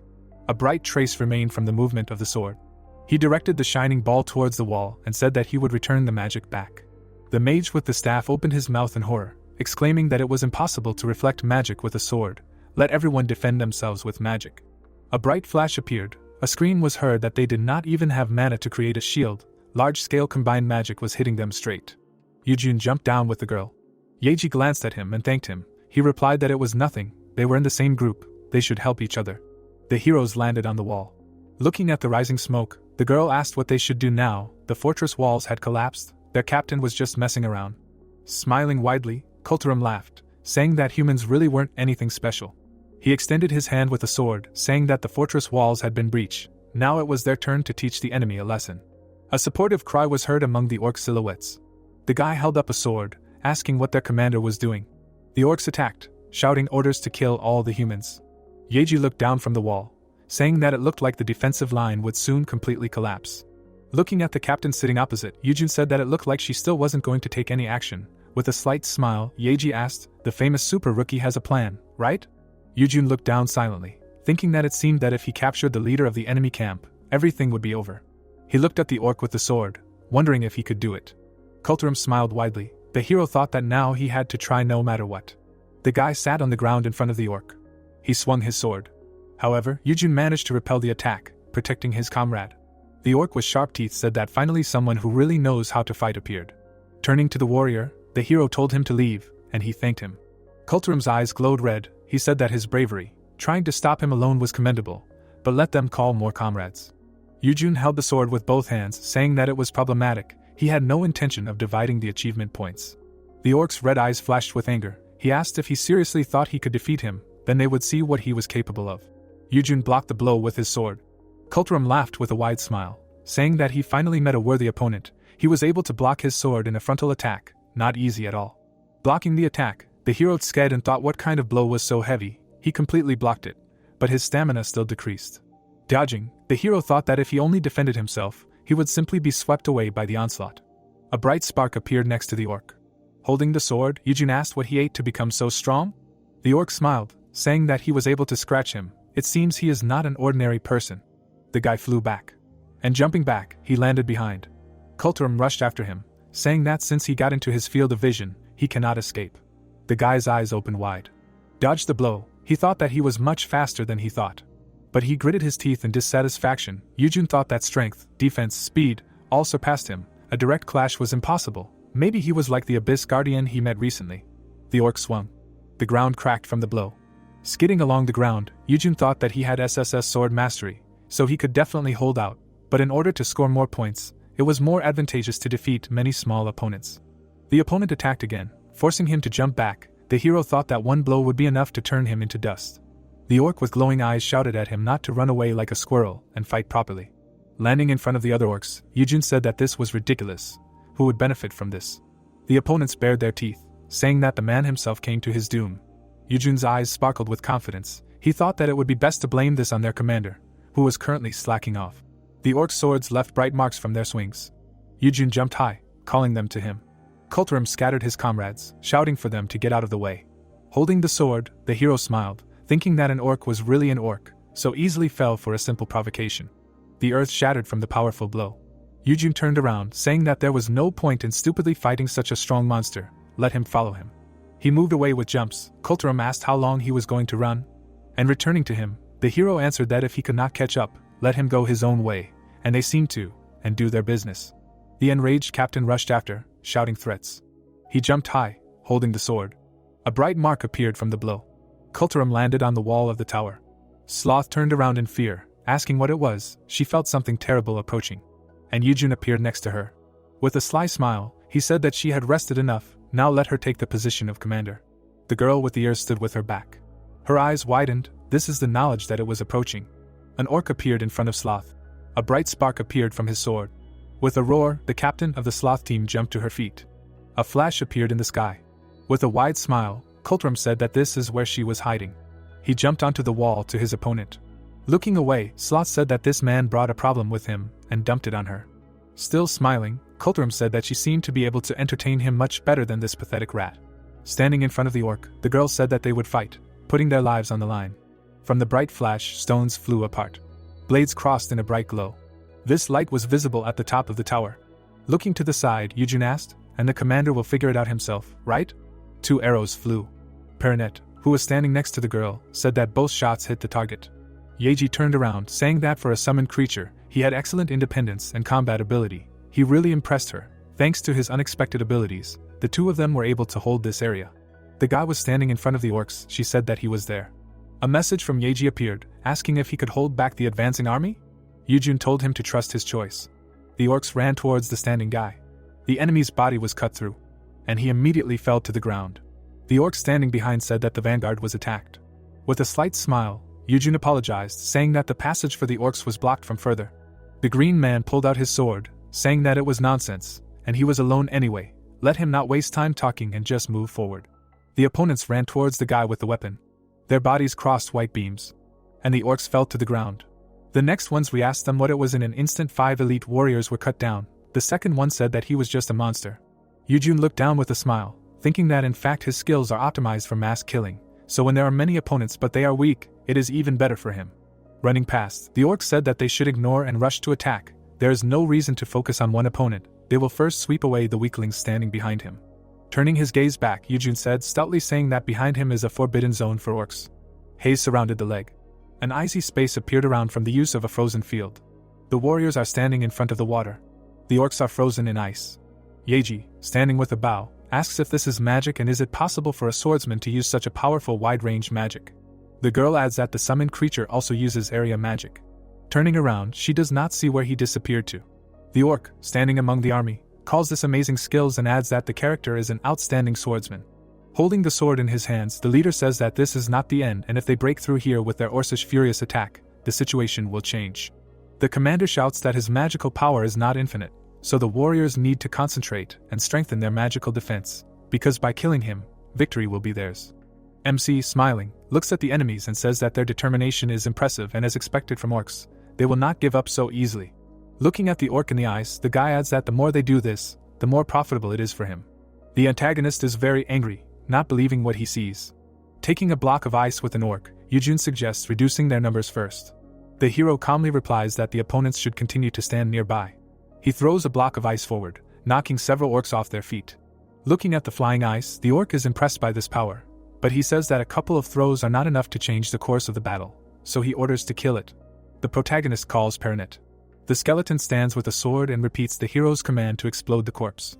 Holding the block in his hands, the fighter does not understand how it suddenly lit up. A bright flash comes from the ice. It turns into an explosion. Yeji is scared. The explosion was a surprise to him. The orc looks at the explosion in shock and assumes that the system broke, since it is unlikely to be below level 300. MC throws the block again. The antagonist orders his warriors to dodge. Explosions are heard among the squads. The warriors at the fortress are happy that the orc army is melting. The orc is angry that they cannot cope with this and does not understand where their leader is cooling off. Yujun and Perinet stand around the smoke and the hero says that if he still wants to, then let him come. The skeleton is concerned that the mana is at 0 from 3 corpse explosions, and although with such firepower it is not surprising, his bluff may be revealed. The warrior realizes that in this racial war their side lost, and who would have thought that there would be such a strong warrior like him in the human camp. Another monster aggressively declares that orcs do not give up, even when defeat seems inevitable. The antagonist runs at the heroes and shouts that in any case, even if they lose, they are just eliminated and this is a chance to fight without dying, so he suggests that the orcs enjoy it. The warrior squads run forward. The protagonist understands that orcs are a natural-born fighting race and cannot lose vigilance until the very end, because the enemy may also have strong fighters left. Yujun's allies run, declaring that they will also go on the attack. The hero exhales and says that since this is a game where you don't have to worry about survival, their side should enjoy it too. Stepping onto the ice, the guy thinks that a strong opponent who gives a lot of points is his. He rushed among the orcs, cutting them down. The monster raised its head in pain. Standing behind the dead enemies, MC thinks that now he can trust this place to his allies. The squads fight and the hero understands that they continue the offensive. A blue flash flashed in the sky. The girl flew into the wall. The rabbit screams in fear. The orc did not have time to hit her. The heroine quickly jumps back. He is sitting in a crater. The warrior, approaching her, says that he does not understand why she does not attack, but since he does not like to cause pain, he will quickly finish her off. The girl, with a bloody mouth, thinks that if she had not only had to defend herself, he would already be dead, and if not for this curse, she would have already wiped his nose. The protagonist appears. Sloth is stunned. The orc is furious. Stopping, the guy delivers a slashing blow. Blood spurts from the antagonist's shoulder. Yujun sat down on the ground with his sword. The orc clenched his teeth in pain. A swing flies in front of the hero. He jumps at the enemy again. The guy delivers a blow. Blood spurts from the enemy. The orc stands, grimacing in pain. Breathing heavily, MC explains that he attacked with the intention of cutting off his arm, but only slightly wounded him, and yet it was a perfect surprise attack. The antagonist turns to the hero irritably, recognizing him as the one who recently escaped, and adds that he spared the guy, and he repaid him by hitting him in the back. Frowning at the enemy, the protagonist does not understand when he spared him, believing that this orc is distorting the facts. The girl sees a potion in the guy's hand. She takes it and thinks. Yujun, turning around, tells her to quickly drink the flask and not look so hesitantly. The orc aggressively asks about the potion and says that this will not do, because he cannot lose the rabbit, which he almost caught. His feet leave the ground. The fighter turns his head. He sees in the distance that the girl has disappeared, since he was only distracted for a moment. MC makes a swing for a strike and says that one cannot be distracted during a fight. Grinning, he asks if he was better in dexterity. The orc looks angrily. The guy's blow sends waves from the orc's back. Blood pours onto the ground. The hero pulled out his sword from the enemy. Looking sullenly, he believes that since he hit him right in the heart, it is definitely a fatal wound, saying that this is the end. With his eyes flashing, the orc calls him MC. The protagonist's eyes widen in surprise when he realizes that he cast the forbidden resurrection spell. Pulling his sword forward, the antagonist declares that even if he dies, he will at least take this little rat with him. Sloth runs to the hero when he sees that this is a weapon destruction technique, and the enemy uses self-detonation when he almost finished him off, and if he dodges, their commander will die and then all the points he worked so hard to earn will become invalid. He stands in front of Perinet, and says that he has no choice. The skeleton asks if his master called him. A bright flash illuminated everything around. Yeji turns around, seeing the explosion from Yujun's direction. The protagonist clears his throat while in the smoke. He thanks Perinet for allowing him to survive and sacrifice himself. The guy drinks the potion and realizes that he almost got caught, so he needs to drink the flask quickly. Looking at the dead body of the antagonist, he does not understand why demons or orcs so often resort to self-detonation. A girl is sitting in front of MC and he says that if it weren't for Perinet, he probably would have already flown out with Sloth. The protagonist approaches the orc and asks if he is alive.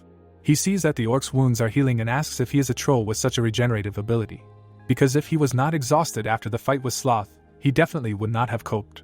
The protagonist raises his sword and says that in the end, the winner is the one who remains standing last. Hitting the orc, he bids him farewell and the system reports that he has defeated a strong opponent with a huge level difference and received the title of Master of Combat, and when fighting players, his strength and agility indicators increase by 12. Yujun watches carefully and thinks that the leader of that side is not a player, but an NPC, and if they meet again outside then it was not in vain that he angered this monster-like guy. The hero turns around and does not understand why it is so quiet here. Looking at the warriors in front of him, the guy asks if the battle is over already, when the people in the crowd are surprised that he dealt with the commander alone, because they should be about his level. Grinning, the protagonist suggests that after such a noisy commotion, it is not surprising that the reaction is like that, so it was worth being more restrained, and also asks if they want to ask him something. The fighters are surprised to ask if MC really defeated the captain alone. Raising his fist, the hero says that it is so. Everyone looks at the guy and the dead orc. Yeji approaches Yujun and says that it seems that she underestimated him and did not know that he was so strong, since he faced dozens of players and even the commander at the same time. Standing next to the girl, MC hears his name. He sees Mei among the light elves and she is glad that he remembers her. The guy stands in front of the allies and replies that they have been through a lot together, and the elf says that she is surprised to meet in such a place, so they are truly connected by fate. One of the girls does not understand what Mei is talking about, because she begged to participate in the interracial tournament, saying that she wants to see, but the heroine did not let her finish the sentence and asks if the guy has become stronger since their last meeting. Smiling, the protagonist explains that it is thanks to luck, but the girl replies that he is being modest again, and also wonders who this person is next to him. Yeji smiles when MC explains that he met her here and now she is a member of his group, to which the girl is pleased to meet Elves and she says her name, and that she is a member of Yujun's group. Shaking hands, Mei asks to treat her not as an elf, but as a comrade in arms Yujun, with whom they fought, risking their lives and exploring the dungeon together. Sloth's foot stepped on the ground when the guy for some reason finds it difficult to breathe and thinks about when the mission will end. The rabbit girl seriously states that, as promised, she did not take her eyes off how he achieved success and MC asks about gratitude for saving his life. Sloth calmly explains that this is just part of his job and he will receive a well-deserved reward, and the system makes decisions based on what it sees, hears, and evaluates.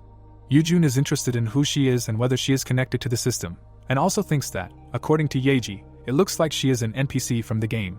The rabbit frowns that this is a question she cannot answer. Scratching the back of his head, the protagonist apologizes for asking an awkward question and asks if she is upset, to which the girl replies that it is not about that, and that she always behaves like that. Folding her arms, Sloth explains that she is not a puppet of the system and came here, accepting the quest to lift the curse placed on her, and the hero asks if she will return somewhere to the tower after the tournament, to which she receives a positive answer. Turning back, he asks if this guy is a creature like her, to which she replies that this orc is also a creature and he is an unconventional monster, and he asks if it is possible that he will also be reborn when this mission is over, to which she replies that he is. Sloth looks displeased at his guess about where the orc will be reborn, but she calls the guy a very curious person, asking how long he is going to keep asking questions.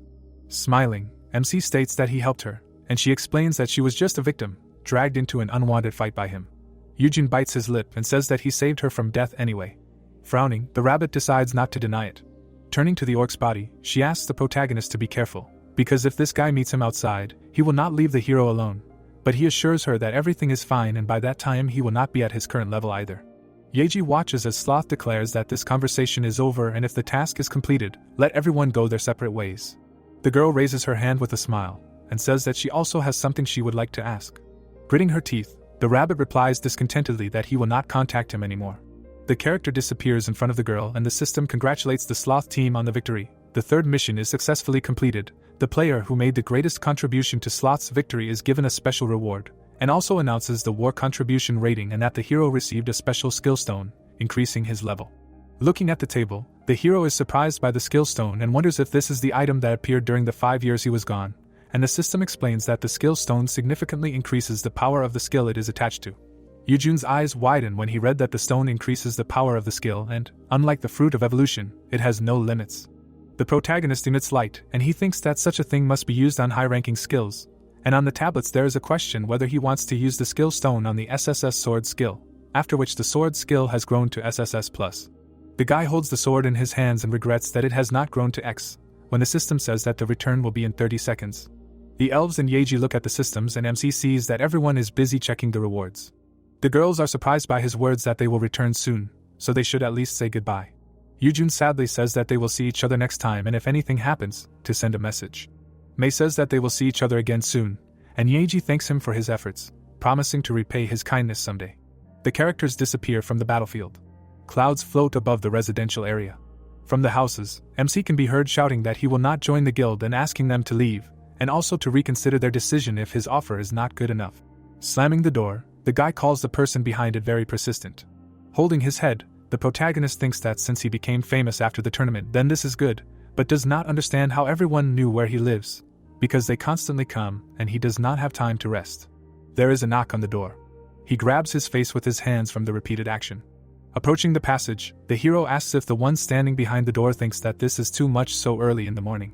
MC sees a tall man at the threshold, when he declared that he would not join their guild. Palkio smiles, apologizes for disturbing him this morning, explaining that he is a representative of an interracial union and asks to give him some time. Entering the house, the orc thanks the guy for his time. Sitting on the carpet, the representative replies that he came prepared for a refusal, but did not expect to be offered tea. While the man drinks tea, the guy understands that the Union is one of the largest forces controlling the Endless Tower, and one can say that this group is so large that even comparing it to the 4 main guilds is awkward, and the representative of the Union also states that his performance at the Interracial tournament was truly impressive. MC also drinks tea and thinks that having fallen out of favor with them, life in the tower will become very tiring, and also says that he really tried his best. Setting his mug down on the table, he ponders how it came about that a notoriously slow-moving individual from such a large organization would end up here. Eugene looks at the union representative and asks what they want from him as a member of this union, and whether they have come to invite him to join them like other guilds do, to which the man replies that the hero is absolutely right. The orc adds that he did not come to recruit, but to make a request, and of course, they are ready to offer an appropriate reward. Sitting on the couch, the guy replies that he is embarrassed to say this, but it will be difficult for them to satisfy him with a normal reward, since he lacks nothing and also believes that he cannot use all the resources in his inventory. The union representative asks if he has any special requests, since he can satisfy most reasonable requests, but the guy replies that he wants something he does not have. With a slight smile, Eugene asks if it is possible to obtain a skill stone. With his eyes closed, Palkio explains that the skill stone is a valuable item that is only available to the highest ranks of the union. With his arms folded, MC states that other than that, nothing else particularly appeals to him, and if not, he can go. The orc scratches his chin and says that the only thing he can offer within his authority is a low-level skill stone. This interests the guy and he wants to hear more about the quest, and also thinks that even if it is low-level, there is nothing wrong with it, and also a chance to get an item that is not in his inventory. Sitting in front of the hero, Palkio explains that they wanted Mr. Eugene to participate in the extermination of demons that their union is conducting, and according to available information, more than 300 demons have appeared, and for the inhabitants of the tower, this can be deadly, so the union intends to destroy the demons that can pose a threat in advance. MC ponders the fact that there are 300 demons and realizes that such a number would be burdensome even for an interracial alliance, asking if that is why they are gathering fighters. The orc reports that their enemies have already begun to act and say that one of the nearby dark elf villages has burned down, which amazes the guy. The protagonist remembers the dark elves and does not believe that this happened to their village, because if something had happened, Stellan would have contacted him. Sitting in thought, he believes that if we are talking about 300 demons, the risk is too great, and says that if there are so many enemies, then a large-scale high-level expedition will probably be organized. So what is the point in participating in it for a low level like him? Palkio replies that he only came on the orders of the Union's top brass, and there were those who claimed that Mr.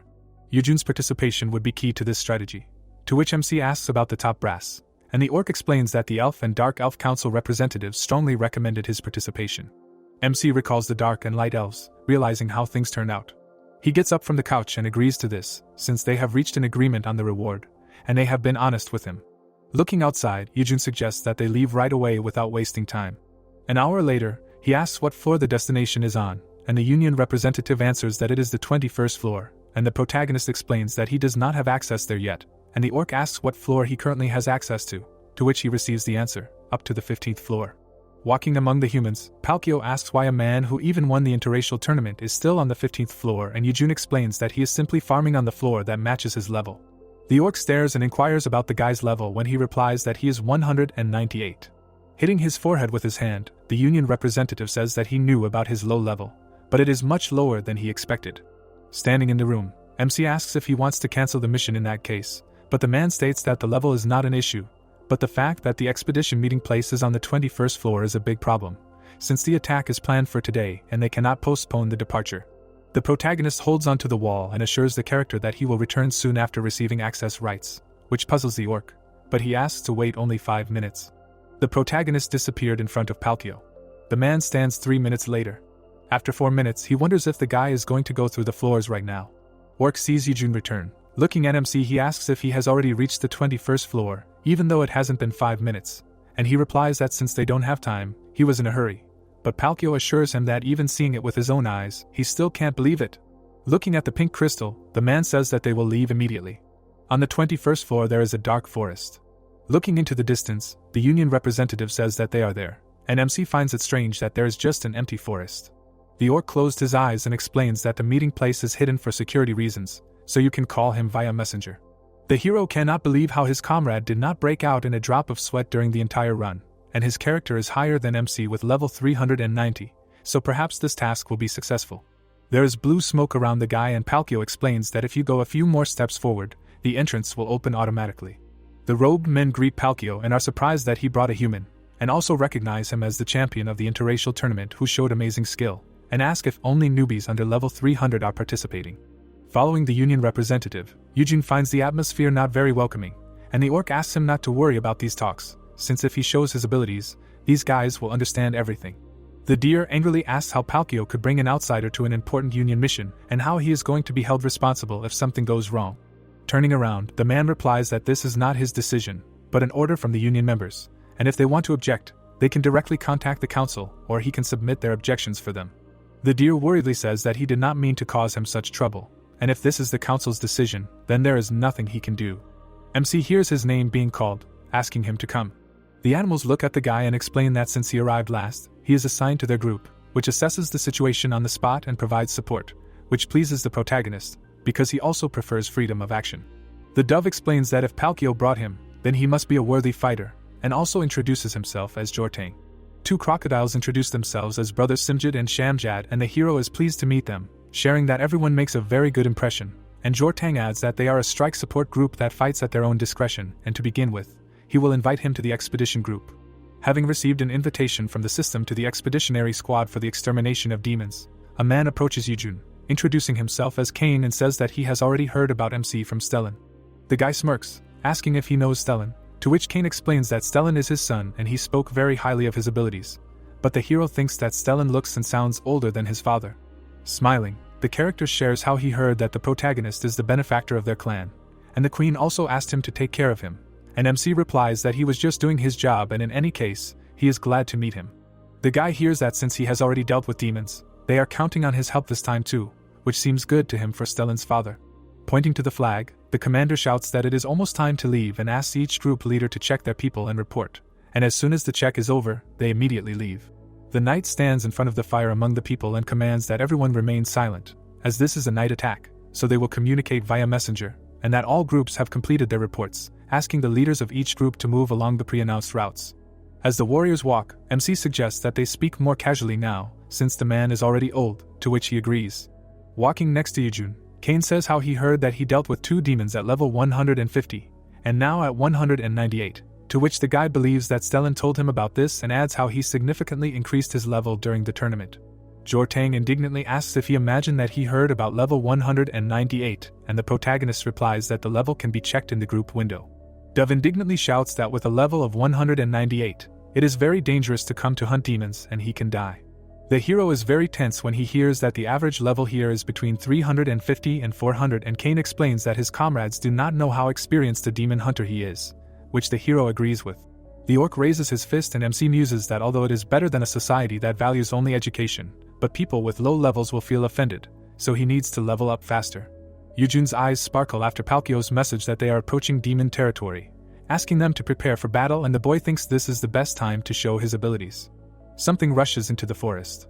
Kane notices one of the crocodile brothers disappearing. Grinning, the man finds it surprising that his friend disappeared right before his eyes and he did not even feel his presence, and perhaps he will become a hidden trump card for this operation. The hero looks into the depths of the forest. He rushes forward and considers whether he should take advantage of this opportunity to catch demons and quickly level up. The boy stepped onto a tree. He is standing on a branch. The hero sees in which direction the demon camp is. His heightened sense is activated and he feels his consciousness gradually expanding into the distance. Seeing the warriors, MC says that he has found them. Hiding behind the bushes, Yujun thinks that although he has become much stronger than before, fighting against a large number of opponents still carries a great risk, and today's tactics are to destroy them one by one. The monster screams, and the protagonist thinks that if he increases the level by 2 more, he will reach level 200, and new equipment is already waiting. A rustling sound is heard from the bushes behind the demon. He quickly turns around, asking what is there. MC watches the antagonist. A blow rushed. A sound of pain was heard in the night. Another demon turns his attention to the side. He goes forward, asking what is happening there. The monster noticed something. Everything is burning and he screams that this is an attack by the alliance of races and the enemy attacked first. Looking at the fire, he wonders how the enemies dared to attack first. The protagonist runs up from behind. The monster turns around and doesn't understand how they managed to get so far. Striking, the hero explains that it's too late. The demon's head flies off.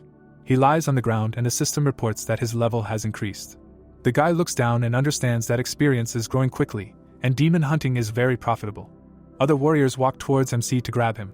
The fighters stand behind Yujun and see that the guards have already been defeated, and think that this is not another race, but a person who escaped. Turning his gaze to the opponents, the hero asks if their reaction is too quick to the fact that they ran so quickly after the guards were defeated. The antagonists run towards the guy and the leader orders to catch him alive, since the stronger he is, the better victim he will be.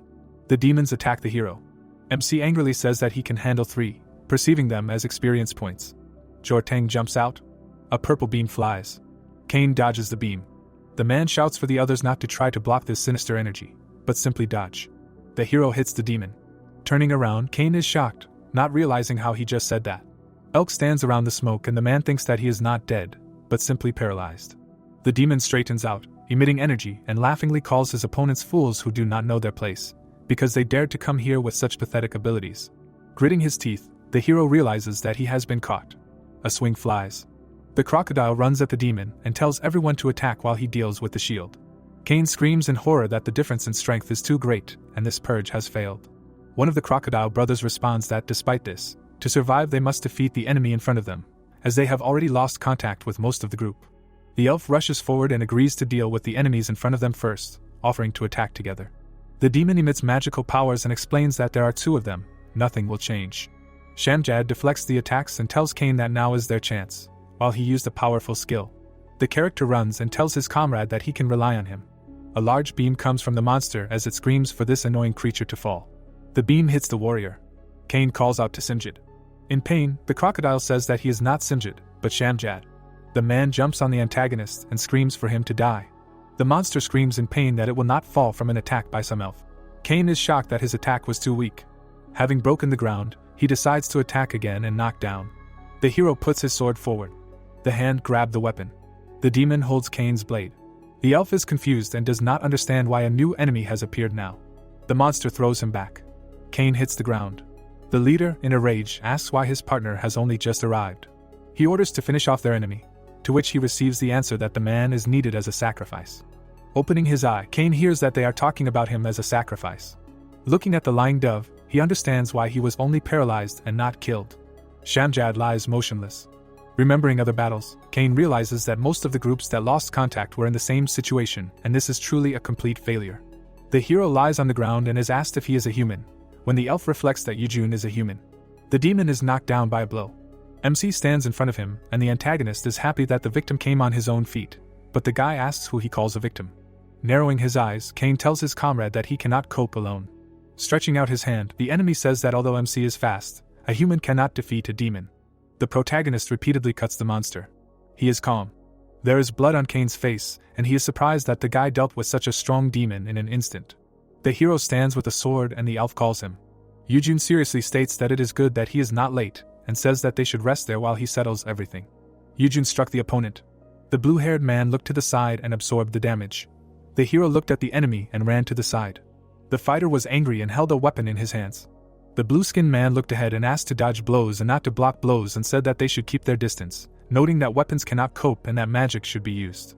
The fair-haired man stood on the ground and said that the man was the winner of an interracial tournament, and the orc asked if such power was possible at such a level. The opponents directed magic circles towards the protagonist, and weakened him with debuffs, saying that people have low mental defense. MC froze and he experienced negative effects. Yujun looked ahead and a notification appeared about the activation of peace of mind and resistance to mental attacks. The hero struck the enemy and he groaned in pain. The enemy hugged the opponent and was not going to die alone. The guy froze and became wary. A powerful explosion occurred. The team stood, directing magic circles forward, and said that the higher the attack, the lower the defense, and were going to suppress him with firepower and not necessarily hit. An explosion occurred and a notification appeared that resistance to darkness increases by 50 and that for 30 seconds. A certain amount of health is restored every 3 seconds. The beam rushed towards the explosion. Yujun burst out of the pillar of fire. The group looked forward and became wary. The hero approached the opponents and used a slashing blow. A cut occurred and the magic circles were divided in half. The protagonist looked up. The bodies of the enemies were divided in half and the blue-bodied screamed in pain until a notification appeared about a level increase. The horned one looked ahead and said that they were losing and suggested asking for help from him right now, to which the girl replied that he was conducting a ritual, and if they interfered, then everyone could die. MC looked back over his shoulder and asked what he had. The remaining enemies flew away and said that for now they needed to retreat, because when the ritual was over, the magician himself would intervene. The guys rejoiced and the white-haired one said that the demons retreated, which meant that they were now saved and survived. Yujun looked away while he said that their losses were not too great, and, it seemed, everything was over for now, but the people still had not figured out what the demons were doing here. The building was shrouded in darkness, and the monsters were clearly preparing something. The orc stood in front of the hero, and said that now it was clear why he said that he would fight alone. The green-skinned one closed his eyes and said that it was all thanks to him, and asked about the fighter's equipment having changed significantly. The protagonist raised his hand, saying that he had upgraded his equipment because he had leveled up and he had a set of great berserker armor prepared for level 200, and a notification about the characteristics of the armor elements came out, and these are the side effects of losing your mind that can be neutralized by the cold-blooded skill. So this armor was perfect for the wearer. Accessories appeared on the guy's hand and a notification about the rings of furious flame and the bracelet of a deadly blow came out.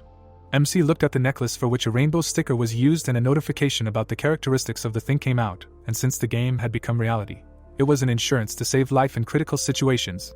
Although there was a lot of equipment, the number of stickers was limited, so they could not be used carelessly.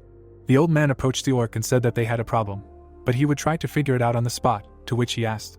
The white-haired man looked away and said that they were not killing them, but only neutralizing them, so there were few casualties. But there were too many wounded and a small number of healers were currently working hard, but regrouping would take some time. Palkio stood in front of the guy, who said that this was another problem and that their number of people had greatly decreased, and it seemed that they had taken those with them during their retreat, because judging by the fact that they called them victims, they were undoubtedly preparing some kind of ritual. The creature closed its eyes and said that the situation was indeed difficult, and noted that it did not expect that it had underestimated the enemy's strength so much. The man looked towards Yujun, who said that he would go first. He pointed behind his back, saying that they should not give them time, and the team could follow him later, after regrouping. The orc closed its eyes and said that although it was shameless, now he could only rely on him and asked that the guy avoid direct clashes until they caught up with him. He looked back and asked to give it to him. The hero rushed forward. He looked forward and thought that after the recent battle he clearly understood that with the current equipment, he could not lose to anyone. The building was shrouded in the darkness of the night, and there was a notification of an urgent message from there. The blue-skinned one looked to the side and shouted that the union of races broke through the advanced group. The demon stood with his back to him and asked what he was talking about, saying that he had just received a report that they had almost caught everyone. The monster looked back over his shoulder and said that moreover, he was disturbing him by making noise at an important stage of the ritual and asked if he was tired of living. The servant looked forward, asking for forgiveness, and said that one person broke through and they could not stop him and soon he would get to this. The people were locked up and Solian asked about one person, while the prisoner asked to save him. The red-bodied one imagined the god of the sword and asked that it was really him. The horned one stood in front of Minsu and said that it was definitely not him, to which the red one asked who it was then. The high-ranking demon walked forward and said that in any case, if a serious opponent had arrived, then nothing could be done about it and the ritual would have to be postponed. Yujun approached the entrance to the building. He looked ahead and said that the tracks led to this place. He took a step and saw no point in wasting time and this could play into their hands, and that they needed to enter as soon as possible. The protagonist became wary and activated his heightened sense. The blow pierced him from the darkness. Several powerful explosions occurred. Solian was puzzled and did not understand whether he had dodged it, and noted that the guy had good intuition. The hero stood on a stone and breathed a sigh of relief. He looked ahead and assumed that it was a higher demon. The red one stretched his hand towards him and said that the guy had a keen eye. His weapon flew towards him, after the order to return. The demon held a spear in his hands and asked him to put aside thoughts of survival if he met him, because the weapon was legendary and was level 400. MC held a sword and asked if he was late for coming, saying that most of the subordinates had already suffered and asked what he was doing, that he had only just appeared. Solian looked ahead and said that the man did not know about their great plans and in that case, there was no need to reveal them to him. The tip of the spear was shining and the demon said that if he was curious, he could find out for himself. Yujun was wary and looked ahead. Red struck and said that he would die before that. Signs of battle were visible through the darkness and trees. The hero fought back. The opponents fought to the death and shock waves diverged from their blows. A powerful explosion occurred. The guy braked with his feet on the ground. The protagonist held a sword and a column of dust enveloped him. The spear pierced the stone and the opponent said that it was not bad. Solian held the weapon in his hands and said that it was just a human keeping up with him, and it seemed like the complaints of his subordinates were justified. MC smiled, saying that the truth was that they were weak. The demon twirled the spear, saying that judging by the fact that he was still at these lower levels, he was unlikely to be a high-ranking player. But he was surprisingly strong and said that it was good that a worthy victim came to him on her own, while the guy stood in a stance and asked what he was implying, that he could handle even a high-ranking player. The demon held the spear and said that lower humans were originally different from demons, even in basic characteristics, and besides, his spear was a rare equipment that even high-ranking players could not get. He rushed forward. Yujun looked to the side and his heightened senses turned on. The opponent was standing to the side of the guy and said that he could consider it an honor to become rust on his legendary spear. The hero dodged the blow. Solian looked at the guy in surprise and grinned. The protagonist looked down. He struck and the opponent blocked the blow.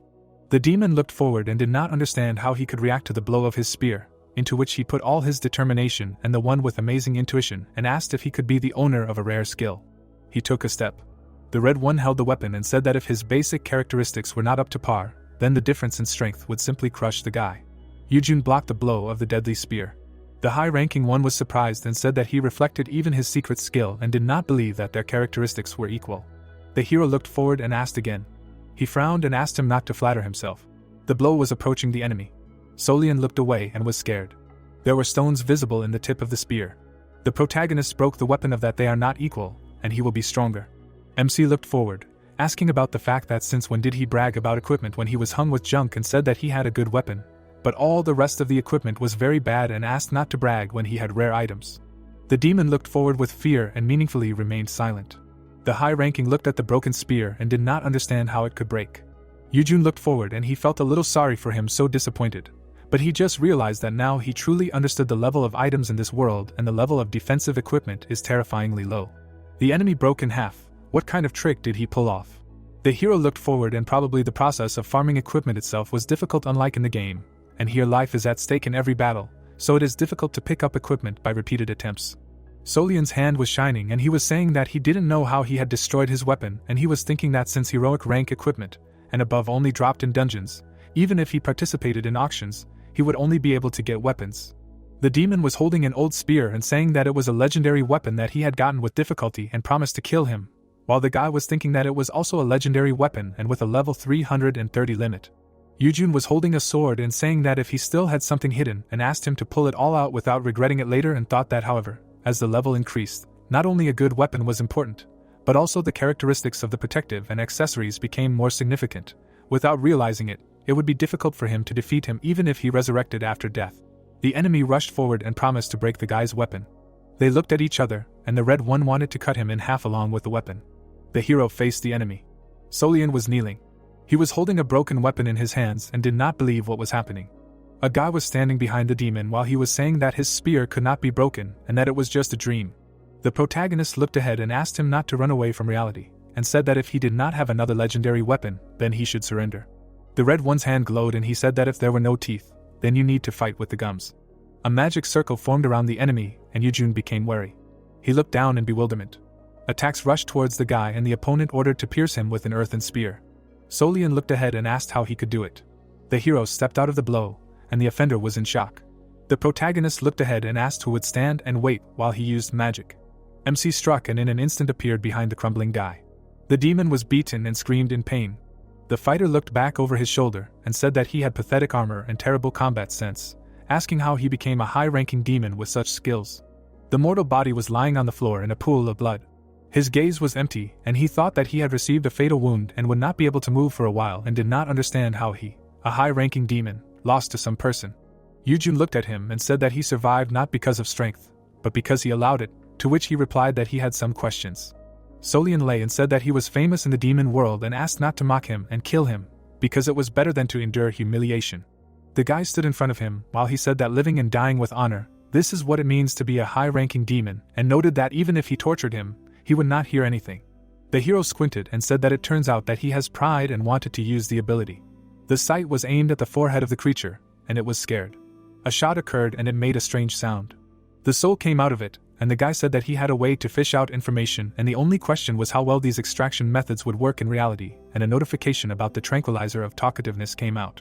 In front of the guy stood a spirit who asked about what he was interested in, and it was a paid item that the developers sold for the convenience of completing quests, because it made it easy to collect information from game characters. Yujun looked ahead and was pleased with the work of that one and asked what the demons were doing here. The moon shone over the dark area of the second floor. There were tents in the forest and people there. In the ward there were wounded and someone was calling for healers. Palkio looked at the hero and was grateful for his efforts. He looked at the interlocutor and said that he could see and everything was fine. The prisoners were sitting nearby and the green one said that as a result of the interrogation it turned out that the person responsible for this place was the supreme demon Solian and asked if they had seen him. The fighter looked at the captain, who said that judging by such a loud figure, something large-scale was brewing here and he said that he remembered such a demon. The spirit pointed his finger up and when asked what they were doing here, he said that he was conducting a ritual to summon the Demon King. The figure stood in the sky in front of the portal and when the Demon King was supposed to descend, on the same day the demonic race would be able to absorb the continent. But this required a large number of human players, because it is a good material for sacrificial offerings. The hero looked ahead and asked how they managed to catch so many players. It was not easy to do. The narrator folded his arms and said that they were simply helped by a high-level player who cooperated with their race, to which the guy asked who it was and was told that it was a player named Judy. The guy froze and thought about the guy. The white-haired guy looked away and had two sides, and the protagonist thought that he was a high-ranking player, also known as a sage, and who would have thought that he would be a person whose appearance did not match his true nature and realized that he would need to investigate the cases that this person was involved in. MC looked away and said that there was one person who bragged about the status of a high-ranking demon and noted that he dealt with him, and a notification about leveling up and improving characteristics came out. Palkio was surprised and asked that he killed Solian alone. Yujun looked ahead asking why he was so famous, and the orc said that now it was clear why this place was called a trap for beginners, because many players fell from the demon's spear. The hero closed his eyes and noted that this was the strongest opponent today and asked when he would receive a reward. Green looked away and said that he had prepared everything because he knew he would ask about it. In his hand was a flask with an artifact, and he asked to take it. The protagonist looked at the item and did not understand how to use it, while he thought that he would like to improve composure and heighten senses, and a notification about the skill stone came out. MC looked at it and thought that he would use the stone for heightened senses, and a stone would look better at composure, and the system showed a notification about using the stone and improving. The guy froze. The magic circle spread around the area. Yujun looked up and said that he now clearly feels the presence of everyone around. The commander-in-chief looked at the boy and said that there would be an additional reward for today's achievements, and asked him to wait impatiently, to which the boy was glad and said that since it was about this, he could use some consumables or ingredients, because he had already updated his equipment. The figure watched as Palkio said that he would take this into account and asked if he wanted to join an alliance, to which he said that he did not want to be associated with this, but was always ready to help, and he called out to the boy. Heeyeon stood and led up to the speech. She looked ahead and said that they had not seen each other for a long time. Yujun looked ahead and pointed his finger. He stood in front of the girl and asked how she ended up here, to which he received an answer that she was kidnapped again and locked up. The boy held his jaw and imagined the kidnapped girl and asked that wasn't there a kidnapping last time and assumed that she was simply cursed with bad luck. The blonde closed her eyes and said that it couldn't be, although she was really unlucky this time. They stood in front of each other, and he asked how it happened that she was kidnapped, to which he said that this time there was an incident during the exploration of the dungeon, to which she said that she discovered a hidden dungeon, but, as luck would have it, demons gathered there, and there were several dozen of them, and she could not escape. Yujun looked at Heeyeon and asked if that dungeon had been completed, to which the girl replied that most likely it was untouched and the demons said that they use it as a shelter and maintain the dungeon in working order. The guy beamed and said that they needed to go to the dungeon. The mountains were covered in darkness, and the blonde asked to wait a minute and noticed that the guy had a scary look. The stones stood by the mountain. Moonlight fell on the entrance to the dungeon. The hero appeared next to them and a notification about the entrance to the cave appeared. They stood at the entrance, and the protagonist said that there was an unusual atmosphere here. Heeyeon looked around and said that since the demons cleared the dungeon and left only the boss, something was wrong here. The blonde looked around and asked what it was. Yujun looked ahead and using his heightened senses, for a dungeon that was supposedly completely cleared, there were too many signs of living monsters. The girl leaned against the guy and asked if they were really nearby, to which the guy was told that the feeling was a little different from ordinary monsters. The hero felt the creatures in the cave and felt that something was wrong with their aura. He looked at his partner and suggested that they move carefully for now. A magic circle formed on the floor and the protagonist ordered Perinet to leave. The skeleton raised his sword and said that he came at his call, and Yujun said that today there was the same noisy appearance. The knight looked at the guys while the hero said that from now on he should protect the girl, and she said that this fighter is the boss of the dungeon and said that she heard rumors that they have a famous summoning skill. The protagonist smiled and said that they will leave the greeting for later, and now they need to get ready because the enemy is here. The monster took a step. The rhinoceros looked at the guys and MC asked that the girl sees this for the first time and said that these creatures are infected with magical energy. The two-headed creature stood in front of the guys. One of the heads growled. Heeyeon was scared and made a strange sound. The monster rushed towards the guys. Yujun struck at the threat. The guard froze and became wary. The guys were shocked and Perinet said that as expected from the owner, he defeated him with one blow of the sword. The hero stood next to the mortal body, and he said that every normal magical creature is the same level as the original monster. The girl looked ahead and asked that isn't it weird to exaggerate the power of that one if he killed the creature with one hit, and thought that the guy killed him with one hit without using any skills. The violet-eyed girl looked at the notification that the level had increased and said that the level was increasing so quickly, and it was amazing.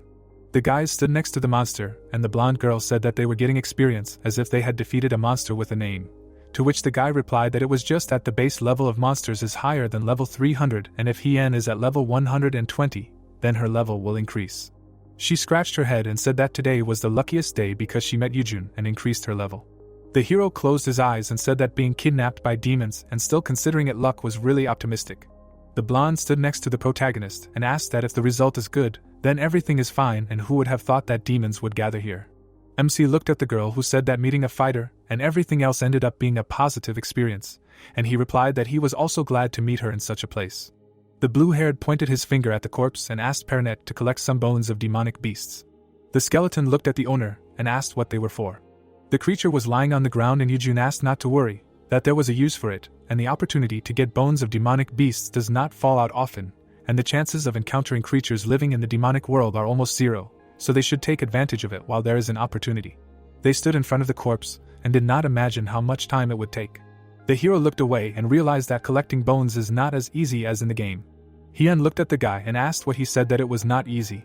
Movement burst out of the ground and the blonde asked to assign such a job. The girl rushed to the side. She did a somersault in the air. She glowed and used the butchering skill. Dust rose and the guy made a strange sound. The blonde jumped out of the dust column. On the floor lay the meat of a demonic creature. The body of an average demonic creature turned into bones. The skin lay nearby. The guys stood next to each other, and the partner asked how her new skill that she mastered was, to which she received the answer that it was impressive and the guy knew that such a thing existed, but did not expect that it could be used in such a way. The purple-haired girl looked away and said that it was a skill she had recently learned and it was very useful, and that you could also make money using such everyday skills. Yujun smiled and said that it was very useful anyway and he could hunt while she did the butchering and asked Perinet to collect all the materials. The knight held out his hands and put all the remains in storage while the guy suggested moving forward. The rocks were covered in darkness, and the partners were the same age, so they decided to become friends. They stood by the door and the hero said that he would go first to the boss room and they would follow him slowly. The protagonist opened the door and thought about it. He stood in the hall and asked why there was nothing here. MC looked away and thought that this was definitely the boss room, but there were no signs of life because even with the skills he could not feel anything. The girl became wary and asked her partner to be more careful. Something was approaching the guy. There was an explosion. Yujun jumped to the side. He looked ahead and said that it scared him. A silhouette was visible in the dust, and the guy assumed that it was a demonic creature or something more. The monster looked ahead and said that this was its territory. The hero was scared and asked if it was really talking. The creature stood in front of him, and the guy thought that it was a transcendental creature, because when demons are reborn, they become intelligent beings and it threatened to kill him if he did not leave the territory. The protagonist held the sword and thought that it had a clear, meaningful speech, and who would have thought that in such a place you can meet a creature. The boss looked ahead and said that if they fought with him, they would all die. Claws rushed forward. He ran towards the guy. MC dodged the attack. The blow was approaching the head of the creature. They stood in front of each other. The opponents rushed at each other. The blow caused an explosion. The man looked forward and grinned. The monster took the blow. They continued to fight, dealing blow after blow. The partners watched the carnage and cheered for their ally. The guy took a step. The paw was approaching him. The claws flew off the boss's limb. The creature spread its arms and let out a loud cry of pain. Yujun looked up and understood that he was hesitating and this was his chance. The enemy looked at the claws and did not understand why people were hurting him. He looked forward and felt hatred. The monster looked around, having lost sight of him while the guy was swinging. He noticed the threat and became wary. The hero dealt a slashing blow. He uncovered herself with her hand, screaming that the shock wave had reached her too. The fighter stood in the smoke and looked away. He was pointedly silent and did not feel the blow. The protagonist looked forward, saying that even heightened senses did not help to find out where he was. He looked away. The allies pointed to the side and said that he was there. MC noticed something off to the side. The creature was standing in the shadows next to the girl and he thought that it was not just a transcendental creature. The pink-haired girl covered her face with a hat and the guy was surprised. The girl was standing next to the boss and said that he was torturing her cute pet, although it just lived in the dungeon. Yujun looked to the side and said that she was the owner of this creature, and it was strange to call a demonic creature cute. The pink-haired girl was furious and noted that he insulted her pet again and said that she put a lot of effort into creating it. The hero looked ahead and meaningfully remained silent, thinking that she was a witch if she created a demonic creature. The girl froze and did not understand what was happening. She covered herself with a hat and said that he could not accuse a person of being a witch and said that she was an ordinary person. The protagonist looked at her and thought that witches were quite rare and were neither humans nor demons and were the only race that could easily move between the continent and the demon world, although they still look like humans. He put his hand on his chin and asked if the one who wore a pointed hat and carried a demonic creature around with her considered herself a witch. She pointed her finger at him and said that the guy had good observation skills, but he would regret knowing her true nature and he would not be able to just leave. He smiled and asked what she was going to do and thought that in fact, a witch was too weak an opponent for him. MC took a step and thought that it would be a shame to stop this creature just like that. The monster growled and the girl shouted at him to wait. The guy walked towards her and the witch shouted at him that if he knew about witches, he should understand how scary they are. Yujun looked ahead and said that he knew and thought that witches were a very rare species and equal in strength to demons. She looked at him and said that if he came closer, he would be finished, while the guy thought that these were not creatures that were easy to meet. The hero looked at her and said that since she said so. He took another step and the girl made a strange sound, feeling fear. The pink-haired girl looked ahead and said that from now on, everything that happens will only be his fault and ordered the companion to rush to attack. He growled. The creature rushed at MC. The man looked up and thought that this creature was created very recently. He prepared for the throw and thought that although it was fast, it was not very smart. Several blows occurred. The monster looked at the threat and ordered to become pieces. There was an explosion and pieces of stones flew to the side. The pink-haired girl covered herself with her hat. She looked ahead and said that this is what happens when you underestimate her pet. Yujun stood behind the girl and asked that it seemed like she cared about him and what to do and said that she would have to leave this place first. The witch looked back over her shoulder. An attack was approaching the girl. A blue spot appeared on the girl. The blonde looked ahead and screamed that she was caught. The pink-haired girl looked at her hands and evaporated into hallucinations. Yujun smiled and said that as expected, it was an illusion and thought that even his heightened senses could not catch her, so he suspected that her body was in the demon world. The hero looked at the disappearing hologram, which said that when she came to the human world, it would be the end for him, and he thought that the witch's revenge was a little burdensome. The monster opened its mouth and began to gain energy. The monster released a magical beam forward. The protagonist looked at the threat. The attack hit the floor and raised dust. MC dodged the attack and moved to the right. He ran to the side. The creature redirected the beam. The partners looked at him and called out to the guy. The blow hit the boss's jaw. Yujun hit him and interrupted the attack. He looked back over his shoulder. The monster's head was smoking and he was making sounds of pain. The hero swung and delivered a slashing blow. He looked up and thought that this was the end. The mortal body fell next to him, and he exhaled and a notification about leveling up appeared. The protagonist looked to the side and said that he killed a rare species, but did not receive an achievement, and wondered about what criteria they are given by. The partners ran towards him and the knight said that, as expected, the owner dealt with the enemy and of course, for him demons and evil spirits, it's easy peasy. The blonde walked to the winner and asked if he needed to be butchered, to which the guy asked her. The bones were lying on the ground, and if it was a byproduct of a transcendental species, then it was possible to count on a higher evaluation, and a notification appeared that the bone contained the secret of evolution. The skeleton looked forward and said that they had received a rare bone. While MC was looking at the inventory, the girl asked about how he was going to improve the summoned creature, to which the guy said that everything was possible if he had the right items for each situation. A device for synthesizing and enhancing materials appeared and a notification appeared with a description of it. The group stood in front of the item and the companion assumed that it was a pressure cooker and no, although it looked like it, but it was a device for synthesizing and enhancing materials.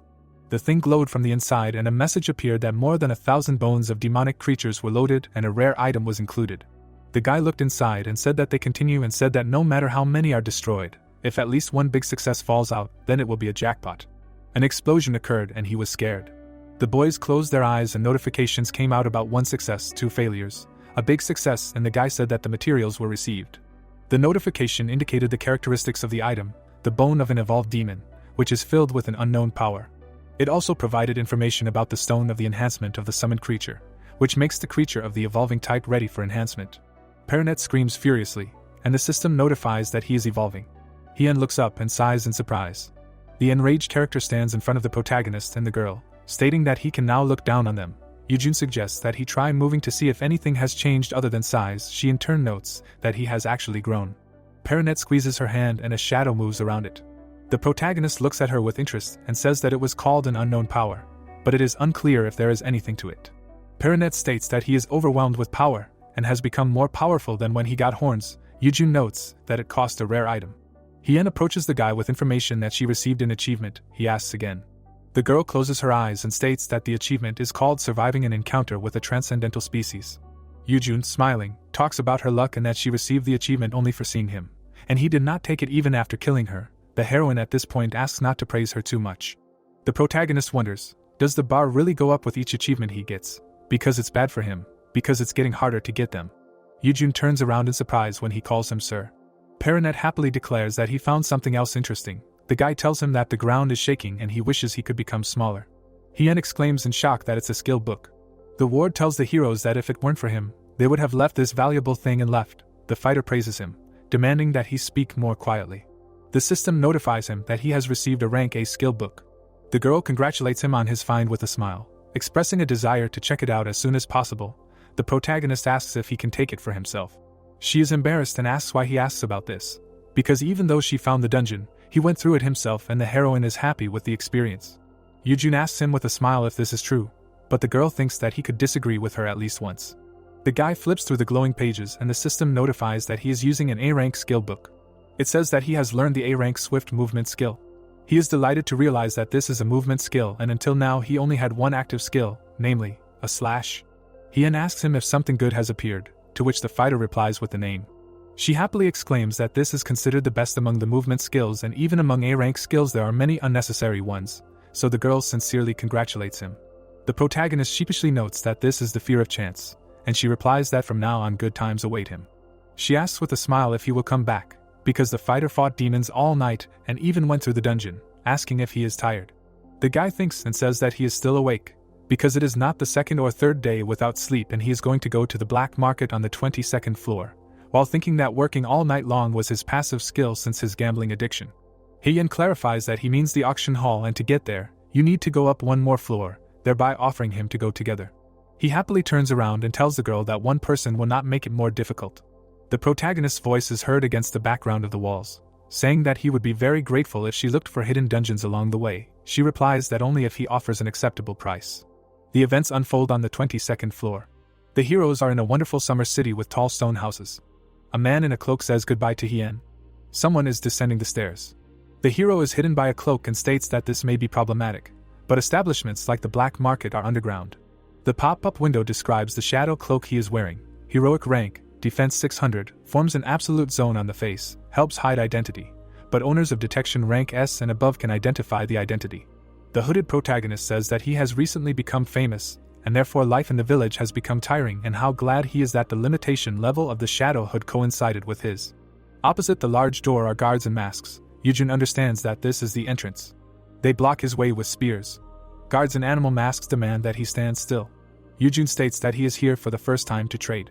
In the guard's hand is an item that he called a temporary identification token made of wood, which is updated from bronze to gold depending on the amount of transactions, and it signifies his status in the market. The protagonist takes it and realizes that this is a system where status is determined by money, and the soldier at this moment asks to wear it in a visible place. Yujun enters the gate and the guard says welcome to the black market, wishing good luck in the deals. The wary protagonist in the hood walks forward. He sees a huge space with a bunch of lanterns, wondering what was created underground. The guy sees the characters walking nearby and thinks that, unlike the surface, the level of equipment here is quite high. The protagonist stands in a cloak and realizes that most of the people walking on the streets are wearing heroic rank equipment. He stands in front of the building, realizing that this is a guild. Yujun goes inside and an old man stands next to him. The fighter thinks that the auction hall should be run by a guild. A butler in a monocle asks what the protagonist wants, noting that judging by the wooden token, he is here for the first time. The protagonist says that he would like to make a deal to exchange items, wondering how this can be done. The old man hands over a piece of paper and says that he needs to start with registration. First of all, create an ID that he will use on the black market, and after that the guild will guarantee creditworthiness for all subsequent transactions. The guy replies that this is problematic, because he wants to hide his face. The butler suggests that he use a pseudonym, while assuring him that the place for the signature is treated with a magic scroll and identity theft is impossible. The protagonist in a cloak listens silently. He writes on a piece of paper, thinking that he called himself a wandering knight, since with such a common pseudonym he will most likely not be recognized. The old man in a monocle and tailcoat folds the paper and says that he is registered and names 2 ways to make deals. The picture shows a conditional diagram and the man explains, if a wandering knight wants to make a deal quickly, he can make it directly with the guild, and in this case the price is set slightly below average. Another structure diagram and description is shown. The second way is to sell through an auction that they hold, where you can expect a high price, but the guild takes a part of the income as a commission. The protagonist says that he would like to try participating in the auction. The old man holds a bell in his hands and says that in this case he will be provided with an accompanying manager, while thinking that Yujun with a wooden token most likely wants to sell souvenirs. The girl stands next to the butler, who states that the minimum level of items for registering for the auction is heroic and asks to take into account that not all things can be exhibited. The manager introduces herself as Yolin, and she will check the items. Yujun stands opposite and asks again if they will really do this here, citing attracting attention, to which she assures that everything is fine and sometimes they even trade legendary items. The protagonist's hand begins to glow. A bright yellow glow fills the entire room. The characters on the street understand that the orange color means the appearance of a high-level legendary item. The old man's monocle falls off and he says in shock that it's impossible, not understanding how a wooden token could have such an item. The frame shows a silver gold item. The girl with red eyes introduces herself as Ray and loudly declares that she is the host of today's auction, asking if everyone has prepared their points. She stands in front of the stands and announces that as always, there are many great items prepared for the participants, and she wishes for everyone to get what they want. The hidden protagonist says that he was unable to prepare points to participate, thinking that they need a lot of them and most likely needed to sell more items. Yujun sits next to Yolin and asks if he can additionally register items during the auction, to which she replies that he can, but it is a privilege for the gold level and he needs to become a VVIP to be able to do so. The protagonist looks down and realizes that the gold level was given out for transactions of 500 million, and in any case, he needs to see how much the shield on display will sell for. Ray announces through a megaphone that they are presenting the first lot. The stand shows a heroic rank spear with a level limit of at least 350. The protagonist thinks about how boring it is. Yolin looks at him with interest and says that a good item has appeared from the very beginning, asking if he will place a bid, since high-level heroic weapons rarely appear. The enthusiastic participants raise signs with numbers and place bids: 600,000, 1,000,000, 800,000, 2 million. Yujun, smiling, is surprised by the jubilation over such a weapon. On the table shines a spear that was sold for 2 million points. The fighter at this moment is horrified by the level of equipment of the participants, since they are happy about such things. The frame flashes back to the reaction of a demon who lost a legendary spear of level 400, and he acted as if he had lost the whole world. Ray points to another stand and declares that the second lot is heroic armor, explaining that the shoulder pads are strong and soft, providing protection and mobility at the same time. Yujun sits next to Yolan and wonders how much his legendary shield will sell for, since he needs to keep going to auctions to earn a lot of points. Ray's voice is heard near the table about a secret lot, which she asks not to be surprised by. The participants look forward with excitement, talking about an unusual orange glow. Ray speaks through a megaphone about a magnificent glow. A legendary shield, called the Shield of Unwavering Will, shines on the stand. Yujun looks forward and realizes that he has put it up for sale and thinks that shields are very rare items, so success is possible, because they rarely appear. The participants raise signs with numbers, offering a price of 10, 15 million. Someone stands up and says a price of 30, then 100 million. The legendary shield shines in front of the stands and prices of 300, 350 million are heard. Several characters, raising signs, say a price of 500 million. The red-haired girl looks at the green ogre with displeasure, while Ray shouts that 2 offers of 500 million have appeared. The heroine addresses the orc, stating that they fight naked anyway and don't need a shield. He replies that it's racial discrimination and that the exposed skin is just a feature, but the shield is necessary regardless of the stats. She glares at him. The orc is furious that the red-haired girl offered 550 million. The building is filled with offers of 600, then he is interrupted at 700. Yolan turns around and says that it's worth congratulating the protagonist in advance, because reaching gold level in just one day is impressive, to which he replies that the shield was more popular than he expected. She smiles and says that good shields are rare and guilds usually give them to tanks since they have a lot of money. The transaction amounts are completely different, and she would buy it if she had that amount. Yujun smiles at her, assuming that she must be a high level, because the requirements for wearing it are quite high.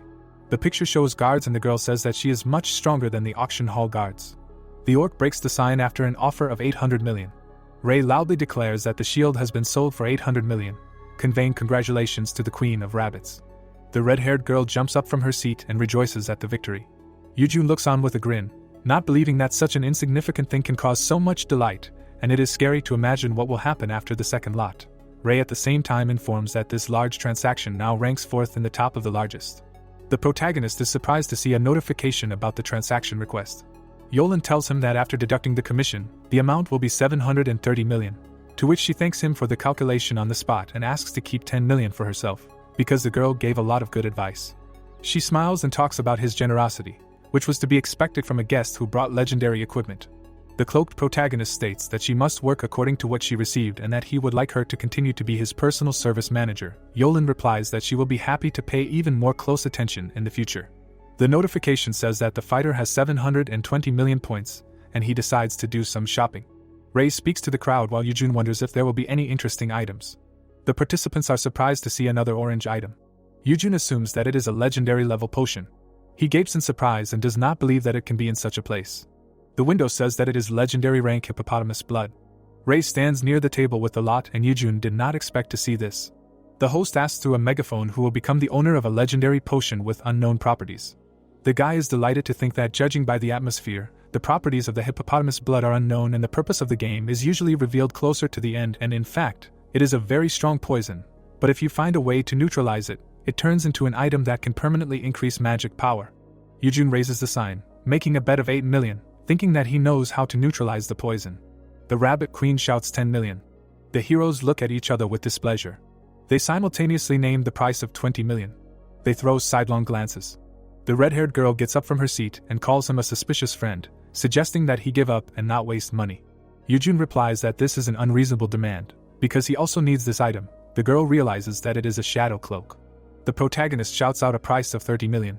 Ray points to the potion with a megaphone, naming the current bet. The Rabbit Queen furiously declares that she can't back down either and offers a price of 40 million. The protagonist smirks at the angry girl and asks if she really wants to compete. The host stands in front of the stands and prices of 50, 60, then 70 million are heard. The other participants are talking about how there is quite a lot of competition for this thing, and it seems like there is something in it, and if you buy it for resale, you can make money. The Rabbit Queen furiously names the price of 270 million. Yujun stands silently in a cloak. Ray says that the bet has suddenly increased, asking what the Wandering Knight will do. The satisfied red-haired girl declares that he lost, and it is better to sit quietly, because spending hard-earned money is gambling, while thinking about the fact that she does not have extra money, because she spent it all on the shield. The confident protagonist notes that she most likely went for broke. The Rabbit Queen loudly declares that she can continue bargaining as long as she wants, realizing that he can see right through the state of the wallet, and that she has been seen through. Yujun suggests playing and names the price at 271 million. The red-haired girl slams the table while Ray declares that the Wandering Knight has been sold the hippopotamus blood. The protagonist raises his fist, declaring his victory and thinking that he is lucky, because if this item had appeared at the beginning, he would have only been able to watch. The host suggests that everyone look at the next item. The heroes go, and Yujun is glad that there were many useful things today, and he is wondering when he will be able to get the legendary item. The protagonist and Yolan go up the steps, and he says that thanks to her, he had a nice shopping experience. In turn, she asks if he found a place for himself. The fighter looks ahead in surprise. The Rabbit Queen stands opposite with her arms crossed, and Yujun asks who she is. The red-haired girl overhears the protagonist asking Yolan to book a place run by a high-security guild. The manager walks away down the hall. The guy in the cloak asks if the Rabbit Queen wants to talk. She looks at him and says that only a few know about the hippo blood, because information about it has not yet been revealed. The picture shows a cat, a fighter with a stick, a girl in a gas mask, and she explains that the candidates are those who first received information about the game, and among them, only her group continued to play until the very end. Then she lists the fashionable Joseph. Only I don't have a cat, the first sword Jazion. The girl points to the hero and adds the name F2P. Yujun looks at her in shock and does not understand how she could recognize him, while trying to calm herself down, because most likely it was just a guess and she needs to stay calm because she has no way to confirm his identity. The man in the cloak asks what she is talking about, claiming that she is confusing him with someone else, because his name is a Wandering Knight. The surprised Rabbit Queen asks again, thinking that among those who know the information, there is someone about whom nothing is known now. The protagonist turns with a grin and asks why he would lie, then says that he will go further. Yujun walks down the corridor, and the girl thinks that judging by his behavior, he has recently started climbing the tower, and is most likely a newbie. She smiles and understands from his reaction that he is clearly connected with F2P. The picture shows an auction hall, and the heroine believes that finding a clue about it is much more valuable than the blood of a hippopotamus. The action takes place in the guest apartments of the guild. There is a bright flash and a notification that the neutralized hippo blood has been created. Yujun clenches his fists in happiness, declaring that this is a great success. On the table are test tubes of blue liquid with the following characteristics. Legendary rank, when consumed, permanently increases magic power by 60 points. The effect of drinking hippo blood can only be used once, while the protagonist wonders if it is possible to be so lucky. He sits in a chair and declares that this is the perfect item for Perinet, at which point Perinet asks if his master called him. A ward the size of the entire room stands in front of the protagonist, who demands that he immediately shrink, because he can break the floor. Perinet begins to shrink in size. The protagonist throws him a potion as a gift, and he catches it. The monster picks it up and exclaims that this is neutralized hippo blood, and he never thought he would ever see such a rarity. Yujun smiles and says that Perinet is an alchemist by profession, and that's why he found out, while calling the potion a valuable thing that needs to be drunk to the last drop. The monster immediately starts swallowing it, while the guy thinks that he will most likely soon become stronger than him. Yujun starts looking at the characteristics and is very surprised. The help window says, Perinet level 197, Survival Instinct S, Evasion A, Poison Potion Making Skills B and Corpse Explosion S, Title Missing, Strength 362, Agility 398, Endurance 352, Magic Power 220, Unallocated points 0. The monster jumps up and asks who will believe that these are the abilities of a summoned creature that has not reached level 200, while feeling that he has become stronger, and he wants to immediately go out to train. At the same time, Yujun believes that he has really changed and no longer behaves like a coward. The picture shows a drawing of an envelope with wings. The surprised protagonist looks and realizes that a message has arrived. Written by Yeji asking if Yujun remembers her, because she is a beautiful girl with orange hair whom he met at an interracial tournament. She wants to apologize for writing to him so suddenly and wants to get down to business quickly. The image of this girl appears in the frame. She continues to write that she cannot be careful because the protagonist is a famous person and there must be a lot of players with whom he exchanged contacts, and she is worried that she is bothering him. Yujun looks at the screen and thinks about what to say next. At this time she sends a message asking him to go with her to the kingdom of Stahel on the continent located in the residential area of level 100. He sits on the couch and notices that she goes straight to the point without explaining the reasons and will not do so. The protagonist in the correspondence asks why this kingdom in particular. She enthusiastically claims that she was worried if she took too long to explain the essence of the matter, because now they are talking about an epidemic outbreak, But in fact, this is an amazing opportunity. Yujun looks at the screen in surprise. He wrote that she means the imminent collapse of the kingdom due to the epidemic and the opportunity to take advantage of the moment and empty the royal treasury. She replies that this is true. Yujun thinks that if they do this, they can ruin the relationship with the dwarves, and besides, there is no guarantee that the treasures will be better than what he already has, and therefore it is better not to take on this matter. Yeji writes that there is some dwarven potion and a skill stone in this storage. The protagonist immediately agrees and asks about the meeting place. The picture shows a fireplace in the room and the guy calls Perinet on the road. The action takes place in the residential area of level 100. Yeji is standing next to the girl and waving to the protagonist. He stands in front of them and the heroine asks what kind of cloak it is. Because even with the archer's eye skill, the face is not visible, he replies that there are reasons for this. The companion smiles as Yeji introduces her by the name Ji-won, calling her a talented person with an S-rank purification skill and the ability to attack with fire magic, after which the companion greets her, with the red-haired one asking the protagonist to show her face. Yujun removes his hood and asks if her purification skill is a countermeasure against the epidemic. The girl replies that she decided to participate due to persuasion. He hands over a paper and states that he has prepared a countermeasure, and it must be used before entering Citadel. In the picture, the description of the item is, perfect injection, rank is missing, protects the user from curses and diseases for 48 hours, ineffective against high-level curses. Yeji stands next to Ji-won and asks if such medicines really exist, to which she replies that judging by the effect, it is a rare thing that perhaps cannot be simply spent when you have the skill. Yujun looks away and states that skills are something that is used after infection, and if something goes wrong, everything can end badly and it is better to take the path of prevention. He puts on his hood and suggests that they first move through the portal to the kingdom of Karunia, continuing to say that after investigating it turned out that the direct route to Citadel is closed due to the epidemic and therefore the nearest available place was chosen, and upon arrival they will ride on horseback. The picture shows a large building and a cry forward. The action takes place during the daytime in the kingdom of Karunia. The protagonist looks at the troops and assumes that the kingdom is also gathering auxiliary troops. Yeji turns around in surprise after he says that things have become complicated, because they are mobilizing troops and it will probably be difficult for them to get horses. The guy says with a smile that in extreme cases they will run without horses, and the red-haired girl screams that Ji-won is in poor health, and this is too hard for her. Against the backdrop of the mountains, an offer to carry her on his back with the help of Perinet sounds, the girl asks again in surprise. Yujun walks on the ground. The action takes place on the outskirts of Citadel. The heroes who arrived look at the castle gates and realize that they are in place. Perinet carries Ji-won. Other heroes are walking nearby and say that living people are not visible, and that is creepy.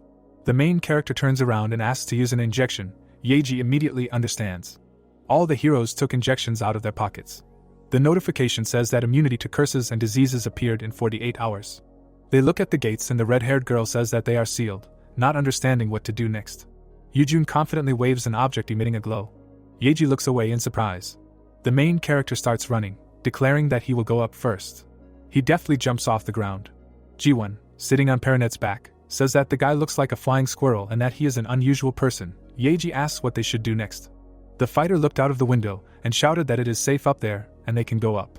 The monster starts to climb, demanding that she hold on tighter, otherwise she can fall and turn into dust. The companion at this moment asks her friend not to lag behind. The action takes place in Citadel outside the gate. Yujun looks at the city and thinks that there really is no one in sight. Evil monsters walk around the city and the protagonist realizes that there are only zombie dwarves everywhere, wondering if there are any survivors. A tired Yeji crawls up the steps and says that she is here. The guy expected more speed. The red-haired girl looks at him with a smirk and says that he annoys her. He turned around confidently and thought about how he wanted to help, but she actually climbed up there herself, noting that in that case her stats were higher, and judging by her participation in the Interracial tournament, her level was not that high, but apparently the girl had a lot of achievements. At that moment, a zombie was crawling along the walls, and the guy was wondering who she really was. The enraged monster jumped out at the protagonist and screamed. Yeji loudly declared that it was a dwarf zombie and that he should be careful. The zombie with a skull and a long tongue growled furiously.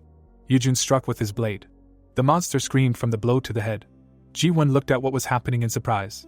A dead zombie fell near Yeji, Perinet, and others. The redhead was delighted and declared that she had expected this from Yujun. The protagonist, lost in thought, looked at the enemy's body. The girl stood next to him and asked if there were any problems. He replied that he just wanted to be careful. There is a bloody zombie body on the ground, and Yujun explains that despite everything, their physical abilities are still active, and they have high defense, and if they attack in a group, it can be dangerous. Ji-won on Perinet's back notes that he easily dealt with the monster. The fighter looks at his companions and says that he was able to defeat it easily, but others are in danger, they in turn sigh understandingly. Outside the castle window, the city shines and the protagonist considers it unlikely that there are survivors there, and it is necessary to immediately go to the inner fortress. The heroine agrees with this, and says that we need to go where the rich lived. The action takes place in the fortress. There are many dead bodies on the ground. Yujun carefully observes the situation and notices that the situation inside the castle is similar. The window says A+ rank heightened senses. He sees silhouettes of characters behind the door. Yeji and the others behind Yujun ask why he stopped. He asks him to be quiet. They say okay worriedly and fall silent. The protagonist's shadow is cast on the front door, and he realizes that these are survivors and in any case he should be on guard. Yujun carefully opens the door. The children scream in tears, begging the monster not to come closer, because they are small and there is no point in eating them. The shocked protagonist realizes that these are dwarven children. The small children hug each other and shake, while the fighter does not understand what to do, because they did not come to save the survivors. Ji-won sympathetically says that they are children and they should be helped. Yeji furiously screams that they can get infected, and it is better to leave them where they are. Dissatisfied, Yujun realizes that opinions clearly differ, and if you look at it coolly, the red-haired girl is right, because there is no need to take risks. The shocked guy hears that they are members of the royal family. The little boy asks Johan not to reveal their identity, because this is what his mother wanted. He replies that if these people leave and do not help them, then they will really be in danger and they need to survive first. They talk and Yujun asks if they are princes. He stands in front of them with a smile and says that he will help them, but in return he demands to tell where their treasury is. The red-haired boy notices that apparently there is a villain near them. Yujun smirks and proves to the children that he was sent to kill a monster in the treasury. They answer that he is a fraud. The boy raises his hand and says that he knows where the vault is, but they must all go together. The protagonist asks to first cleanse the children. Ji-won cleans the children who are sitting in Perinet's arms, and Yujun says that the safety and transportation of the children is on him, while asking to protect them, because they are precious members of the royal family. The protagonist deftly fights the zombies. He finishes off the monster lying on the ground with his fists. The boy in Perinet's arms admires the strength of the protagonist. Yujun stands in front of the door, and the child says that the storage is located here. The heroes stand in front of a huge gate, and the fighter asks if it is locked here, noting that they will not be able to climb over. Yujun smirks and takes the hilt of the sword, saying that in such a situation there is only one way out. He begins to deftly strike while the screen says that swordplay is at SSS plus rank. All the other characters cover their ears. The blade of the sword hits the door with a ringing sound. The protagonist stands in front of them and gives instructions for them to wait outside, and for Perinet to watch the children, while Yeji and Ji-won should get ready. They understand the order. The protagonist walked in his red shoes. He looked ahead with shocked eyes. The system announced that he had discovered the treasury of the Citical Kingdom. A bright light illuminated the room.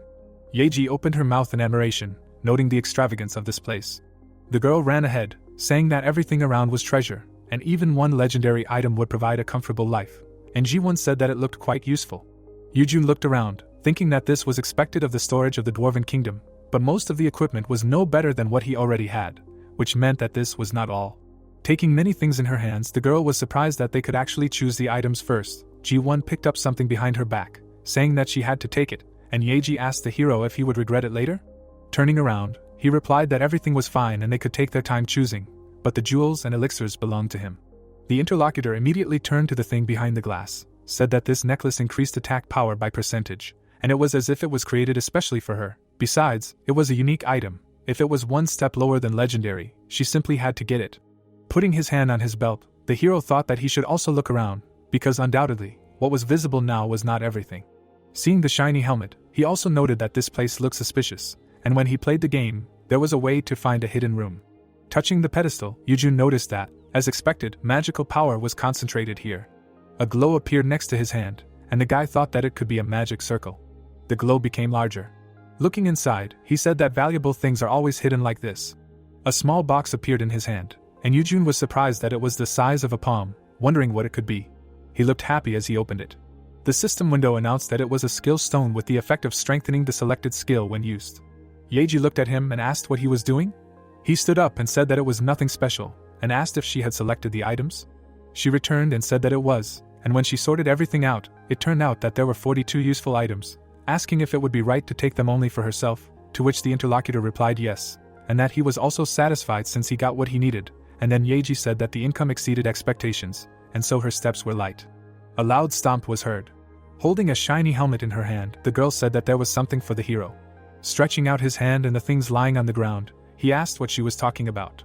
Turning her head slightly, the girl admitted that before coming here, she received a quest with a huge reward, in which she had to save someone, apologize for not reporting it in advance. Looking behind him, Yujun replied that there was nothing to apologize for, because he had not lost anything, but it seemed that Ji-won was very upset. She appeared behind her, calling her very cunning, and asked about her wanting to get the entire reward for the quest herself. Ji-won grabbed her, asking why Yeji did not know when to stop, and the girl replied that although she wanted to get everything herself, her conscience continued to torment her. Folding his arms, the guy asked about who needed to be saved. The red-haired girl was surprised that they wanted to help her. But Yujun replied with a wide smile that he wouldn't help either, and then she admitted that it would be impudent of her, and Ji-won noted that she was not treating people she should show all respect to well, and then the guy offered to go together if they were on the same path, saying that he didn't mind until then.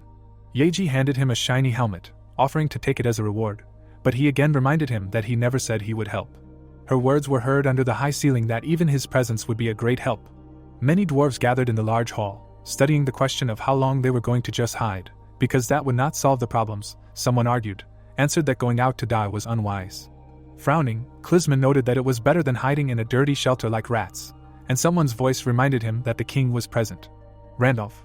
He covered his face with his hand, asking if there was any news of what had happened to his children. The girl next to him encouraged him by saying that they were smart, they must have managed to hide safely, to which the man said that as parents, they were unable to take care of their children. He looked down, wondering how things could have gotten so bad, blaming his own failure. The girl looked at him with sympathy.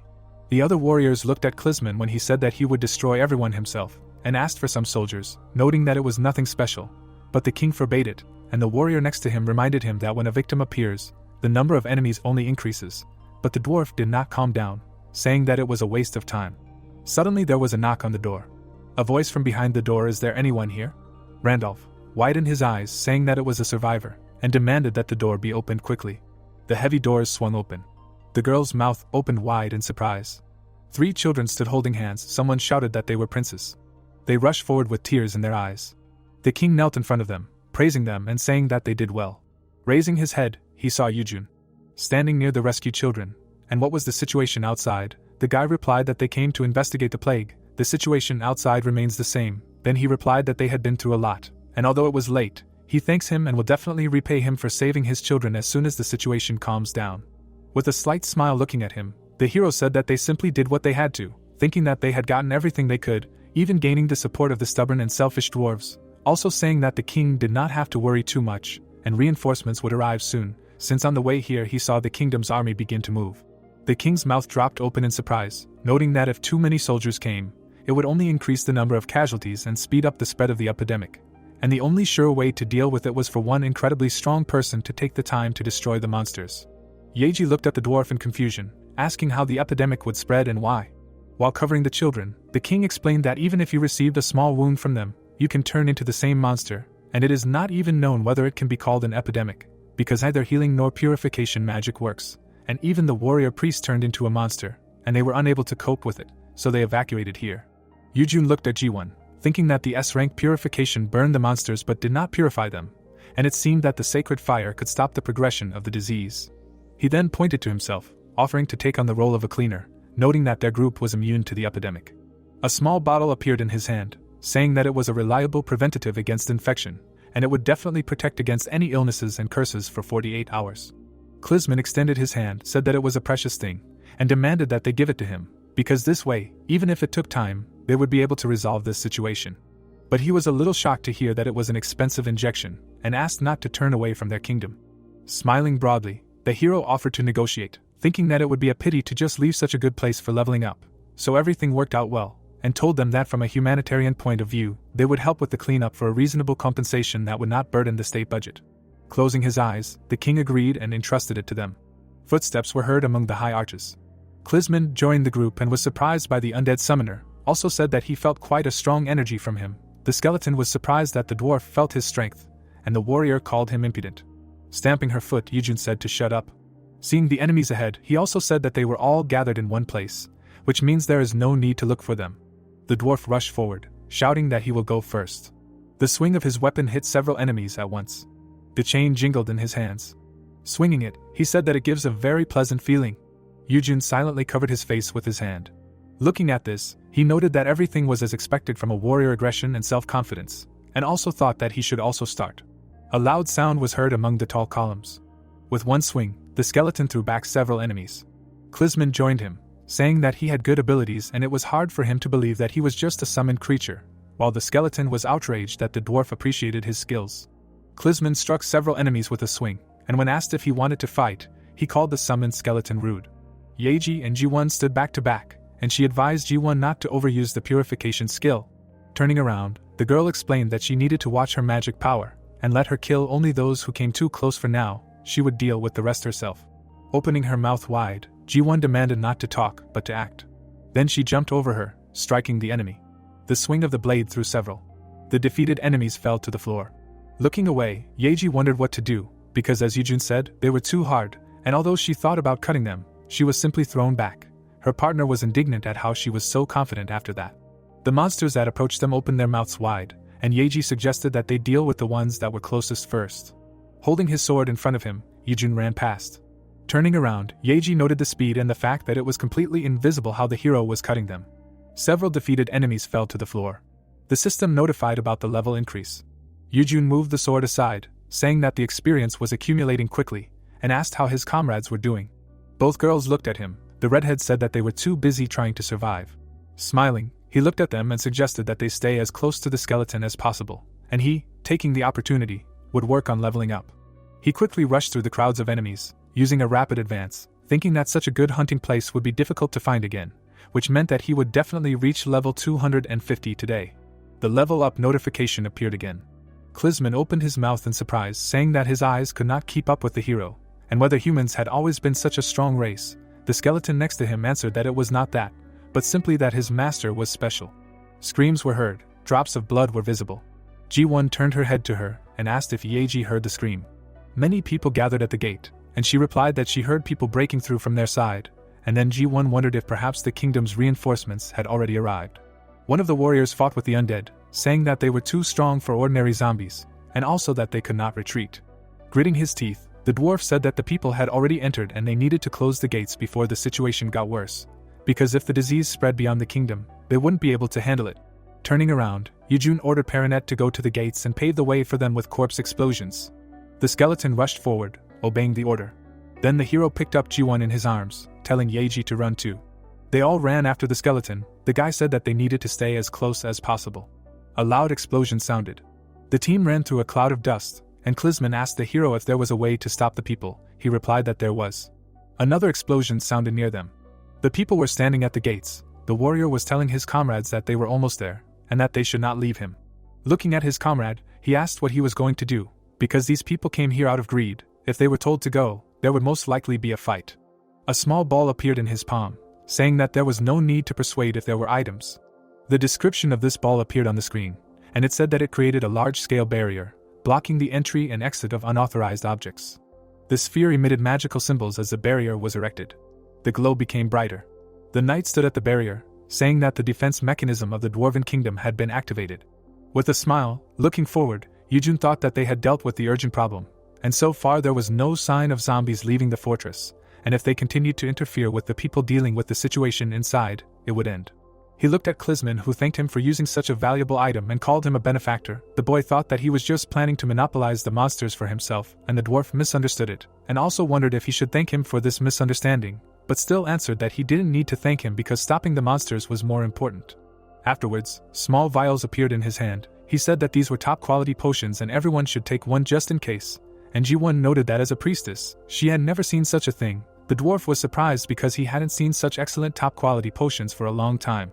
Swinging his blade, Yujun said that the zombies cannot go beyond the barrier, and they should focus on clearing the inner territory.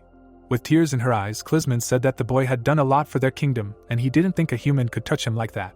Smiling contentedly, the hero thought that he couldn't let such a rare opportunity to quickly level up be interrupted, and called Perinet along, also thinking that he would definitely reach level 250. The defeated enemies were lying on the floor 2 hours later. The system notified about the level up. Taking a deep breath, the guy thought that he had finally reached level 250. Leaning on his weapon, Yeji said that they had finally defeated everyone. Yujun put the blade behind his back, asking her if the person she needed to save was alive, and the girl replied that the client confirmed that the person was alive right before leaving, but other than the fact that he was somewhere here, she didn't know anything else. Smiling, Yeji asked the client how he knew this, and answered that it was his father. They could find out if he was alive by sending a message, but now there was simply no answer. But in the case of death, the message would not have been received. Looking into her eyes, the hero thought about whether it was really necessary to look for people in such a dangerous place, and asked what the name of the person she was looking for was. Well, he opened them with surprise, hearing that his name was Dong Heeyeon. He imagined the fire monster, thinking that this was not just a familiar name, but that he was a game friend with whom they went through the dungeon together in the War of the Gods. He put his hand on his head and thought that he had stopped playing at some point, and who would have thought that they would meet again. And when the girl asked if they knew each other, he replied that he was just thinking. He suggested starting with the residential areas. The bright sun was shining on the street. Several people were visible in another part. One of the dwarfs pointed ahead, saying that he seemed to have seen one surviving person there. Standing in front of a house with white walls, the guy thought that the person they were looking for might be here. Looking ahead, he said that it seemed that they found him surprisingly easily. Yeji agreed, hoping that this was the case. He asked if Dong Heeyeon was here. From behind the door, a question: who are they and why are they looking for him?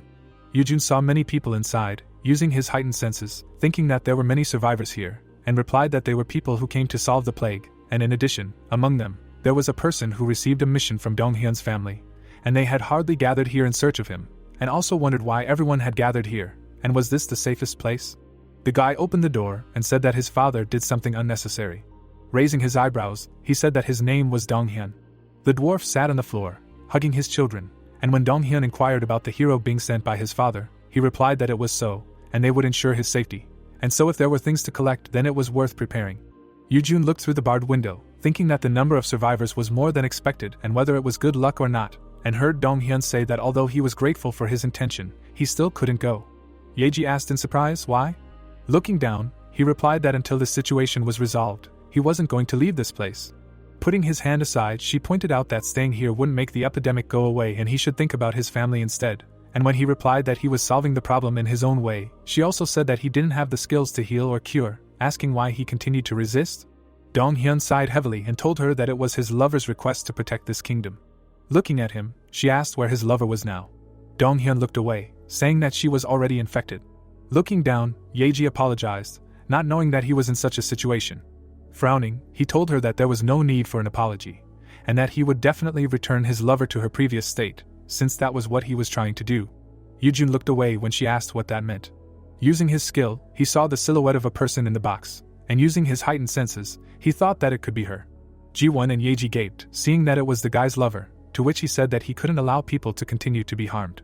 The hero watched the conversation between Klisman and Dong Heeyeon, wondering if it was possible to bring back someone who had become a zombie, because the dwarf told the guy that it was a debt to the dead, and they had also tried many times. Well, once a person is infected, it cannot be reversed, and it is time to give up. Frowning, the interlocutor replied that there was probably a way to reverse it. Looking intently at the guy, the hero thought that he probably had something, and asked if he knew anything about. He winked, asked to keep it a secret, and shared that he saw a future in which everything was restored.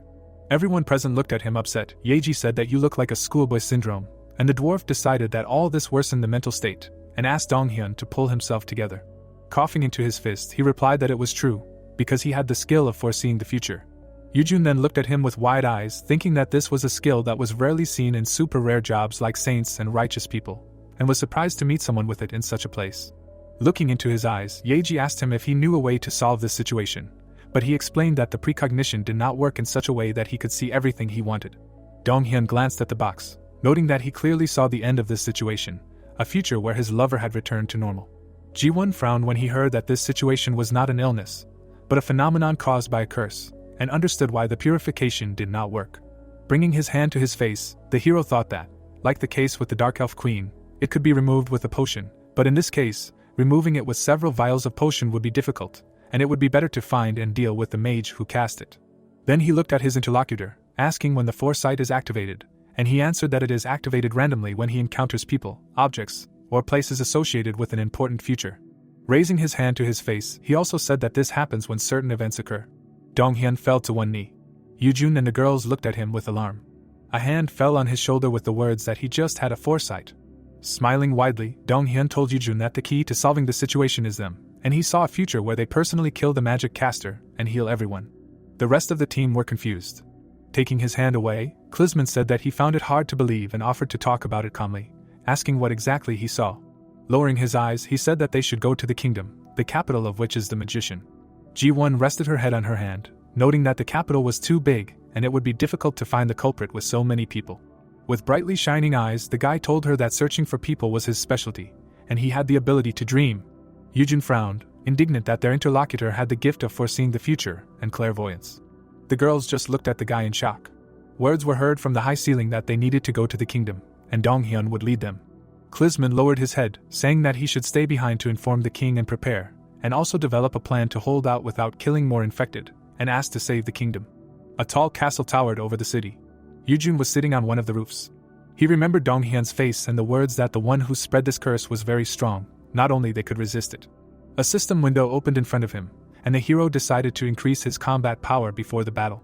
On the 7th screen, a description of the rainbow sticker appeared. The description said that when attached to the desired item, the required level for use is reduced by 100. Then a description of the sword appeared with the words that it adds 18% to all characteristics, and deals additional damage to enemies vulnerable to light. A bright glow appeared on the high tower with the words that there is no better weapon against enemies with evil intent, and you can also add the stone of omnipotence to it. People on the street noticed this light, thinking that some kind of event was coming. Shadows even appeared under them. Later, the guy was sitting with the girls at the table, who were surprised that the light that turned the city upside down was his, and it was also surprising how he managed to get out unnoticed. The second asked him to be careful in his actions, because the predicted future can change, and Yujun admitted his guilt.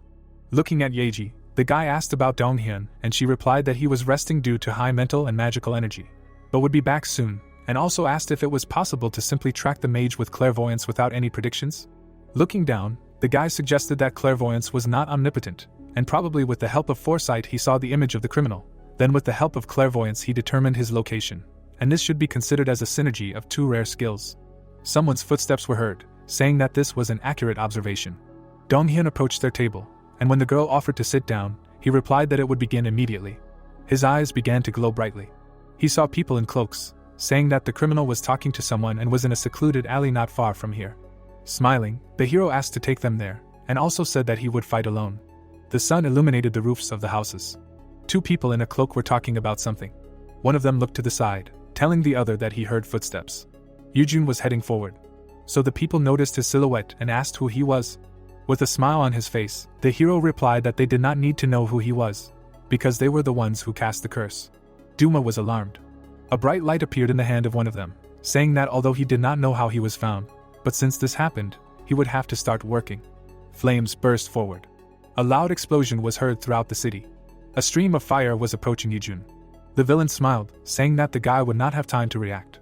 The fire was reflected in the hero's eyes, but the fire seemed to be reflected by an invisible barrier. The magician was shocked. Yujun stood in a cloud of smoke, and the enemy was outraged that his magic was erased. The second enemy rushed to attack again. The blade of the blade touched the hand. With a swing of the sword, the hero knocked the enemy to the ground. Blood flowed from his mouth. Several beams appeared from the magic circles when the guy told the enemy that he was attacking from behind. Clouds of dust immediately surrounded him. A powerful explosion sounded behind him. With a confident smile, the guy asked the enemy if he really thought that he would tolerate such reckless attacks. Gritting his teeth, the magician said that this was too strong an opponent for him to deal with alone, and demanded that his comrade quickly get up. The enemy began to rise to his feet. Smoke was coming from his shoulder. Through the guy's clothes, it was clear that there was no wound left. The hero realized that he had regeneration. The sword in front of him, Yujun noted that this was not very good for the debut of a new weapon. The notification showed the description of the blade and the stone of omnipotence. Putting out his hands, the enemy said that he could not be killed with a sword. Yujun turned around, hearing the question that another person could deal with him, and replied that he would deal with both of them himself. Seeing two enemies in front of him, he thought that although this person looked clumsy, he was able to react to his speed, in which he invested all his agility points. The fighter looked at the mage behind him, who said that judging by the fact that magic did not work, this was a player, and a special one at that, and he would make a vessel for him, so it was imperative to capture him alive. Frowning, the guy thought that although regeneration was annoying, it did not mean that he could not be cut, and if he was torn to pieces, he should die. But he opened his eyes in surprise, seeing a message from Yeji not to waste time and just break the mask. The guy turned around silently. The girl showed him 2 fingers, and he thought that she knew something, and also that he had never seen her main skill, and besides, she constantly changed her weapon. The big guy pounced on him again. From his blow, the earth flew apart. Moving to the side, Yujun thought that he would first deal with this and then think about it. The swing of the blade was near the mask and he decided, as advised, to break it, but the man parried the blow with his hand. The hero continued to attack, noticing that the enemy was desperately protecting his mask, not even trying to protect other parts of the body. The swings of the blade left many wounds. One of the swings hit the mask. After all, this guy smiled contentedly. Taking a step forward, he decided that if the mask really was his weak point, then there was no need to attack at random anymore. Several magic circles appeared above his head. Bright beams shot out of them. The guy dodged them. The warrior looked at the mage who told him to hold Yujun, and he replied that this guy was as fast as a squirrel. The hero thought, breathing heavily, that a joint attack was tiring. Seeing how the enemy pounced on him again, he decided that he needed to quickly deal with one of them. A green circle appeared in front of the mage, and he said for the vines to entangle his target's legs. The plants wrapped around the foot. Yujun paid attention to this. He had to block the attack with his sword. Striking again, the man said that he caught this squirrel. The guy held back the onslaught, wondering who was actually caught. With a slight smile on his face, he used a frozen field. His enemy froze in place. Yujun broke the ice under his feet. Then he pierced the enemy's mask. Mac opened his mouth wide, surprised that his comrade's weakness was in the mask. The defeated warrior fell to the ground. Standing in front of the mage, he told him that the mask was the source of regeneration, which meant that he was the only one left, to which he said that he would give information if he was spared, and that he had a reason to spread the epidemic. Looking at the mage, he told him that if he said even one stupid thing, he would die. Raising his hands, Max said that recently a problem arose with the trade agreement between the kingdoms, and this epidemic was a trump card in trade negotiations to blackmail the kingdom of Citadel. The hero looked at him intently, clarified that the kingdom of Karunia ordered this. Without letting go of his hands, the interlocutor said that this was true, and the person who ordered the spread of the epidemic was a kingdom named Lucas, and when Yujun clarified that this was perhaps too big for a negotiating trump card, he replied that if the negotiations failed, the authorities decided to just continue to press. Then, looking confident, the hero told everything that was now more or less clear to him. They stood opposite each other, and Max said that he was just an executor, and therefore he would like to be let go, but the hero held him, asking how to get rid of the epidemic? He dropped his hands when Yujun clarified that if he did not want to talk, he would die, did not answer that this was a skill that he activated, so he could cancel it. Still, spreading his hands, he heard that this should be, not all, and also that he could simply be killed, and replied that if the hero did so, the situation would only get worse. Looking tiredly at his interlocutor, Yujun reminded him that if he lied, he would die. Then he opened his mouth wide, shouting that if he was killed, the curse would get out of control and spread. Smiling, the hero decided that he was considered a fool. He made a dash forward, using a deadly advance. The mage's mask cracked, and he asked why the boy did that. Turning around, Yujun replied that he had warned him and that he had received a prophecy that if he was killed, everything would return to normal. System messages about leveling up appeared. The system also notified that he had defeated the sealed race of the Source of Darkness and, having received an impossible achievement, had acquired the title of the One Who Cuts Through Darkness. Seeing the shadow of the defeated enemy, the boy was surprised that he was not a human and that he had not seen such creatures even during the game. Seeing another shadow in front of him, he also noted that the big guy also had no body left, and perhaps because the Source of Darkness was killed. The hero turned around after hearing his name. Looking down, Dong-hyun asked if he had done the deed and also noted that everything happened according to the prophecy. He also spread his hands when he heard the question of whether this was the future scene he had seen and, agreeing, added that even the disappearance of the bodies also coincided. Looking into Dong-hyun's eyes, Yujun explained that this was the work of the kingdom of Korona and asked what he was going to do. Frowning, Dong-hyun replied that this kingdom was a great power and he would like to draw his sword. Smiling at his interlocutor, the hero replied that together it was more important to be confident than fast, to which he agreed. The girl standing at the exit waved to him, saying that the guards were coming here and that they needed to leave quickly. The bright sun illuminated the gray walls, and he agreed with this. A glow was rising above the houses. One of the dwarves saw how the others were coming to their senses. Yeji, standing behind Dong-hyun, said that all the numerous zombies had returned to normal, to which the guy said that his beloved should have too. He rushed inside, saying that he would go first, and the girl asked him to come to her father later. Turning around, he agreed with this. Smiling, Yeji told him that she believed him. She turned to her comrades when the hero asked about how much she had received since she was rushing him so much, and replied that 100 million points and would definitely share with him, and also praised Ji-won, who replied that he had done nothing, and the hero said that he had a question. The girl, smiling, noted that he was interested in her skills, saying that even if they were close, professional skills were a secret. A magic circle appeared in her hands with the words that initially she would not tell, but for Yujun she would make an exception, and in any case it was better to experience it yourself. The system notified about the disclosure of weaknesses on the part of Yeji, and she also aimed at them. The girl said that the weaknesses of most enemies are in her hands, and if you use a weapon that matches their type of damage, it is inflicted very effectively. The system also notified that all attacks aimed at these places will cause 3 times more damage. Looking at her sweetly, the guy replied that now it was clear why she used different weapons in turns, and in any case, it was a good skill to fight a strong enemy. Yeji put her hand to her chin, saying that this is why top guilds seek her out when they raid bosses, and Ji-won said that if it was help, then so be it, because even though she pretended to be tough, she was actually quite naive. Making a gesture, the girl told Yijun that he could call her anytime, but he should remember that the payment had to be generous, and he replied that he would often ask for her help in the future. Seeing the colorful streets of the city in front of him, she said that this was it, and said goodbye until the next time they met. Looking away, Yijun thought about how he had successfully increased the dwarves' favor and obtained gems, so overall he was satisfied. After looking at the menu, he thought that something was bothering him after all, and he thought that the king of Karunia couldn't be the only one behind this. A bright glow appeared near his finger as he said that although it was troublesome, getting stabbed in the back without knowing anything was not for him. A window appeared describing the ring of invisibility, and he said that there was nothing better for secret penetration. The bright sun illuminated the high castle. Many people gathered at the large table, and someone said that the interlocutor was taking everything out of context, saying that there was no need to worry about the epidemic, and he replied that this was true, and in their country, it was not spreading. The man opened his mouth wide, saying that the interlocutor was short-sighted, and asked how he could be sure of this, because he should be well aware of the contagiousness of the epidemic. The man looked at him intently, answering that he knew this, but their country was still fine.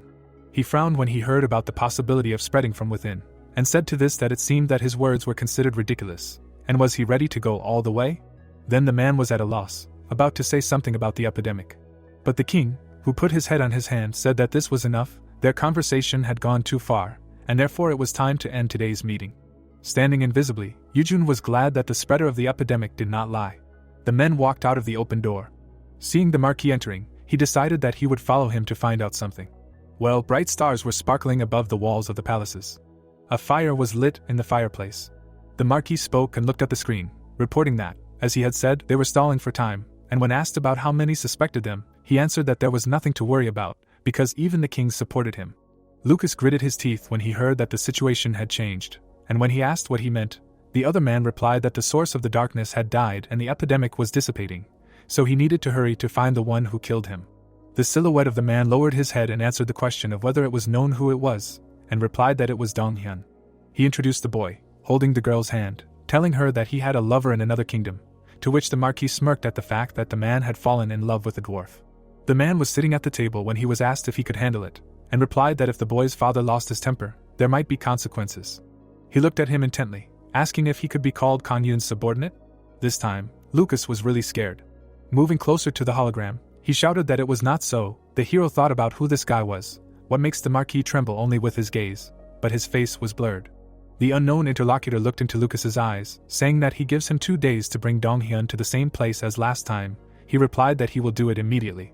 Plaston silently watched as the hologram disappeared. Remaining sitting at the table, he said that things have not been going very well lately, and wondered who is interfering with his work. A small glow was visible on the streets of the city, and someone said that they brought a guy, and taking his woman hostage was effective. He demanded to be seated on his knees. And so they did with him. Gritting his teeth, Dong-hyun asked about where Christina was, warning that if she was touched even a little, he would not cooperate. The Marquis lowered his eyes, saying that he was too loud, and if he wanted this woman to remain unharmed, it would be better to cooperate. Now the boy silently only clenched his teeth harder. The man noted that he was now behaving like a civilized person. A bright light appeared in front of the boy, and the man told him that there was someone who wanted to see him, so he should say hello first. An image of Judy appeared in front of him, as Lucas reminded him to be respectful, and the man on the throne said that he had arranged this meeting because he wanted to see his face in person and talk. Frowning slightly, the blonde said his name, saying that Dong-hyun must have heard it before. The boy looked angry, thinking that this was the same person who, being from the earth, rose to the position of a saint and became an influential person. An image of Judy was in front of him, and he also said that they were both from Korea. Dong-hyun glared at him, surprised that such a person known as the Holy Continent was behind all this, and the other person said that if he answered his questions honestly, he would be able to survive together with the elf girl. Staring at the guy, the man asked if he was the one who killed the source of darkness. Dong-hyun raised his eyebrows in surprise. He remembered the cloaked figures, thinking that they were the ones who spread the epidemic and were defeated by Yijun, and he was specifically caught because of the power of a certain skill like his foresight. Narrowing his eyes, he also thought that they did not know about the hero yet, and asked what the source of darkness was. But staring at him, Judy said that since he pretended not to know, he was not ready to talk yet, and demanded that the woman be brought. The door to the room swung open. The man held a dagger to Christina's neck, who apologized to the guy. Opening his mouth wide, he demanded that she be released immediately.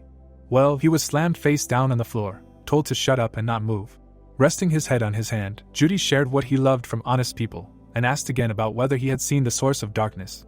Pressed to the floor, he thought about the fact that the question this time was not whether he had killed, but whether he had seen, and also wondered if there was anyone among them with equipment for recognizing the truth, and answered that he had indeed seen.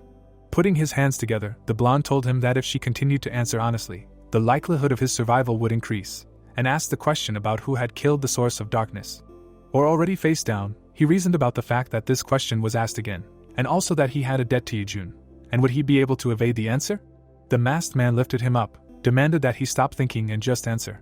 Christina burst into tears, and Donghyun said that it would be better if it were only his life that was at stake. But adjusting his monocle, Lucas told him that it was better to tell the truth, because a lie would not work. The system showed a description of the item of the Eye of Truth, which distinguishes between the truth and lies of the target. The man in the blue window told him to speak louder, and then Donghyun answered that the source of darkness killed Yejun, mentally asking him for forgiveness. Frowning, Judy noted that he had heard this name somewhere, and demanded to say the full name. Gritting his teeth, Donghyun remained silent, but he was told to say the full name, otherwise the girls would cut off his fingers. Lowering his head in front of Judy, he said the hero's full name. At the same time, one of the masked men was pierced by a blade. The shocked Marquis opened his mouth. Donghyun looked away. Judy also noticed this. A man in a cloak appeared in the room, and when asked who he was, he replied that he had just been told that he was the one they were looking for. Lucas turned to look at him, and when they heard shouts about where he came from and that it might have been teleportation, he replied that it was impossible, since there was a barrier in place that made teleportation impossible. With a confident smile, Judy told everyone not to make noise, and he remembered that it was Yejun, the newcomer who was rumored to have done well in the Interracial tournament. Without showing his face, the hero asked should he be honored that the Holy Continent knows him? Well, that answer clearly angered the blonde, and he asked did he really kill the source of darkness, and why was he interfering with their work, since he had never heard of the hero being a member of anything?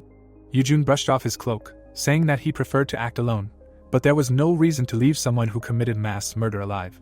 Staring ahead, he also added that thanks to this, he had a connection with the dwarves, and he had greatly increased his level, and it was also useful because he had prevented an epidemic that could have endangered the continent. Sighing, Judy called it a petty sense of justice and warned that the organization he led had more power than it seemed, and the hero would pay for making them his enemies. Pulling the sword aside, the hero only said that the interlocutor had a long tongue. The ground under his foot cracked with the words that he was not at all afraid of those who were hiding behind the screen and only talking. The system notified the use of rapid advance.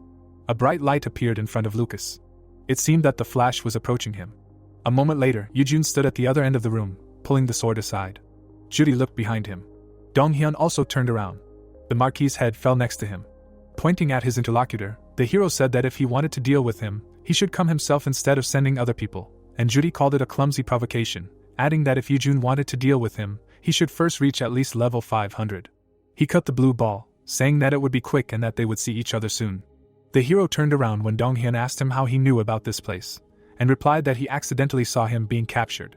The three of them stood in the empty room, and the guy said that he regretted not being able to withstand the threats and giving out the hero's name, but the hero replied that the situation was forced, and it was not his fault, but still, if it bothered him, then later he could help him using his abilities and clairvoyance or foresight.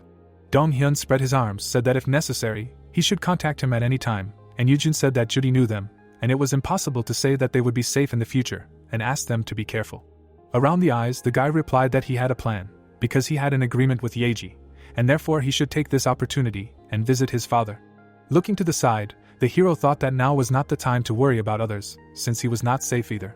He remembered Judy's face, thinking about how he mentioned his party, and also wondered if he was called a saint, then what level should he be? A blue screen appeared in front of him.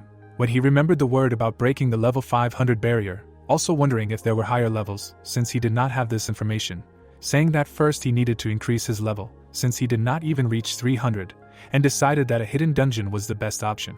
He looked to the side, sending a message to Heeyeon asking if she had a saved hidden dungeon. The girl replied that she had found one, asking if he wanted to go. The sun was shining on the old houses, and the guy agreed. Many pipes were visible on the roofs. The girl waved and said that she was here. Yejun sat down next to him, and asked how she had been chewing all this time. She replied that she had found a dungeon and was waiting for him, and then he asked what he meant. Smiling widely, Heeyeon explained that it would be a shame if she was busy with something other than going into a dungeon with him. Raising his hand to his face, the guy heard that he was already level 263, asking if it was too fast, and asking him to tell the secret of quickly leveling up, to which he replied that there was nothing special about it, you just need to kill thousands of monsters of a higher level than your own. Squinting, the interlocutor only replied that it sounded simple in words. White clouds floated across the sky, and Heeyeon said that it was still an option when the hero was her personal assistant. A deep hole was visible on the ground. The two stood at the entrance to the dungeon, and Yujun asked how she came up with the idea to dig in this place. The girl replied that it was enough to do what the skill said. Heeyeon smiled at her comrade, hearing that the skill really does everything more conveniently, replied that you still need to walk a lot, search, because first you need to inspect the area with your own eyes, and then gradually find the dungeon one after another, and in addition to this place, she found about 3 normal ones, to which the guy said that he expected this person with a cheat skill. A bright glow was visible from the entrance, and Heeyeon warned that the environment in this dungeon is constantly changing. Then both jumped down. Lava was spreading everywhere. The foot touched the ground. Heeyeon jumped after him, and the system reported that an A-class dungeon was found. The hero looked at the hot lava.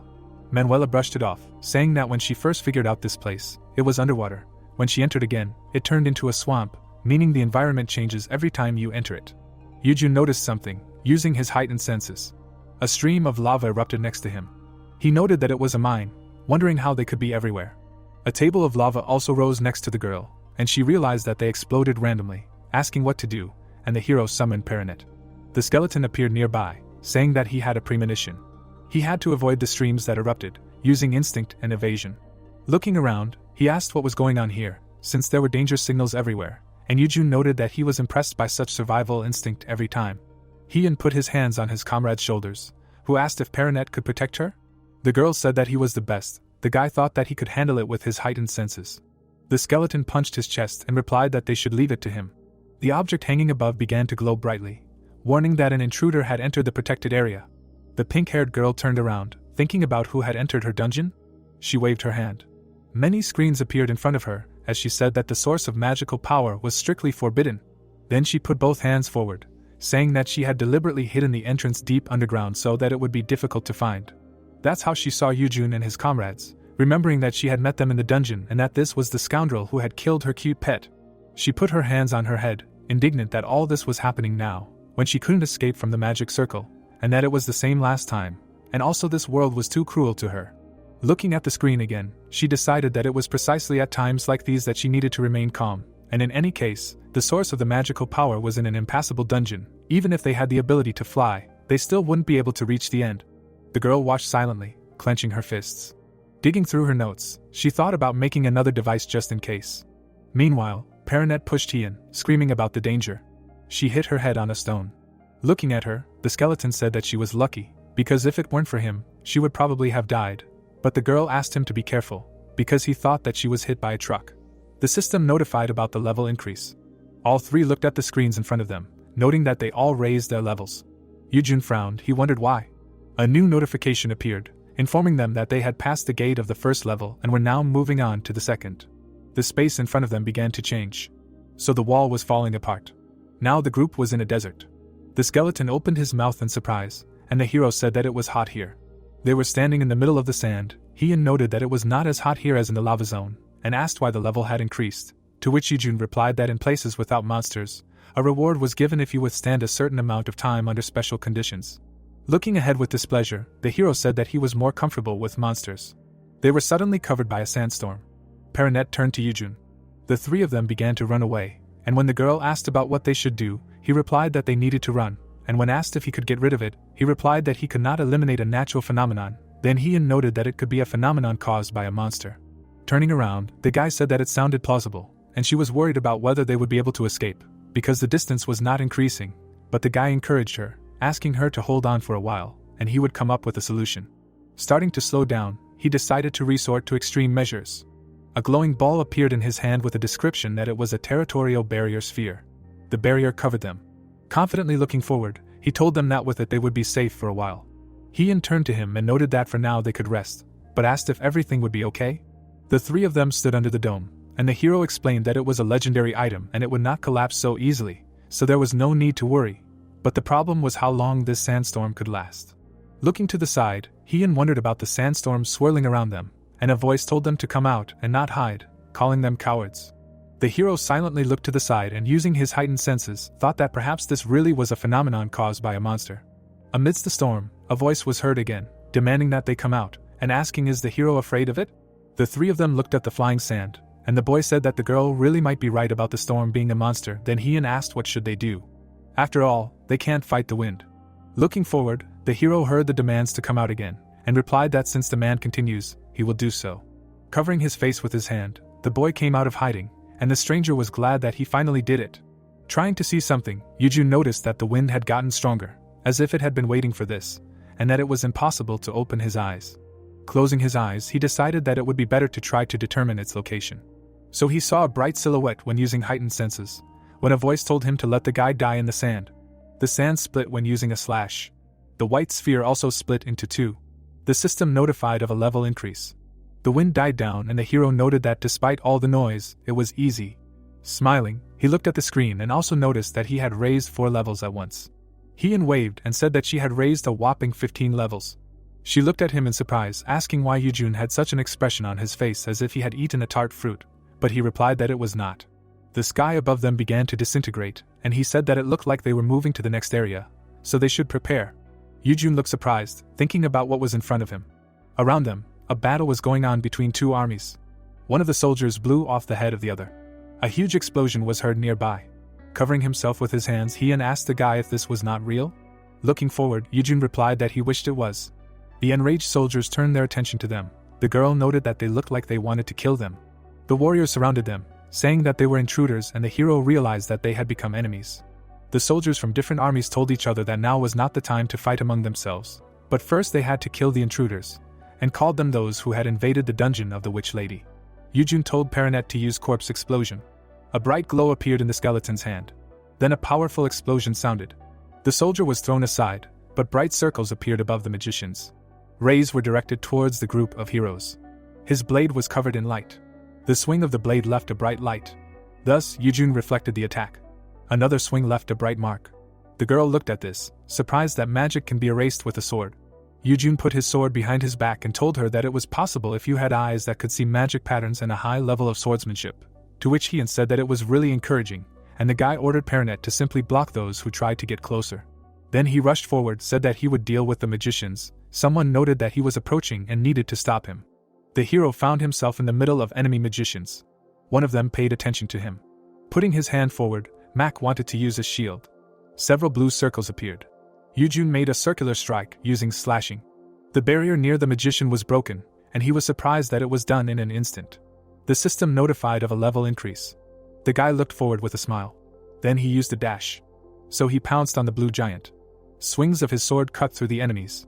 The guy seemed to be fighting the last of the enemies. A level increase notification. As the warg fell to the ground, the notification appeared again. Yujun looked down tiredly. Heeyeon waved at him, noting his good work, and he thought that this field had already been cleared, and that he liked to solve problems with his sword rather than his head. Something caught his attention. The group found themselves in an empty space, thinking that it appeared without warning, no different from the previous fields, thinking that this could be the end. He asked the skeleton if there was a sense of danger. He answered no, adding that this was a safe place, like an inn in the city. The guy looked to the side. Something began to appear in front of them. Feet touched the ground. Looking a little confused, Yujun asked the person who appeared in front of him, was this the witch who controlled the demonic creatures? Putting her hands on her waist, the girl realized that he recognized her, which meant she did not need to introduce herself. Visibly nervous, the guy asked about why she was here? But the witch frowned and replied that she should be the one asking, because it was her dungeon, and he was an uninvited intruder. She pointed at him when he clarified that the witch was the owner of this dungeon, and when she answered, he asked her what that meant. The witch looked at him blankly. Lowering her eyebrows, Yujun clarified that hidden dungeons were needed to be passed, and whether to come here or not was his decision. The interlocutor was shocked and called the hero an incomprehensible person, demanded that he leave while she spoke nicely. Then the guy stretched out his hand forward, clarifying that she was asking him to give up the dungeon that he had almost passed. Then, smiling confusedly, the witch said that this dungeon was still far from complete, and it would take 20 years to pass it. Yujun thought that he would not believe such a clumsy lie. Smiling calmly, he told her that he liked this option better, because he could continue to level up until he completed it completely. Not wanting to back down and clenching her fists, the girl said that in 20 years he would grow a white beard and become an old man. Well, the hero noted that the witch was really worried about him. She opened her mouth wide, screaming that this was not true at all, and Yujun told her that if this was all, then she could not interfere with passing the dungeons further. Standing next to his group, Yujun heard the girl demanding that he leave immediately and called him a stalker, to which the hero replied that he did not even know her name. Then she introduced herself as Manuela. Wide opening her big eyes, the witch repeated her name again. Yujun silently looked at her. Leaning her head on her hand, Manuela asked why he was looking like that. But she was confused when she heard the question about whether she was a projection. Smiling slyly, Yujun told her that he now understood why she talked so much. Because she was in a position where she had to watch everything he did, like last time. Angrily, Manuela told him how she wanted to kill him, noted that it was impossible, and then she asked what he wanted. With her hands spread, the girl offered legendary weapons and armor. But the guy replied that if they were mythical rank items, then maybe he would think about it. Taking a deep breath, the witch suggested that he ask for transcendental items. Then Yujun looked at her in surprise, thinking that he didn't even know there was a level higher than mythical, and he had never seen such a thing in the game. Looking closely at Manuela, he told her that this was the first time he heard about it, and asked if it was a lie. Putting her hands on her waist, she answered that it was, because such items do not exist in this world yet. Looking at the interlocutor with irritation, the hero told her that she was only raising people's expectations. Well, closing her eyes, the witch replied that it was not a lie. Then the interlocutor demanded to stop playing with words. Raising a finger, Manuela reminded him that she was a witch and that the words of a witch could become a prophecy. Calmly looking at her, the hero thought about how they had such an ability that it had to be activated so unexpectedly, and asked about what the girl wanted him to believe in. Smiling confidently, Manuela said that according to her prophecy, such items would definitely appear, and the owner of this item would change the balance of power on the continent. The hero thought that this did not seem like a lie, but it created its own problems. If the situation changed, the information about the game that he knew would gradually become useless. The witch was confused, hearing that if that was all, then let him go, and asked, isn't it interesting what will happen next in the prophecy? But the guy clarified that if she was not going to give him a transcendental ranked item, she could go. Then, raising her hands, she again began to talk about how this was her dungeon, and she was the owner here, not a thief who had to leave. In response to this, Yujun simply pierced her with his blade. A mark from the blow remained on her forehead. Only bright flashes remained of the witch. He told her that he was more interested in what she hid in this dungeon that she guarded so much than in vague predictions. With a crash, the chair fell to the floor. Lowering her head, Manuela called the hero an intolerable person. Frowning, she also noted that she tried to talk to him, but he attacked her again. Seeing Yujun and Heeyeon on the screen, the girl heard them talking about how she was rather inexperienced, and the guy added that although she was a witch, she was fortunately stupid, and was outraged by this. The wind rose around her, and she said that if he came to the continent, he would be the first on her kill list, and she would definitely kill him with her own hands. The sun shone on the leaves of the trees. The group appeared in the middle of the forest. Looking ahead, Yujun asked what it was. In front of him was a creature. There were several pairs of eyes on its face, and it greeted them, saying that this was the last level of the dungeon. Perinet also grabbed the guy by the shoulders, shouting that the creature was extremely dangerous, and he replied that he knew, because it was obvious at first glance, and he also felt that it was very strong. The creature was dressed in golden armor, and Yujun noted that for a monster summoned by a witch, it seemed too strong, and he replied that if he meant Manuela, then she was not its master. The monster moved its tail to the side, and when asked if it was a summoned creature, it replied that no one who was not worthy could stand above it. Raising one eyebrow, the hero asked who he was. Lowering his head, he replied that he was a warrior of the demonic world. Then, smiling slightly, the guy clarified that he was a demon? Still looking at the hero, he replied that this was not entirely true, but he did not want to explain for long, and introduced himself as Karas, warning the hero to prepare for battle. Yujun pulled Heeyeon aside with his hand, saying that this was quite an unexpected performance. A wave of power spread around Karas as he explained that it was a law of the demon world, and if the opponent was strong, they would call out their name as a sign of respect before killing them, so he simply followed this ritual because the hero seemed worthy, and he should have already guessed his strength. With a confident smile, looking at the demon, the boy replied that it was so and it would not be easy, thinking that he could only rely on his swordsmanship, and he would have to take a risk with the strengthening of the dark element. The ground under the monster's foot cracked. Yujun's eyes began to glow brightly. Karas rushed at him. The blade swung past his head. He had to step back, dodging the blow. Frowning, the hero noticed how the enemy was reading his movement. The silhouette of a paw appeared above him. Karas extended his hand forward. Yujun took a step back. He managed to reflect this attack with his blade.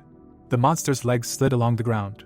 Spreading his paws wide, he warned that he should try to reflect this again. Looking closely at the enemy, the hero used his heightened senses. Many fast attacks were directed at the hero, and he decided that if he relied only on his eyes, he would die, and he needed to react intuitively. Yujun reflected them all, using sword mastery.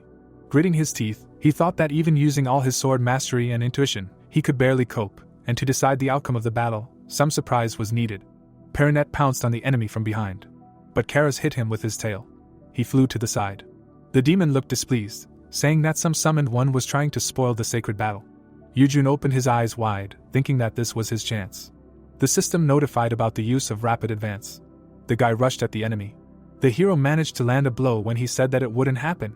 But there was almost no trace of the blow left on the armor, and the boy thought that it was not enough. He clenched his teeth tightly. Heeyeon looked surprised. Perinet appeared behind Karas with a perception reduction potion. The demon looked shocked, saying that there was no sign of movement, and asking how is this possible? Yujun immediately raised his sword above his head, telling the skeleton that it was well done,